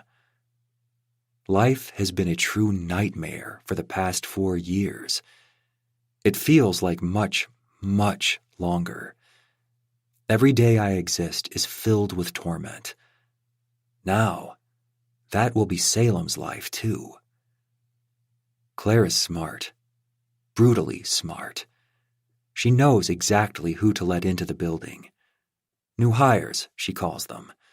She does extensive background checks and learns everything she can about the person. She only picks those without many close friends or relatives. No locals live here, only outcasts and introverts who wouldn't be noticed if they went missing. Nearly 9 million people live in this city. All of us living in this building could disappear, and no one would be wiser. Grains of sand in a vast ocean. I grit my teeth, my armpits drenched in sweat. I really tried to scare Salem into staying away. Tried my hardest. It didn't do any good. Something bad is going to happen to Salem now, and there's nothing I can do to stop it. Chapter 33. I can't think straight. All of this is too insane. It's the truth, though. I can tell that much from Victor's pained expression. I had it completely backwards, all of it. Victor isn't the bad guy. Claire is. Always has been. I swallow around the massive lump in my throat, feeling weak in the knees as Claire's gaze bounces between the two of us. She has a little pouty expression on her face. "What's wrong, Vic? Sad to see another one? You should be, I suppose. Maybe if you hadn't been so careless, she would have had another month or 2 of freedom." Her harsh words, delivered in such a sweet voice, are jarring and scare me almost as much as the gun. This whole time, Victor wasn't trying to kill me. He was trying to protect me. Pieces of the puzzle click into position in my brain, each of them striking me like a punch. The blood on his shirt must have been from his shifts stuffing the pills into the meat. I swallow hard again, thinking of the bloody trash bag. It hadn't contained a body after all, and Victor hadn't lied to the police. It really was filled with meat, only the police weren't made aware of what was in that meat. Victor's words echo through my mind again. "Mind your own business. You won't like what happens to you if you don't." It wasn't a threat. It was a warning. He was trying to help me. He couldn't tell me the truth, not with the amount of cameras Claire has set up all throughout the building. All of it is too much. The realizations continue to rock through me as Claire takes a step toward me, her chic boots clopping across the wood floors. You'll start in the basement soon enough. You definitely have some spirit. I bet you'll be a very productive worker, she says. Pills. This whole thing is about pills. I suppress the urge to vomit as I think about the empty, distant looks I got from the other neighbors I've seen. All of them are Claire's prisoners, forced to work all day before returning to be locked into their prison cell studio apartments at night. Now I understand why I hardly saw anyone. No one is free to leave, and I'll bet Claire has a way of locking and unlocking the apartments remotely, like she can do with the front door. It hadn't been a malfunction at all that day the door wouldn't open. My vision blurs as the reality of my situation hits me. That door is going to remain locked. I can't leave. Glancing back over at Victor, I can see the pain on his face. How long has he been Claire's prisoner? I think of the 2 assault arrests, my blood running cold. Claire. All of it was Claire. Those took place years ago, which means Victor has been here a long, long time. Claire turns back to Victor and flicks the gun to the right. You've been a bad boy again, Vic. Allowing the police to show up here is a big, big no-no. Not to mention all those silly, misguided attempts to tell Salem here the truth. Suddenly, the sweetness drops from Claire's voice as she speaks again, and I get a sense of her true personality. Get in the box, she hisses. Victor pales a little, but slowly walks over to the couch before pushing it to the side. He presses on the secret door and manages to fold his massive body inside. Claire follows him, her voice a low murmur I can't make out as the handcuffs clack shut. She steps back out and smooths her jacket before tilting her head slightly to speak to Victor, with one hand propped on the secret door. You know, I think I'll pay a visit across the hall, too. Anya needs to be made aware of all this unacceptable behavior. Claire, please don't, Victor pleads. His voice is desperate. It only makes Claire's smile widen as she begins to shut the door. Your little girlfriend hates you now, you know that. She said it to me herself in the brief moments I removed the tape and turned the TV down. Oh my God. Understanding slaps me across the face as Claire's words finally reach me. Paying a visit across the hall. She's talking about my next-door neighbor, whom I took to be some sort of inconsiderate night owl. That's not the case at all. It's not some jerk. It's Victor's girlfriend, Anya. She's being tortured in there, forced to stay awake watching a painfully loud television set for hours on end. My heart breaks as I think back to my pounding against the wall, all the anger and indignation I felt. How little I knew. Anya was probably in there screaming for help, and here I was smacking the wall to get her to shut up. I can't breathe. All of this is too much. Too awful. Leave Anya alone, Victor continues to beg. Punish me, not her. Please, Claire, Victor's pleading is cut off as the secret door clicks shut. It's horrifying how the grown man's yelling is now utterly absent. Even straining my hearing, I can't hear a thing. Claire turns back toward me now, her bright smile sending spikes of anxiety shooting through me. There's a look in her eye that sets my mind reeling. She's truly evil, and she's looking right at me. Now that he's been dealt with, it's time to decide what to do about you, she says, tapping the pistol against her lips. I'm pinned against the wall. There's nowhere to run, nowhere to hide. The front door is locked. The windows are painted shut. The only one that isn't is the one in Victor's kitchen, which I now understand is because he was supposed to drop the pill-containing trash bags out the window and onto the pile of bags below. When I left through the fire escape, I should have just run and not looked back. I should have left my meager belongings behind, because now I'm trapped here with a psychopath. Claire nods, seeming to savor my growing horror. There's no box in your room yet. Still renovating the building, you know? But you'll spend the next few days locked in the apartment, I think. Enough time for you to understand. Understand what? I can't think too hard on that because she's coming right toward me. Claire's heel strikes the floor as she raises the gun. The black hole of its barrel points right at me, freezing me against the wall as my chest tightens. She's not going to shoot me, is she? Then something smashes into my head, and everything goes dark. Chapter 34. The world swims around me. My eyelids flutter as I start to lift my head, only to wince and hiss at the explosion of pain that rocks my body. It feels like my skull is cracked. Maybe it is. I lift a hand to touch my aching head, only to find that I can't. I'm handcuffed to something. The harsh metal cuts into my wrist, and my hand has already begun to change colors. I blink at the blindingly white light that glares down at me from above. Where am I? There's movement in front of me. I blink again, clearing my vision a little more. Claire stares back at me, her golden hair falling across her shoulder. There she is, she says. I can't speak. My head hurts too much. It feels like there's a boulder-sized welt on my head. Each breath makes it pulse, sending another shockwave of pain through me. It makes it hard to focus on Claire and comprehend what she's saying. Figure 2 or 3 days should be enough, she finishes. I blink at her again, my eyes brimming with tears. The handcuff chain jingles as I shift position while trying not to throw up. I'm attached to a pipe that runs behind the toilet in my own bathroom. You'll figure out how things work around here soon enough, I expect. You're a smart girl, Claire says with a smile.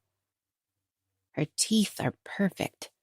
It's all a disguise for the rotten horror that lies beneath. She pulls out her phone again and holds it up in front of me. What are you doing? I mumble, my words coming out slightly slurred. Claire leans to the side so she can see me around her phone. Taking a photo. For the memories, of course. Now hush. There's a click as her phone takes a picture of me, huddled into the tiny space beside the toilet. Spider webs and dead insects litter the cold tile around me. I see splotches of blood, too. Claire pulls her hands back, her pretty eyes taking in the photo. She shakes her head, letting out a little cluck before she holds the phone back up. That one's no good. Can't see your eyes. Camera's up here, sweetie. I snap my head up even though the sudden movement nearly makes me hurl. Screw you, I hiss, spit bubbling out of my mouth and splattering the chipped tile in front of me. Another click. That's much better, Claire says with that same sickening smile plastered across her face. This woman is truly deranged. You'd never know it, though, looking at her, though I suppose that's the point. She's a wolf hiding in plain sight. So innocent and normal-looking, just another girl in the city. I'm ashamed to say I fell for it hook, line, and sinker. Now I'm paying the price. Claire checks out the new photo and then gives a satisfied nod. That's it, then. I'm sure you're feeling a lot of things right now, so I'll leave you to it. Be back to check on you in a couple days. A couple days? My stomach churns at the thought of being stuck in this position for that long. By the way, you should know I emailed your boss at the law firm and gave them your resignation. Taking some time to yourself, Claire says with a giggle. She takes a step closer to me, keenly aware of exactly how much range of motion I have while cuffed to the pipe. Claire squats down, the fabric of her jacket making a little swish noise in the tight space. Our faces are level now. I stare at her, my head pounding and eyes blurry with tears. Everything hurts. Claire flicks her eyes over my face with a nod. You need to understand, this is your life now, she says in a soft voice. My mouth hangs open as I breathe heavily, able to do little more than watch and listen. Claire tongues the inside of her lip. You'll get it soon enough, I expect. Everyone always does. She rises, cheerful once again, the peppy tone the total opposite of how I feel. With that, she turns on a boot heel and starts toward the bathroom door. Why are you doing this? I manage with a wince. Even speaking makes my body tremble with pain.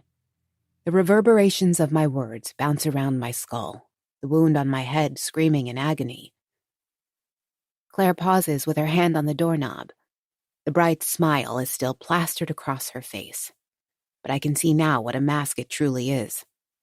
She looks over her shoulder, her twinkling eyes meeting my gaze. Because I can, she says. The simplicity of the statement is the most terrifying thing of all. Claire is a monster. My head drops back down as exhaustion racks my body. Now be good, and maybe I'll consider raising the toilet's water level enough so you can drink it. I hear the door shut, but hardly have the strength to open my eyes. Claire's boots click across the boards, and then the front door opens with a creak. It slams shut a second later, leaving only silence. Chained to the pipe, all I can hear is my own ragged breathing. Even the slightest movement makes my head spin. I don't know what to do, what to think. All of this is so unbelievable, and yet here I am. 2 weeks ago, I was swearing up and down I'd move into any apartment that would have me. What a mistake that was. My scattered thoughts move to Victor, who's chained up inside the hole in his wall, no one to hear his pleas for help. Next door to me is his girlfriend, Anya. I can't even imagine what she's gone through, what all of the people here have. A nightmare. Darkness takes me as I slip into the abyss once again. My eyes snap open. Glancing at the tiny frosted window above the toilet, I can tell it's nighttime now, but I've no idea what day it is. Based on the hunger burning a hole in my stomach, I can assume I've been here a while. My head aches, but it's not the overwhelming, nauseating sense of pain I felt earlier. With my newfound ability to turn my head, I look over myself in the harsh bathroom light. Bloodstains coat my right shoulder. My head must have been tilted to the right against the toilet seat while I was out. I swallow the sense of panic rising in my throat as I lift my right arm again. The handcuff around my wrist is so tight that my hand has gone numb. It's a cold, bluish-purple color, looking almost half dead. There's dried blood there, too. My lips are cracked and dry as I run my tongue over the surface of them. Panic threatens to engulf my mind. All of this is too much. Even if I manage to get free of the handcuffs and leave the bathroom, I'm still stuck in the apartment. No doubt Claire has locked my door from the outside. There's no way to escape. Nowhere to go. Trapped in this building forever. Trapped in my room, like Mom used to do to me. You've been a bad girl, Salem. Bad girls deserve to be punished. My eyes snap shut again as I begin to hyperventilate. It's happening again. It's happening again, and there's nothing I can do to stop it. No. I blink hard, fighting back the tears as I try to remain somewhat level-headed. Mom wasn't able to keep me locked up forever. Claire no doubt knows my history of juvenile delinquency and mental hospital commitments. It's probably why she even allowed me to move in here in the first place. What she doesn't know, what nobody knows, is what happened after my last trip to the hospital. What Dr. DeLuca and I did to Mom, so she could never abuse me again. Chapter 35. I still see her face sometimes, frozen in that final scream before she fell down the stairs. I'd just been let out of another 5-day stay in my room, punishment for begging the mental hospital workers to take me seriously. They took my rambling as a sign of whatever mental illness Mom told them I had, and informed her of everything I'd said. Over those 5 days, I paid for it with interest. I could hardly move, my body was so weak from lack of food. Each day, she pushed a small plate of water under the crack in the door.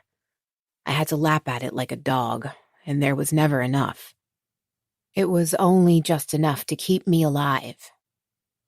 I see the hallway in my mind. Mom in front of me as she drags me by my painfully thin wrist toward the stairs. "Maybe now you've finally learned your lesson," she said. My mind was so scrambled from the lack of sustenance I could barely comprehend her words. Even if I'd wanted to, I didn't have the strength to respond. All I could think of was what Dr. DeLuca had said to me on our final visit before I was released back into Mom's custody. Sometimes the best thing to do is let go. Let go of the beliefs about right and wrong that society has forced you to accept. I saw the handsome psychiatrist's face in my mind then, his kind smile as he looked at me. He really was gorgeous, and in that moment, I understood what I had to do. As Mom reached the top of the staircase, all it took was a nudge from me.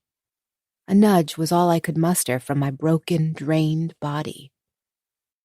A nudge was all I needed. I called Dr. DeLuca after it was over, told him what I'd done through waves of tears. "You did a good thing, Salem," he told me in that calm voice of his. I might have been delirious from dehydration and starvation, but I could have sworn I heard a hint of a smile in his voice. The memory fades from my injured head as I blink away black spots from my vision. I'm back in present time, still in the bathroom, still chained to the pipe. Dr. DeLuca's smirk appears in my mind as he whispers, "You can't control what other people do, only your own actions and response. So choose actions so violent, no one dares mess with you again." He was right, as usual. I can only control my own actions. I won't allow my life to be chosen for me, not this life, which is something perhaps worse than death. Victor and Anya and the other building tenants can't be left to suffer either. Someone has to do something. Just as when the police and the nurses wouldn't help me with Mom, I'll have to do this on my own too. I tug against the handcuff, eliciting an instant burn across my wrist as the metal cuts into my skin again. Red drops of blood well up against the cuff and drip down to the dusty tile. The pipe gives its signature rattle as I pull again, ignoring the flashing pain in my hand. I refuse to let Claire dictate my life, just as I eventually refuse to let Mom. Claire might have destroyed my career, even my life, but she made one fatal mistake. She's underestimated me. Everyone always does. I'm small, anxious, and quick to cry. That doesn't mean I'm helpless. I look down at my Crocs and the bright plastic shoe charms poking out of most of the holes. It hurts to stretch my free arm down to the shoe, but I push through the pain and pop out the skull charm. Instead of the plastic piece that's supposed to be on the underside, there's a small bundle of metal wire and hot glue holding it in place. I was ashamed of my cheap fix in the past, but not now. Now, that piece of wire will be the thing that saves me.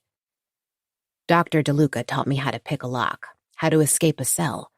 How else could we have our late-night therapy sessions?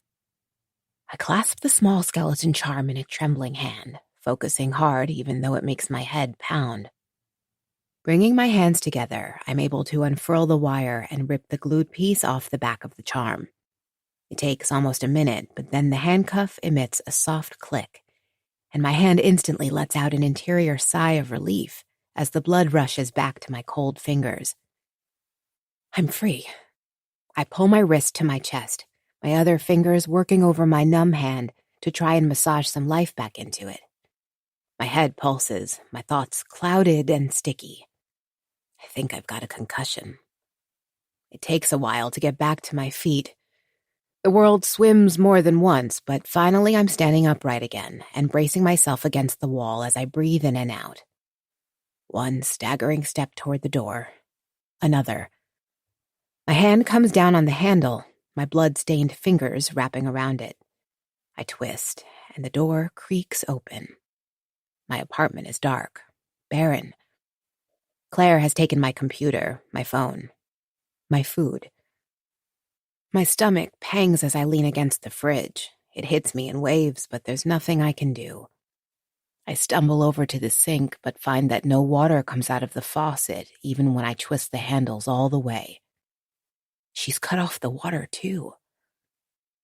I sag against the kitchen sink basin, the crushing state of my situation threatening to overtake me completely. Then a shrill scream rips through the air, the TV next door in Anya's room. Now that I know it's being used as an instrument of torture, the sound doesn't make me angry at my neighbor. It makes me angry at Claire, and that fuels me enough to straighten me back upright. I take a shaking breath and look to my right at the wall we share. I need to get in there and help her. We may not be able to leave the building, but I know for a fact I can pick the locks on these doors. It's what I did to get into Victor's room. My fingers close around the small piece of wire in my grip. I can't give up. I'm starving, but I push any thought of food out of mind. I need to keep my mind as clear as I can. The wound on the back of my head pulses and makes it hard to focus on what I need to do next. If I step out into the hallway and go to unlock Anya's door, Claire will see me on the hallway camera. The jig will be up before it even begins. A siren wails from the television next door, making the thin wall tremble. I blink. That's it. I don't even have to pass in front of the hallway cameras at all. Digging through my cabinets, I find that Claire has taken my dinner knives too. She wants to leave nothing to chance. I step back from the counter, my breathing hitched as I search for something to break through the drywall. I don't care about getting my deposit back, that's for sure. My eyes fall to the bed frame. It's a rickety wooden thing with peg legs about a foot high. I move over to the bed and squat down, feeling a wave of pain wash over me at the sudden change in altitude. My head definitely needs more time to heal, but I simply don't have it. If I don't act now, I'll never be able to. The leg comes unscrewed easily. It's some light type of wood, maybe poplar. It doesn't really matter. Gripping the wooden block between both hands, I turn toward the shared wall again, my jaw clenched. This is it. I don't know what I'll find on the other side in Anya's room. Given how sadistic Claire is, it certainly won't be anything good. My chest tightens, but I remain strong. I refuse to submit to her. It's only a couple steps to the wall. The closer I get, the louder the television seems to blare. The surface of the drywall is cold to the touch as I run my fingers across it. The paint is chipped and stained.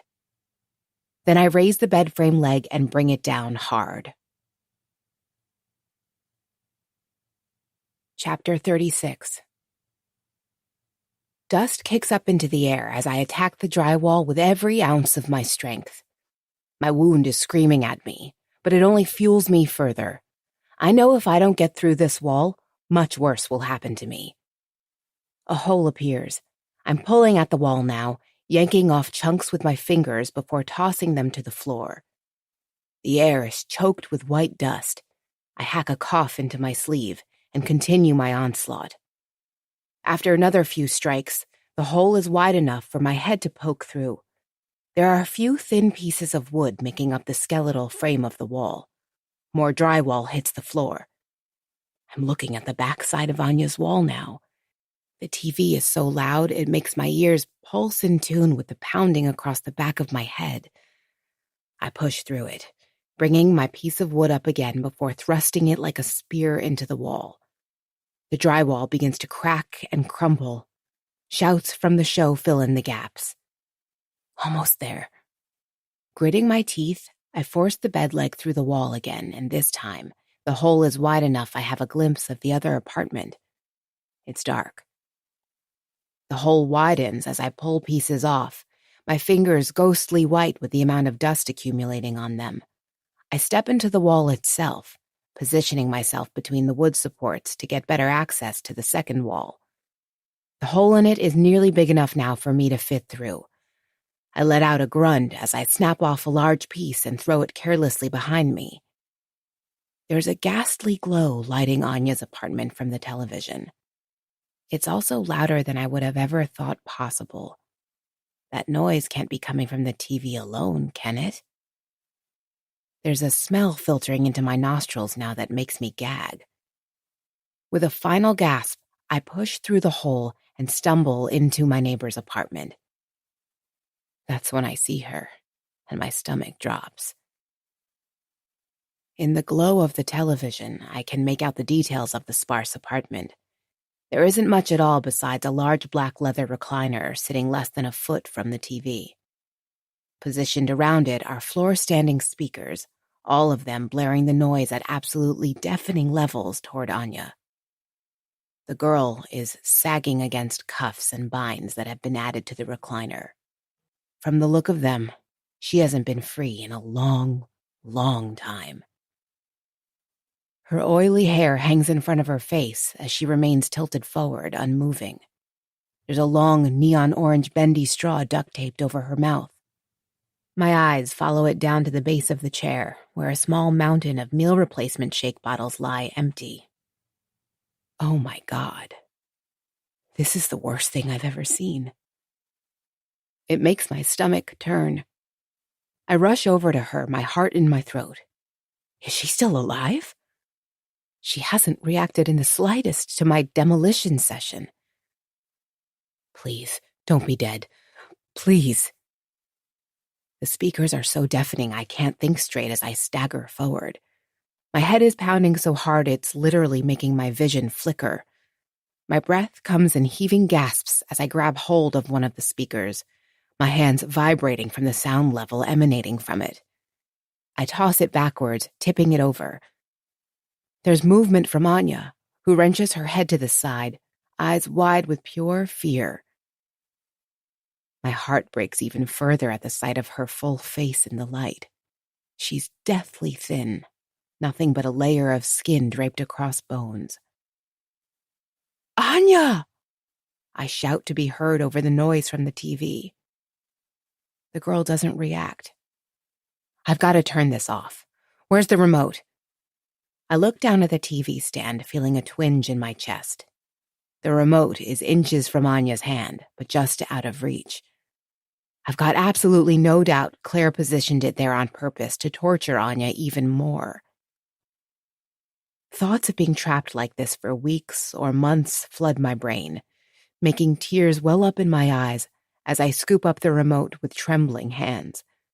I click off the television, draping a merciful blanket of silence over the apartment. My ears continue to ring with the ghosts of the TV's sound. Anya is so weak, she literally can't keep her head turned toward me. It sags downward again as a string of saliva falls from her lips. The bendy straw seems to glow in the light as it flexes with her movement. I bend down in front of her and carefully peel the duct tape from her mouth. Anya lets out a gasp at the freedom. Who are you? She pants. Her words come out in little more than a whisper. I can hear some sort of light Eastern European accent. I moved in next door. Anya's head shakes back and forth with the slightest movement. I cannot hear you, she whispers. Her hearing has been totally destroyed by the oppressive noise level forced on her night after night. Waves of guilt crash over me as I think of all the days I sat in my room complaining about the noise. I could have done something if only I'd known. My head whips back and forth as I look around the apartment. I hold up a finger to tell Anya I'll be right back, and then move into the kitchen area. A search of the drawers reveals one pen, but no paper. The bathroom. I stalk over to the bathroom and pull the door open. Flicking on the light reveals a toilet that has not been cleaned in months. It's practically a swamp now, filled with dark green and black mold that is literally growing out of the bowl. The sink is in a similar state. I grab the roll of toilet paper off the holder and step back into the main room. If the bathroom looks like that, That means Anya's had to. Another shiver runs through me as I look at the poor girl. That explains the smell in here. She's been soiling herself for months. Claire is truly the worst human being I've ever encountered or even heard of. Hurriedly, I bring the roll back over to her and pull off a couple squares so I can scribble down something. Next door neighbor. I hastily write in pen before holding it up in front of Anya. The skeletal girl blinks in acknowledgement. Is Victor okay? She whispers, her voice cracking. Chapter 37. Everything this girl has been through, and the first thing she asks is about someone else. That warms my heart a little bit. Claire was lying to Victor when she told him Anya hated him. Despite everything Claire has done to this girl, she didn't break her spirit. Anya is a fighter. I squat down beside the chair, trying not to wrinkle my nose at the odor emanating from it. I've got to get her out of here. The locks don't stand a chance against my trusty paperclip lockpick, and soon enough I have her left arm free. As I throw off the cuff and get a full look at her arm, my heart catches in my throat. It's so thin I can literally see the entire outline of her bones. She's been fed just enough to keep her alive, and then only barely. A shiver runs across my back and scalp as I round the other side of the chair to work on the other arm. Anya hasn't even lifted her free arm. I don't think she can, having not used those muscles in so long. Once both arms are free, I crouch down and get her legs undone. After that, it's the binds around her chest that hold her upright. It's some sort of metal cable that has buried itself in Anya's skin long ago. The sight of the dried blood and half-healed wounds make me sick again, but I keep myself together enough to get the lock holding the cable taut undone. It clatters to the flooring with a dull thud, and then she's free. Without the cable keeping her upright, Anya tips forward like a rag doll, bending almost in half as she lies there. I race back around the chair and push her upright. Her eyelids flutter as she tries to speak, her cracked lips coming together before going slack again. She's too weak. My eyes go back to the kitchen. From what I know of Claire, she's probably got the fridge stocked with plenty to eat. In fact, I'll bet she's probably sat and gorged herself on a large meal while making Anya watch. As I pull open the fridge, I find that I'm half right. Every shelf is stocked with a meal replacement shake of some kind. Claire must do her torture shopping in bulk. I pull out a couple bottles and shake them up before bringing them over to Anya. The crack of the seal on the cap sends her eyelids fluttering open again as I gently tilt her head back. "Drink this," I say, even though I know she can't hear me. Anya seems to understand regardless, and allows me to hold onto her forehead to keep her upright. Her mouth drops open, and I tilt the shake against her lips, and then a little more, allowing the liquid to flow. The first couple of gulps are weak and almost imperceptible, but as sustenance flows through her, I can see her beginning to swallow with more effort. After 2 more shakes, I toss the empty bottles to the side and wipe Anya's lips with the toilet paper. "Thank you," she whispers to me. There are tears in her eyes, and now I'm tearing up too. The fact she's so grateful for such a meager amount of food absolutely shatters my heart. I watch as she tries to lift her arm, the sinewy strings of muscle she has remaining straining beneath her pale skin. Her hand comes up an inch before dropping to the chair arm as she lets out an exhausted breath. "How long have you been here?" I ask. I'm afraid to hear the answer, but know I need to. Anya shakes her head again. She can't hear me. I write out the question on the toilet paper and hold it up. Her pretty brown eyes flick over the sheet a second before she swallows and runs her tongue across her lips. 3 years, she says. Another chill runs through me. 3 years. 3 years spent trapped, unable to move more than a couple muscles. I don't know how she's even still alive. It's a testament to her inner strength. I'm ready to be done now, she says. It's a joke, and despite the horrifying circumstances, I can't help but let out a little laugh as the tears stream down my cheeks. With some nutrition in her stomach now, I can see that tiny spark of life in her grow brighter. I'll bet Claire hated that the most, and it makes me even more proud of Anya. She never broke. We're going to get out of here, I say before remembering she'll have had no idea I spoke, and write down the message to her. Cameras, Anya says. She does a small gesture with her head toward the hallway. I nod. I write out a question, asking if she wants more food or water. This time, Anya is able to lift her trembling arm enough to point a bony finger at water. I head off to the fridge again and find a couple bottles in the back. They're old, but it doesn't matter at this point. My own throat tightens at the sight of them. I haven't had anything to drink in over a day now, either. Still, I wouldn't dare complain, not after seeing the state Anya is in. She needs this much, much more than me. I carry the plastic water bottles back over to her and twist off the cap.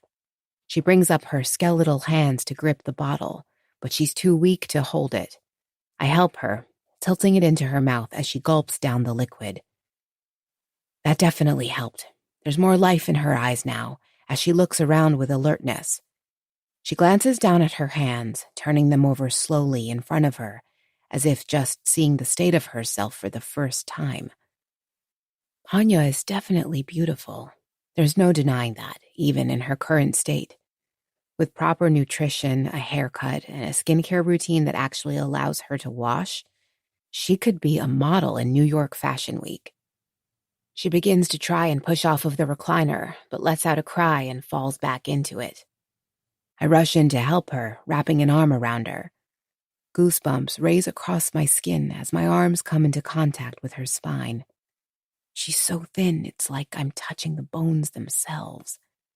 Her legs have completely wasted away from 3 years of disuse. Even though it makes my head pound in agony, I manage to hold her upright. She weighs practically nothing, which makes my job a little easier.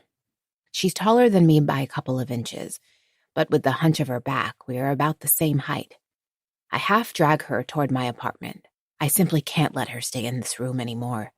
Just looking around at this torture chamber makes me feel sick.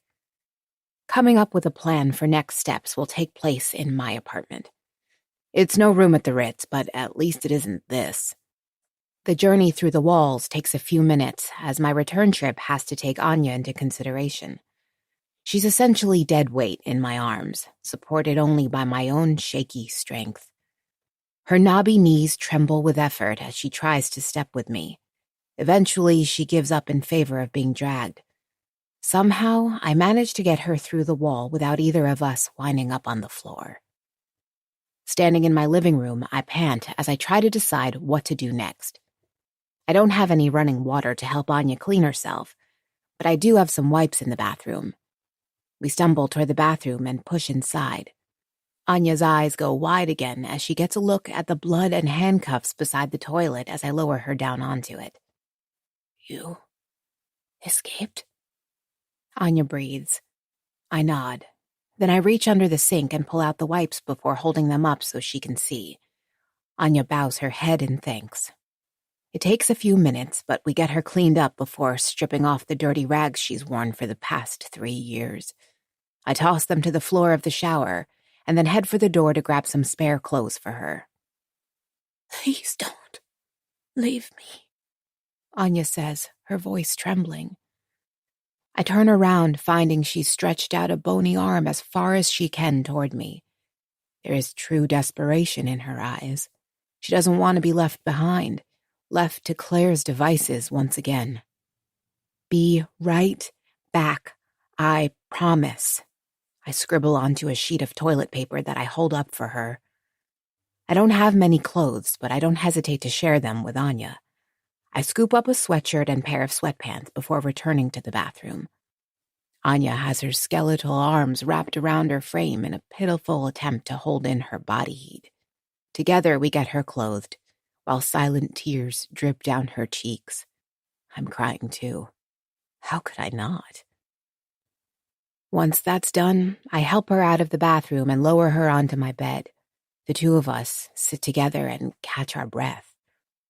"Thank you," she says. Her voice is a little stronger than before. I say nothing, only pull her into a hug as I bite my lip to keep from outright weeping. This is no time to fall apart. What this girl has been through is truly awful, but it isn't over. We hold each other for almost a minute before separating. Anya lets out another sob, and then lowers herself to my sheets, pulling her legs up to her chest until she's in the fetal position. In another few minutes, she's out cold. I can't imagine how desperate she must be for a decent night of sleep. The wind buffets the windows, drawing my attention away from the girl and back to them. I think back to my wooden bed frame leg. If I use it to break the glass, I might be able to scream for help. I'm deep in the alley, but there's a small chance someone could hear me. Anya breathes deeply as she drifts off beside me, her body curled inward like she's still bound. I retrieve the wood leg and grip it tightly between my fingers. Since Anya is deaf, she won't hear a thing. Squaring up against the first pane of glass, I ready myself. Do I have enough strength left? All the demolition I did to the drywall, alongside carrying Anya in here, has left me drained. I'm suffering the effects of no food and water, too. My throat is cracked and dry, feeling like a desert as I swallow painfully. Realizing I have to take care of that first, I slip back through the wall and pick up a few more of Anya's shakes. They go down in seconds, making me feel a little better, but not entirely satiated. Nothing can replace real food. I imagine that's something Anya understands very well. Somehow I manage to lift the bed leg with my trembling arm and hurl it into the glass. The wood slams against it, only to bounce back like it's hit a trampoline. I'm thrown to the floor where I land hard on my elbow, letting out a yelp as spots dance across my vision. The thing ricocheted and hit me in the head. I raise my eyes to the window pane, which rattles ever so slightly from the impact. There isn't so much as a scratch. Of course, Claire had the windows replaced with bulletproof glass. I should have known she'd think of that. With a wince, I push myself upright and glance over at Anya to see if I've disturbed her. She hasn't moved in the slightest. The windows are out then. The only one that does open is in Victor's apartment, but the moment I leave my room, Claire will know. Something tells me I won't be able to get help before she could make it back here. Clambering to my feet, I force my concussed brain to think. It's soupy now from the lack of food, sleep, and from my injuries. My gaze returns to Anya, laid out atop my covers. Tears prick at the corners of my eyes as I watch her tiny chest rise and fall. How much Claire has taken from her.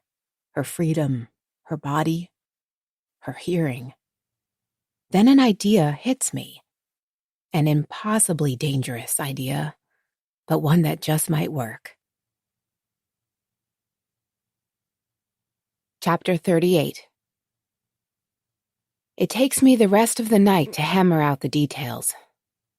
I don't know if I'm hallucinating or just delirious, but it's the only plan I've got. I can't see another way. As much as I hate it, the plan requires a couple journeys back into Anya's torture chamber. By the time I finish preparations and take a look around, light is filtering in through the windows. I've gone another night without sleeping. My stomach is absolutely begging me for food now. Its persistent cries ring through my head as I sit on the edge of my bed, hands wrapped absent-mindedly around my tummy. With Anya still asleep, I head back through the wall and fill up my arms with the meal replacement shakes, bringing as many as I can carry back to my studio. I suck down 2 of them immediately, relishing the taste as it floods down my throat. The rest of them I put in the fridge. It's some cheap, no-name store brand, but it's the best thing I've ever tasted. They help to quench my thirst a little, too. The only thing to do now is wait for Anya to wake. For my plan to work, I'll need her. I can only hope she'll have enough strength to play her part. My plan is a risky one, but I can't see any alternative. If I sit and wait for Claire to come back like she said she would, she'll discover I've freed Anya and punish us both. A shiver runs through my body at that thought. No, we can't afford to wait. The time to act is now. I have no doubt that when I cross the hall to free Victor, Claire will know. She'll head toward the apartment, and that's when the clock starts ticking. A pulse of adrenaline kicks through me at the thought of all the things that have to go right. Dark thoughts tear through my brain, their jeering smiles telling me how I'll fail. Balling my fists, I fight back against the fear. I'm done being taken advantage of. Done. After another hour, Anya wakes up. She slowly pushes herself upright, shaking like a leaf from the strain of even that much effort. I rush over with a couple more meal replacement shakes in hand. This time, she's able to hold the bottle, though her grip looks weak. I'm ready on standby in case her arm gives out. As she gulps down the shake, I pull the roll of toilet paper over to me and begin to write. I have a plan to escape, I write. Anya's brown eyes flick over my words. She nods. It takes me almost 5 minutes of writing to explain what I need her to do. But once it's finished, I glance up at Anya's face to gauge her thoughts. Her pale jaw is set in determination. That spark I saw in them yesterday is afire now, ablaze within the pools of her irises. I can do it, she says. I can tell by her tone of voice she means it. She may be weakened, but she's not out of this fight. With a nod and another hug, I stand. Now that she knows the plan, it's time for me to get it started. I finger the paperclip in my pocket. Surprisingly, my hand no longer trembles. I'm still terrified, yes, but there's something else simmering just behind that feeling. Something deeper and stronger. Determination. I can't let Anya and Victor and the rest of the people trapped in this building down. Making my way to the apartment's front door, I pause a moment in the entry hall and settle my breathing. My fingers wrap around the doorknob. Unsurprisingly, it's locked from the outside. Once I pick this lock and cross the hall, Claire will know something is up. The clock will start. Everything has to go perfectly from there on out. One final breath, and then I drop down to a knee to pick the lock. It doesn't take long to hear the telltale click. Before I can overthink anything, I pull open the door and move across the hallway. As I fall to a knee again and get to work on the lock to Victor's room, my skin feels like it's on fire. It's like I can feel Claire's gaze beating down on my back from the camera in the corner. Who knows how far away she might be? I need to do this as quickly as possible. My fingers are damp with sweat, and it takes me a little longer than it should to finally get the door unlocked. I swipe a hand across my forehead and open the door inward. Besides my footsteps on the wooden floorboards, it's absolutely silent. The total lack of noise from the otherwise normal apartment sends a chill down my spine as I race for the couch. The living area looks completely untouched, almost like no one has ever lived here. I shove the couch to the side to expose the secret door in the wall and press my fingertips against it. In seconds, it's open. "Victor?" I ask, my voice breathless. My heart is pounding hard, making my voice quiver a little as I speak. Claire is on her way here. From my position outside the secret room, I can't get a good look at Victor. He hasn't responded, which makes my heart pound even harder. Finally, there's a rustling of fabric from inside. He's still alive. "I'm coming in," I say. Then I'm crawling through the opening, my knees and palms scrambling across the rough flooring before I'm able to stand again. It's pitch black in here, save for the small slice of light filtering in from the hatch opening. My eyes need a few moments to adjust, but I can just make out the outline of Victor's sagging figure, his arms suspended overhead in the handcuffs. "Salem," he says, my name emerging from his dehydrated lips in a broken whisper. It sounds like he thinks I might be a hallucination. Hurriedly, I get to work on the first cuff. Once it's unlocked, the top part of the cuff drops open and Victor's arm flops out like a rag doll. He lets out a groan as the entirety of his body weight is being held up by his left shoulder now. It's tight, but I manage to inch around the front of him to get access to the second cuff. Victor raises his head to look up at me, his dark eyes widening as he realizes this is actually happening. How did... I shake my head. No time to explain right now. I make quick work of the second handcuff, and finally Victor is free. Slowly, he manages to get to his feet. For a moment, I think he's going to topple forward and crush me against the wall, but he finds the strength to stand, bracing the wall. Can you walk? I ask. He swallows and nods. His lips are so dry they're bleeding. I'm out first, and then Victor ambles through after me.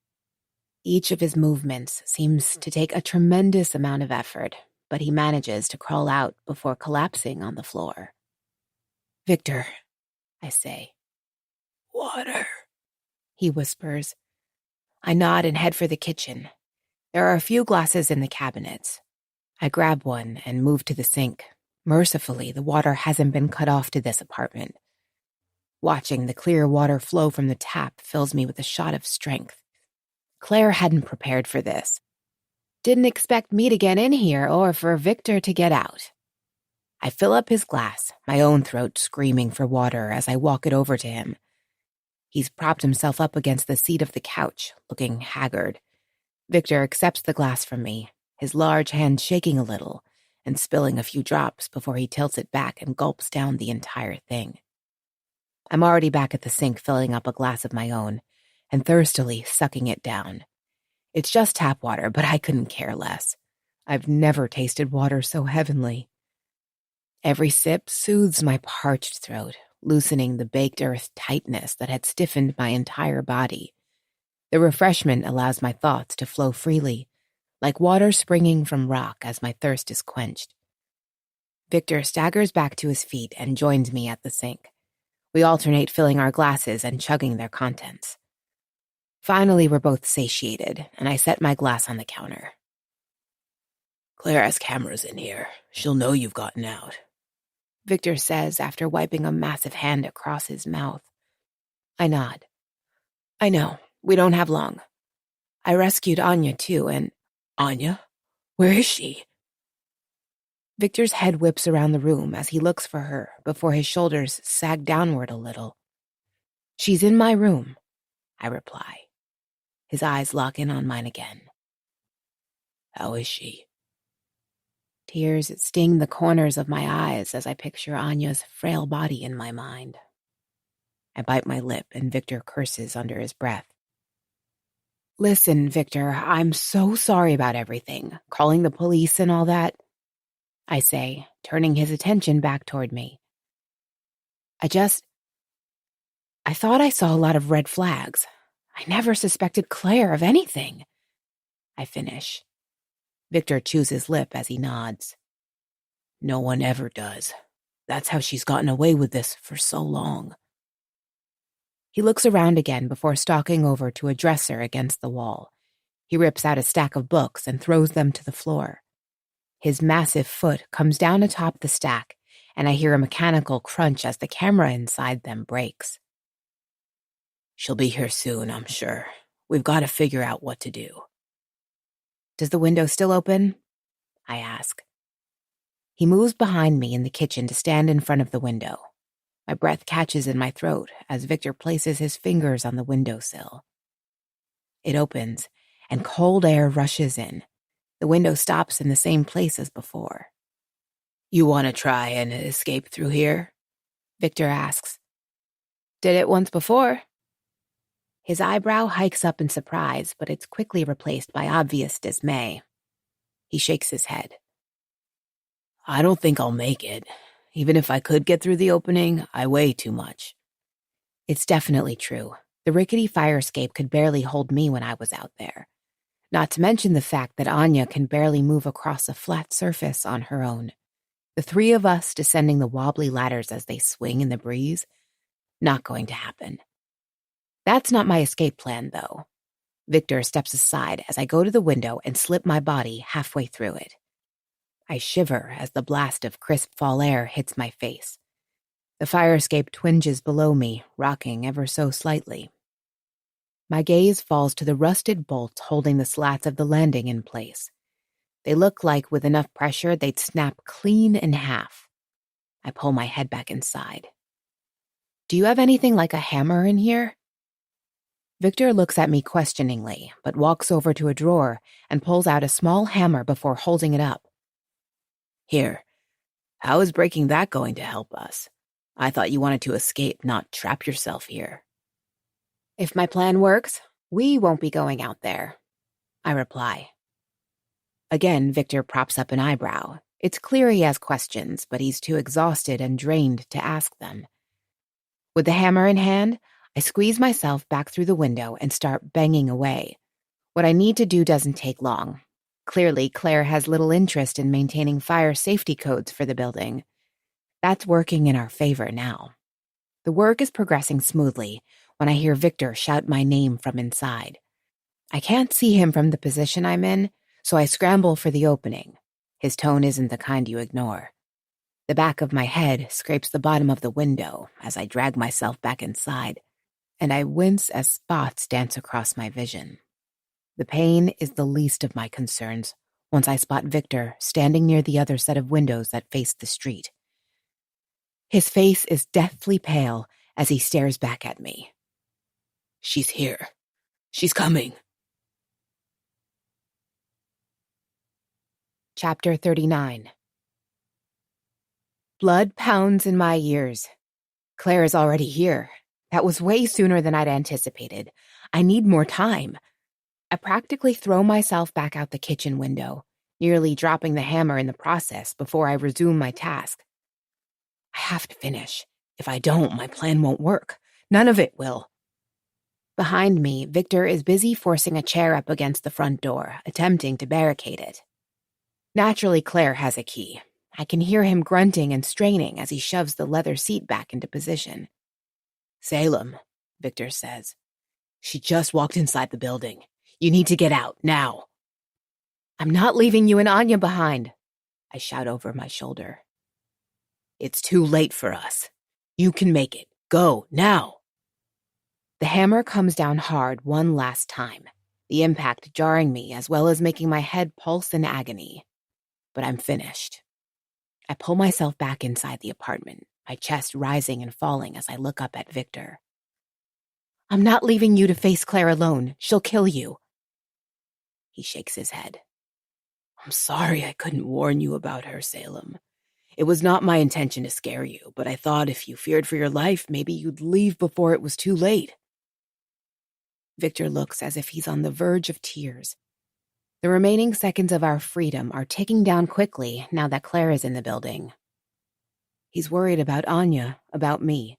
I can't imagine what this poor man has been through over the past few years. Footsteps on the tile outside. Both our heads whip toward the hallway as my heartbeat shifts into overdrive. Is that Claire? I don't hear anything else, the hallway having gone completely silent. Victor holds up a large hand, signaling for me to stay where I am as he creeps across the floorboards. Then a loud pop shatters the air. My hands fly up to cover my ears as I scream in surprise. Was that a gunshot? I blink away the spots in my vision and find Victor on the ground, his hands clutching his side. My mind can't process what I'm looking at, even as the blood begins to pour out from between his fingers.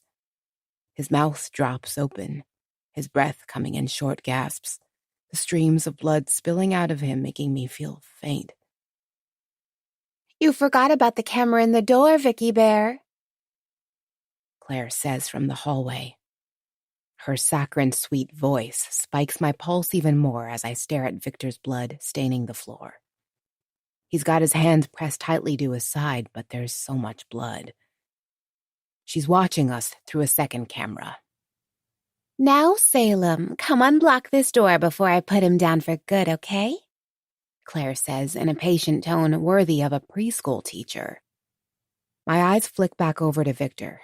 He's panting, his shoulders rising and falling rapidly. He's propped himself up against the wall, blood pooling around his feet. I have no choice. I have to let her in. If I don't, Victor is dead, and then she'll come for me anyway. Every footstep feels like a step toward death as I move toward the door. Salem, Victor gasps. He's pleading with me, but I don't know for what. We don't have a choice. Claire will shoot him again if she doesn't get her way. I have no doubt about that. There's a good girl, Claire calls out from behind the barricaded door.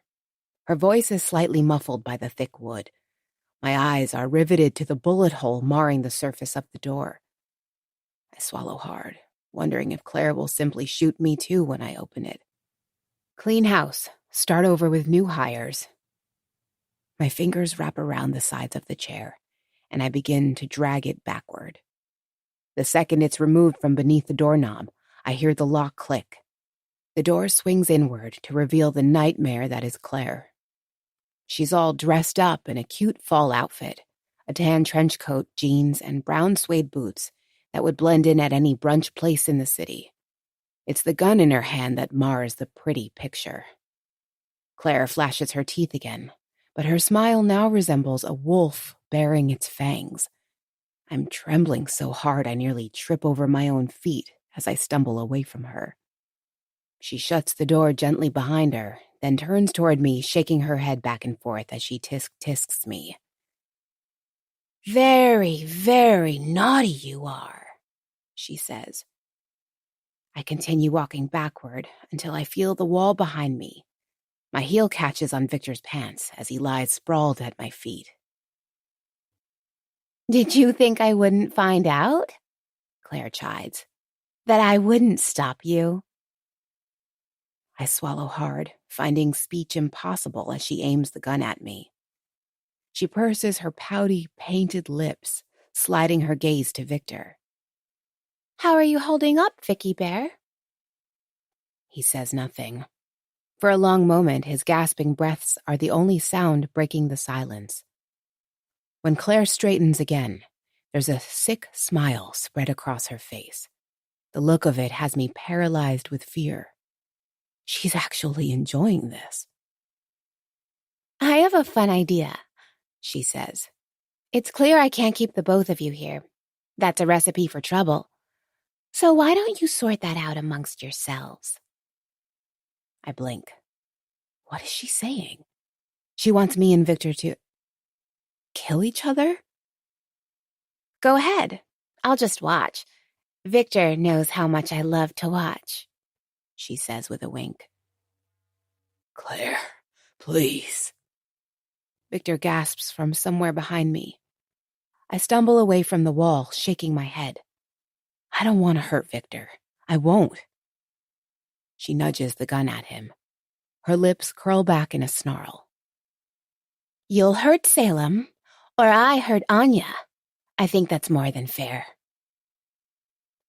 There's the real Claire, the sadistic psychopath who revels in the pain of others.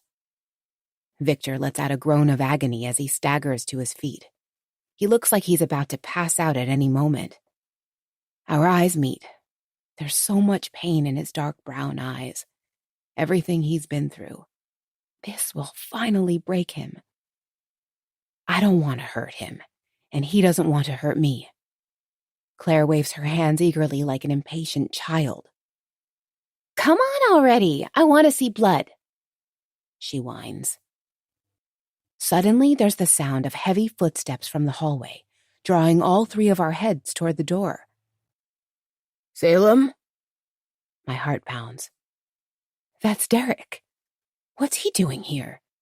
He's outside my door now, knocking hard. Salem, are you in there?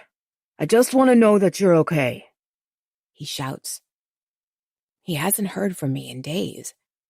In some strange twist of irony, Is Derek going to be the one who saves me?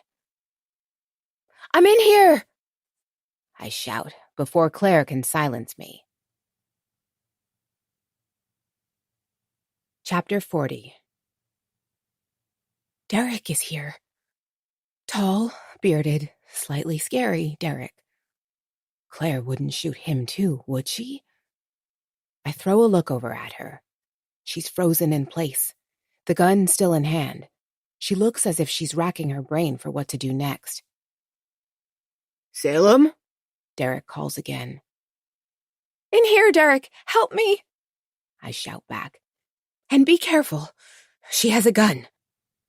Claire whirls around, waving the weapon wildly as I throw myself down behind the kitchen island. I hear the door swing open. Derek calls my name again. Salem, is that you? Whose apartment is this? What's... The questions cut off abruptly as Derek spots Victor and the blood on the floor around him. All of us are staring at Derek, and he at us. His gaze shifts around the room, bouncing from person to person. Derek, thank you for coming, I say, my words breathless as I push myself back to my feet. Claire has lowered the gun. Apparently, she's unwilling to shoot a random person, probably because she doesn't control all the variables. For all she knows, he told someone he was coming here. Someone could report him missing, and the police could track him here. Or check his cell records and follow the trail to the apartment. We're her playthings, but not Derek. He's a free man. He takes another step into the room, his eyes wide. What happened? He asks. Then his gaze falls to the gun in Claire's hand. She's insane. She's trapped me here, I say, the words coming out in a rush. She handcuffed me to the toilet. Derek blinks and looks around again. Are you okay? I take a deep breath and nod, just relieved that this horror show is over now. To my surprise, however, I find that Derek is shaking his head.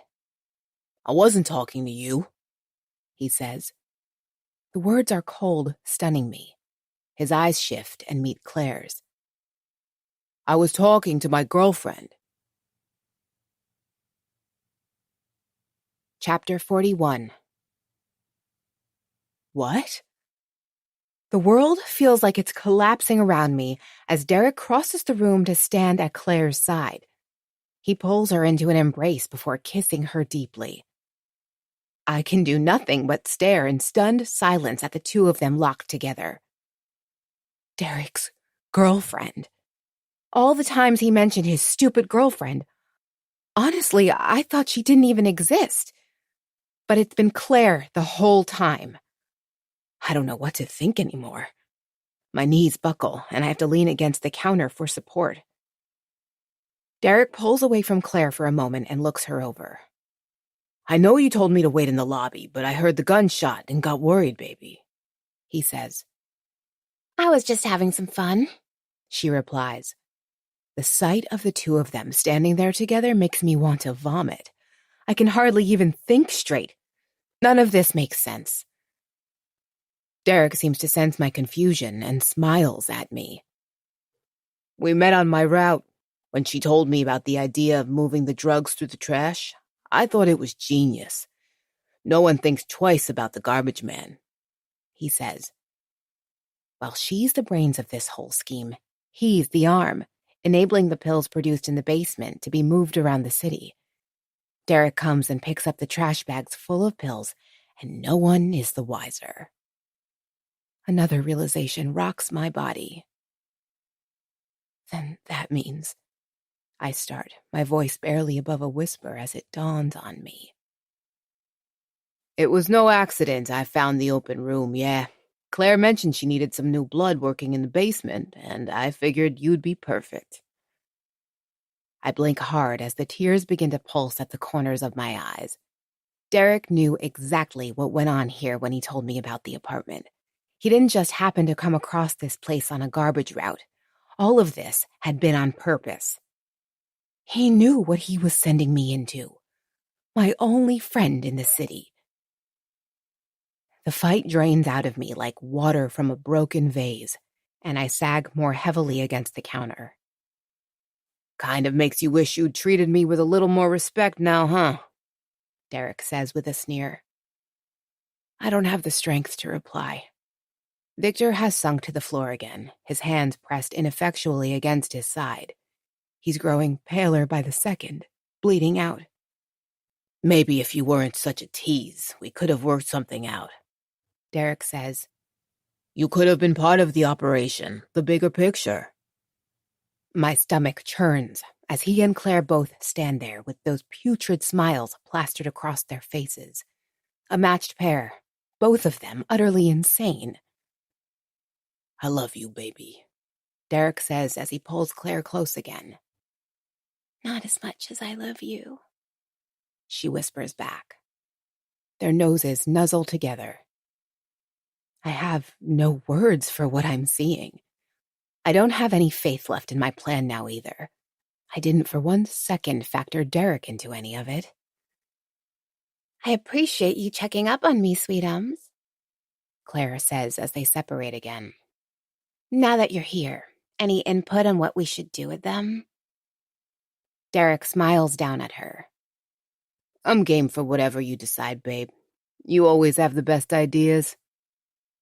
She beams at him. I grip tight to the countertop so I don't keel over. Victor looks barely conscious against the wall, his chin sinking lower and lower into his chest. He's running out of time. So am I. I don't even want to imagine what sick things Claire will come up with to punish me for breaking free. Where are you, Anya? It's all up to her now. My life rests in her fragile hands. My chest tightens as I picture her passed out again, too weak to enact my plan. If that's the case, I'm as good as dead already. Claire and Derek both turn toward me. Their predatory gazes make my legs tremble. I think I want to put that paperclip she used in her eyeballs, Claire says. Derek nods. Great idea, honey. Poetic, even. They both step toward me in unison as Claire flashes another vicious smile. My hands come up in front of me. I've got nothing else to defend myself with. A loud pounding at the door freezes all of us. Claire's head whips over in sync with Derek's. Even Victor stirs and lifts his head. This is the police. Open up! Chapter 42. The world bursts into chaos as shouting fills the hallway, more voices demanding for the door to open. Claire and Derek scramble back farther from the door, clearly in shock. How did she call the cops? I thought you took all the phones. Derek hisses at her. I did, she snaps back. Her head pivots wildly as she white-knuckles the gun in her hand. Judging from the pounding at the door, the police will be inside at any second. It sounds like there's a whole troop of them out there. Anya was able to complete her part of the plan. A gust of wind blows through the open window in the kitchen, the cool air lifting the blonde hair off Claire's face. I can practically see the gears turning in her mind as she comes to a conclusion. The fire escape. Derek sees where she's looking and nods rapidly as the banging starts again. Open up right now, the officer's voice calls. That's how Salem got out last time, right? Let's go. Hurry, Derek says, pushing Claire toward the open window. I scramble out of the way as the two of them rush for the window. More pounding at the door, followed by more shouting. Break it down, one of the cops hollers. Claire is the first to approach the window and stands there a moment as the wind blows in again and rustles her hair. What are you doing? They're gonna be in here any second, Derek urges through gritted teeth. She turns back around. You're right, they are. And they need a culprit, she says. Derek doesn't have time to respond before the bullet buries itself in his chest. He staggers backward, blood pouring from the wound, while Claire slides neatly through the open window. Derek bounces off the kitchen island and then topples over, his motor function rapidly failing as the blood gushes out. I leap back to avoid his falling body, and he lands hard on the tile, his head smacking down with a sickening thud. Looking up at the window, my eyes meet Claire's for a brief second. She flashes me a smirk before stepping all the way out and disappearing home free. Or so she thinks. A moment later, her scream rips the air as the fire escape landing gives way beneath her. I rush to the window and stick my head out, my heart pounding. Claire is sprawled on the pavement far below, her arms and legs bent at odd angles. The wind blows her brilliantly blonde hair across her face, which is frozen in a wide-eyed death mask. My eyes drift to the black trash bag sitting in the alleyway beside her. I watch the breeze ripple across the plastic another moment before pulling my head inside, relief washing over me in powerful waves. I feel like crying. It's all too much.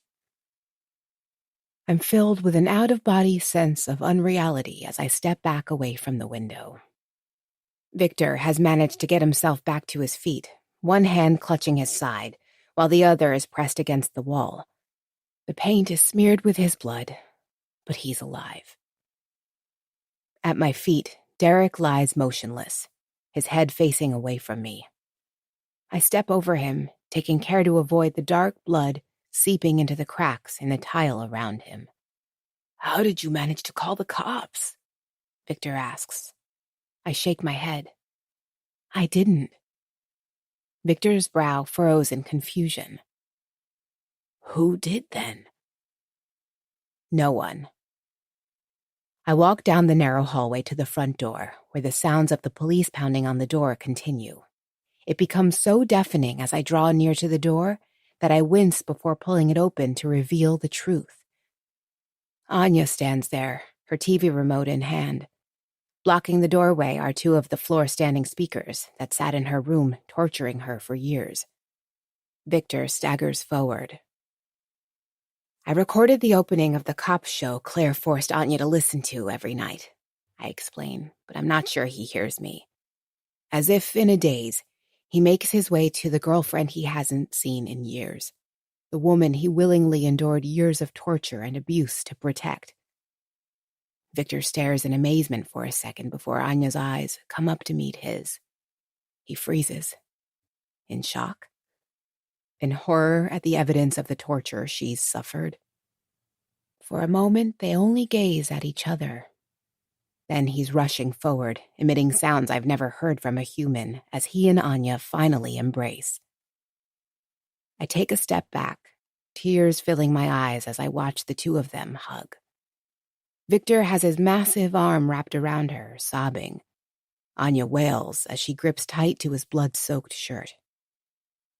It's just the two of them. I did it. It's finally over.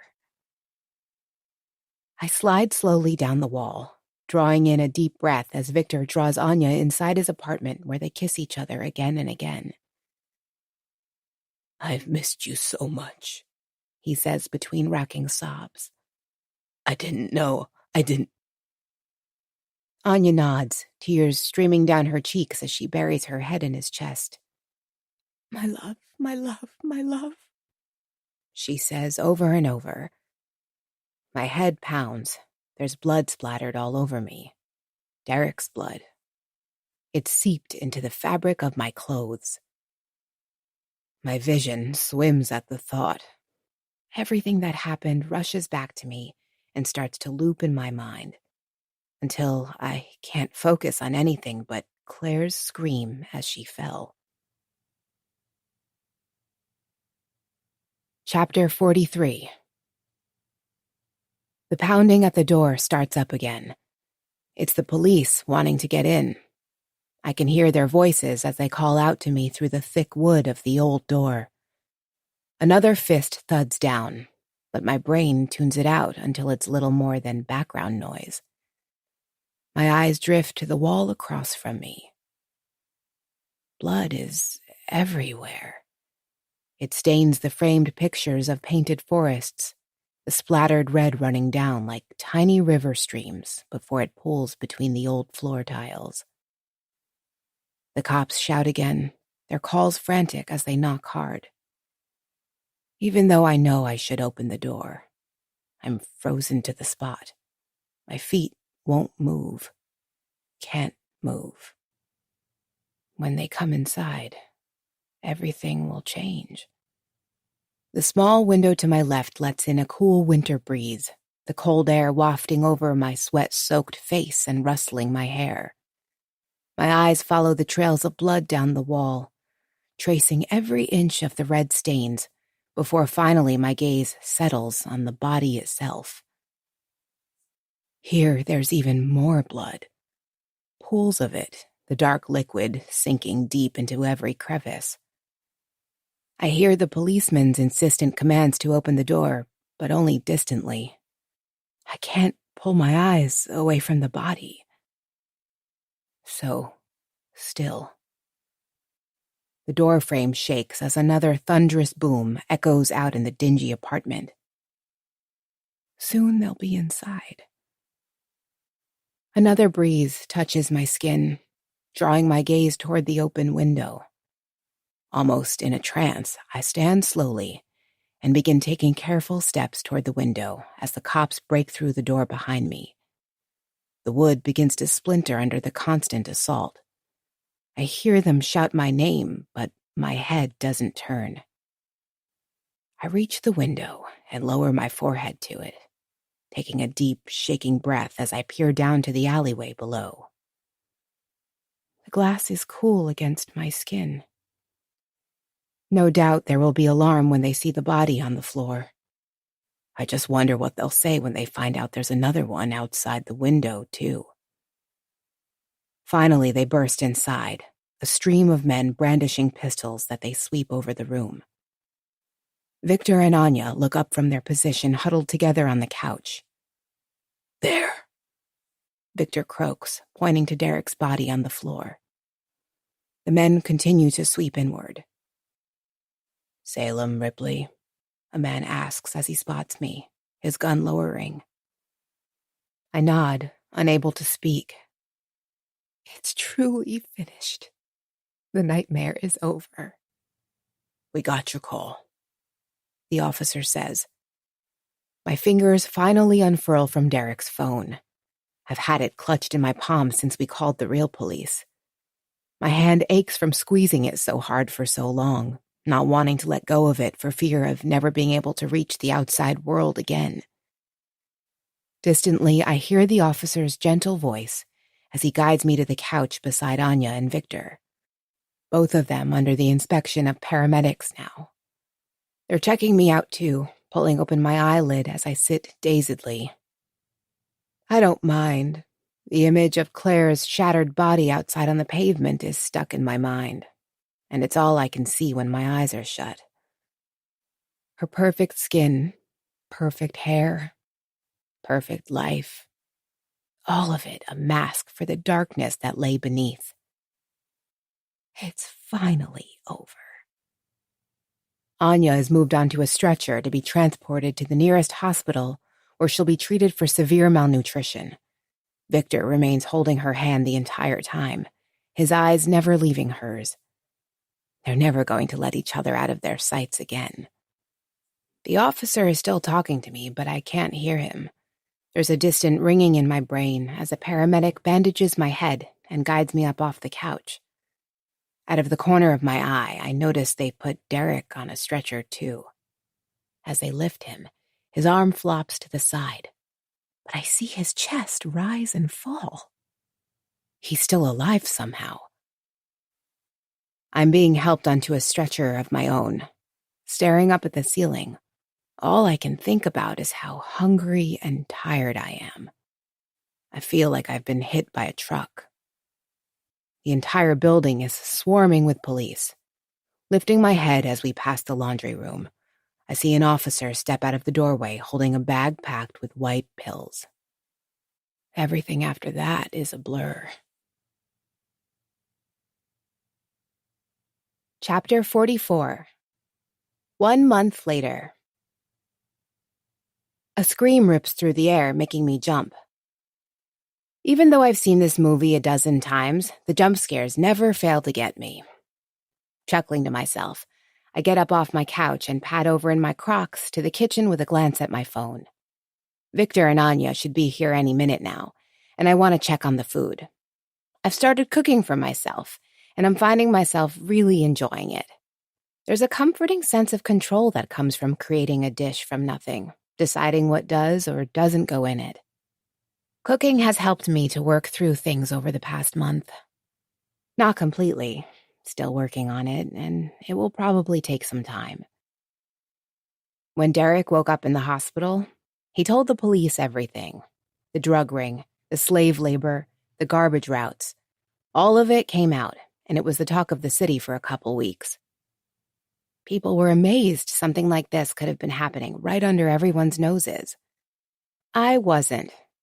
It's easy to overlook things when life moves at such a fast pace, as it does in New York City. Once the media had their fill, they were on to the next story. Of course, it's a little harder to move past when you're part of the story. I'm trying, though. It took some concentrated effort, but I've been putting myself out there more. Leaving the apartment, seeing the city, meeting people. That's been good for me, even helped me land my current place, a tiny studio in Hell's Kitchen. Who knew having human connections could be so beneficial? Dr. DeLuca would be proud of me. There's a knock at the door.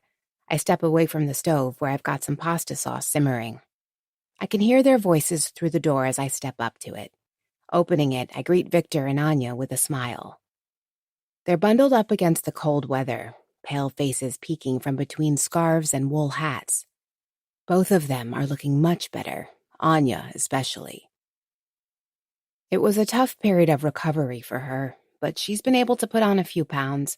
She has to walk with a cane for now while she rebuilds her leg muscles, but knowing her spirit, she'll be free of it soon. Unfortunately, her hearing has been permanently damaged, leaving her mostly deaf. One final parting gift from Claire. "We brought this," Victor says as he offers a brown bag with a wine bottle inside. "I hope you like flavor," Anya says in her slightly clipped English. "I'm sure it's fantastic," I say with a smile as I accept the gift and usher them inside. The two of them begin stripping off their scarves, hats, and gloves in the warmth in my apartment. I shut the door and follow them inside. "Looks good," Victor says with an approving nod as he appraises my place. I have to admit I'm proud of it.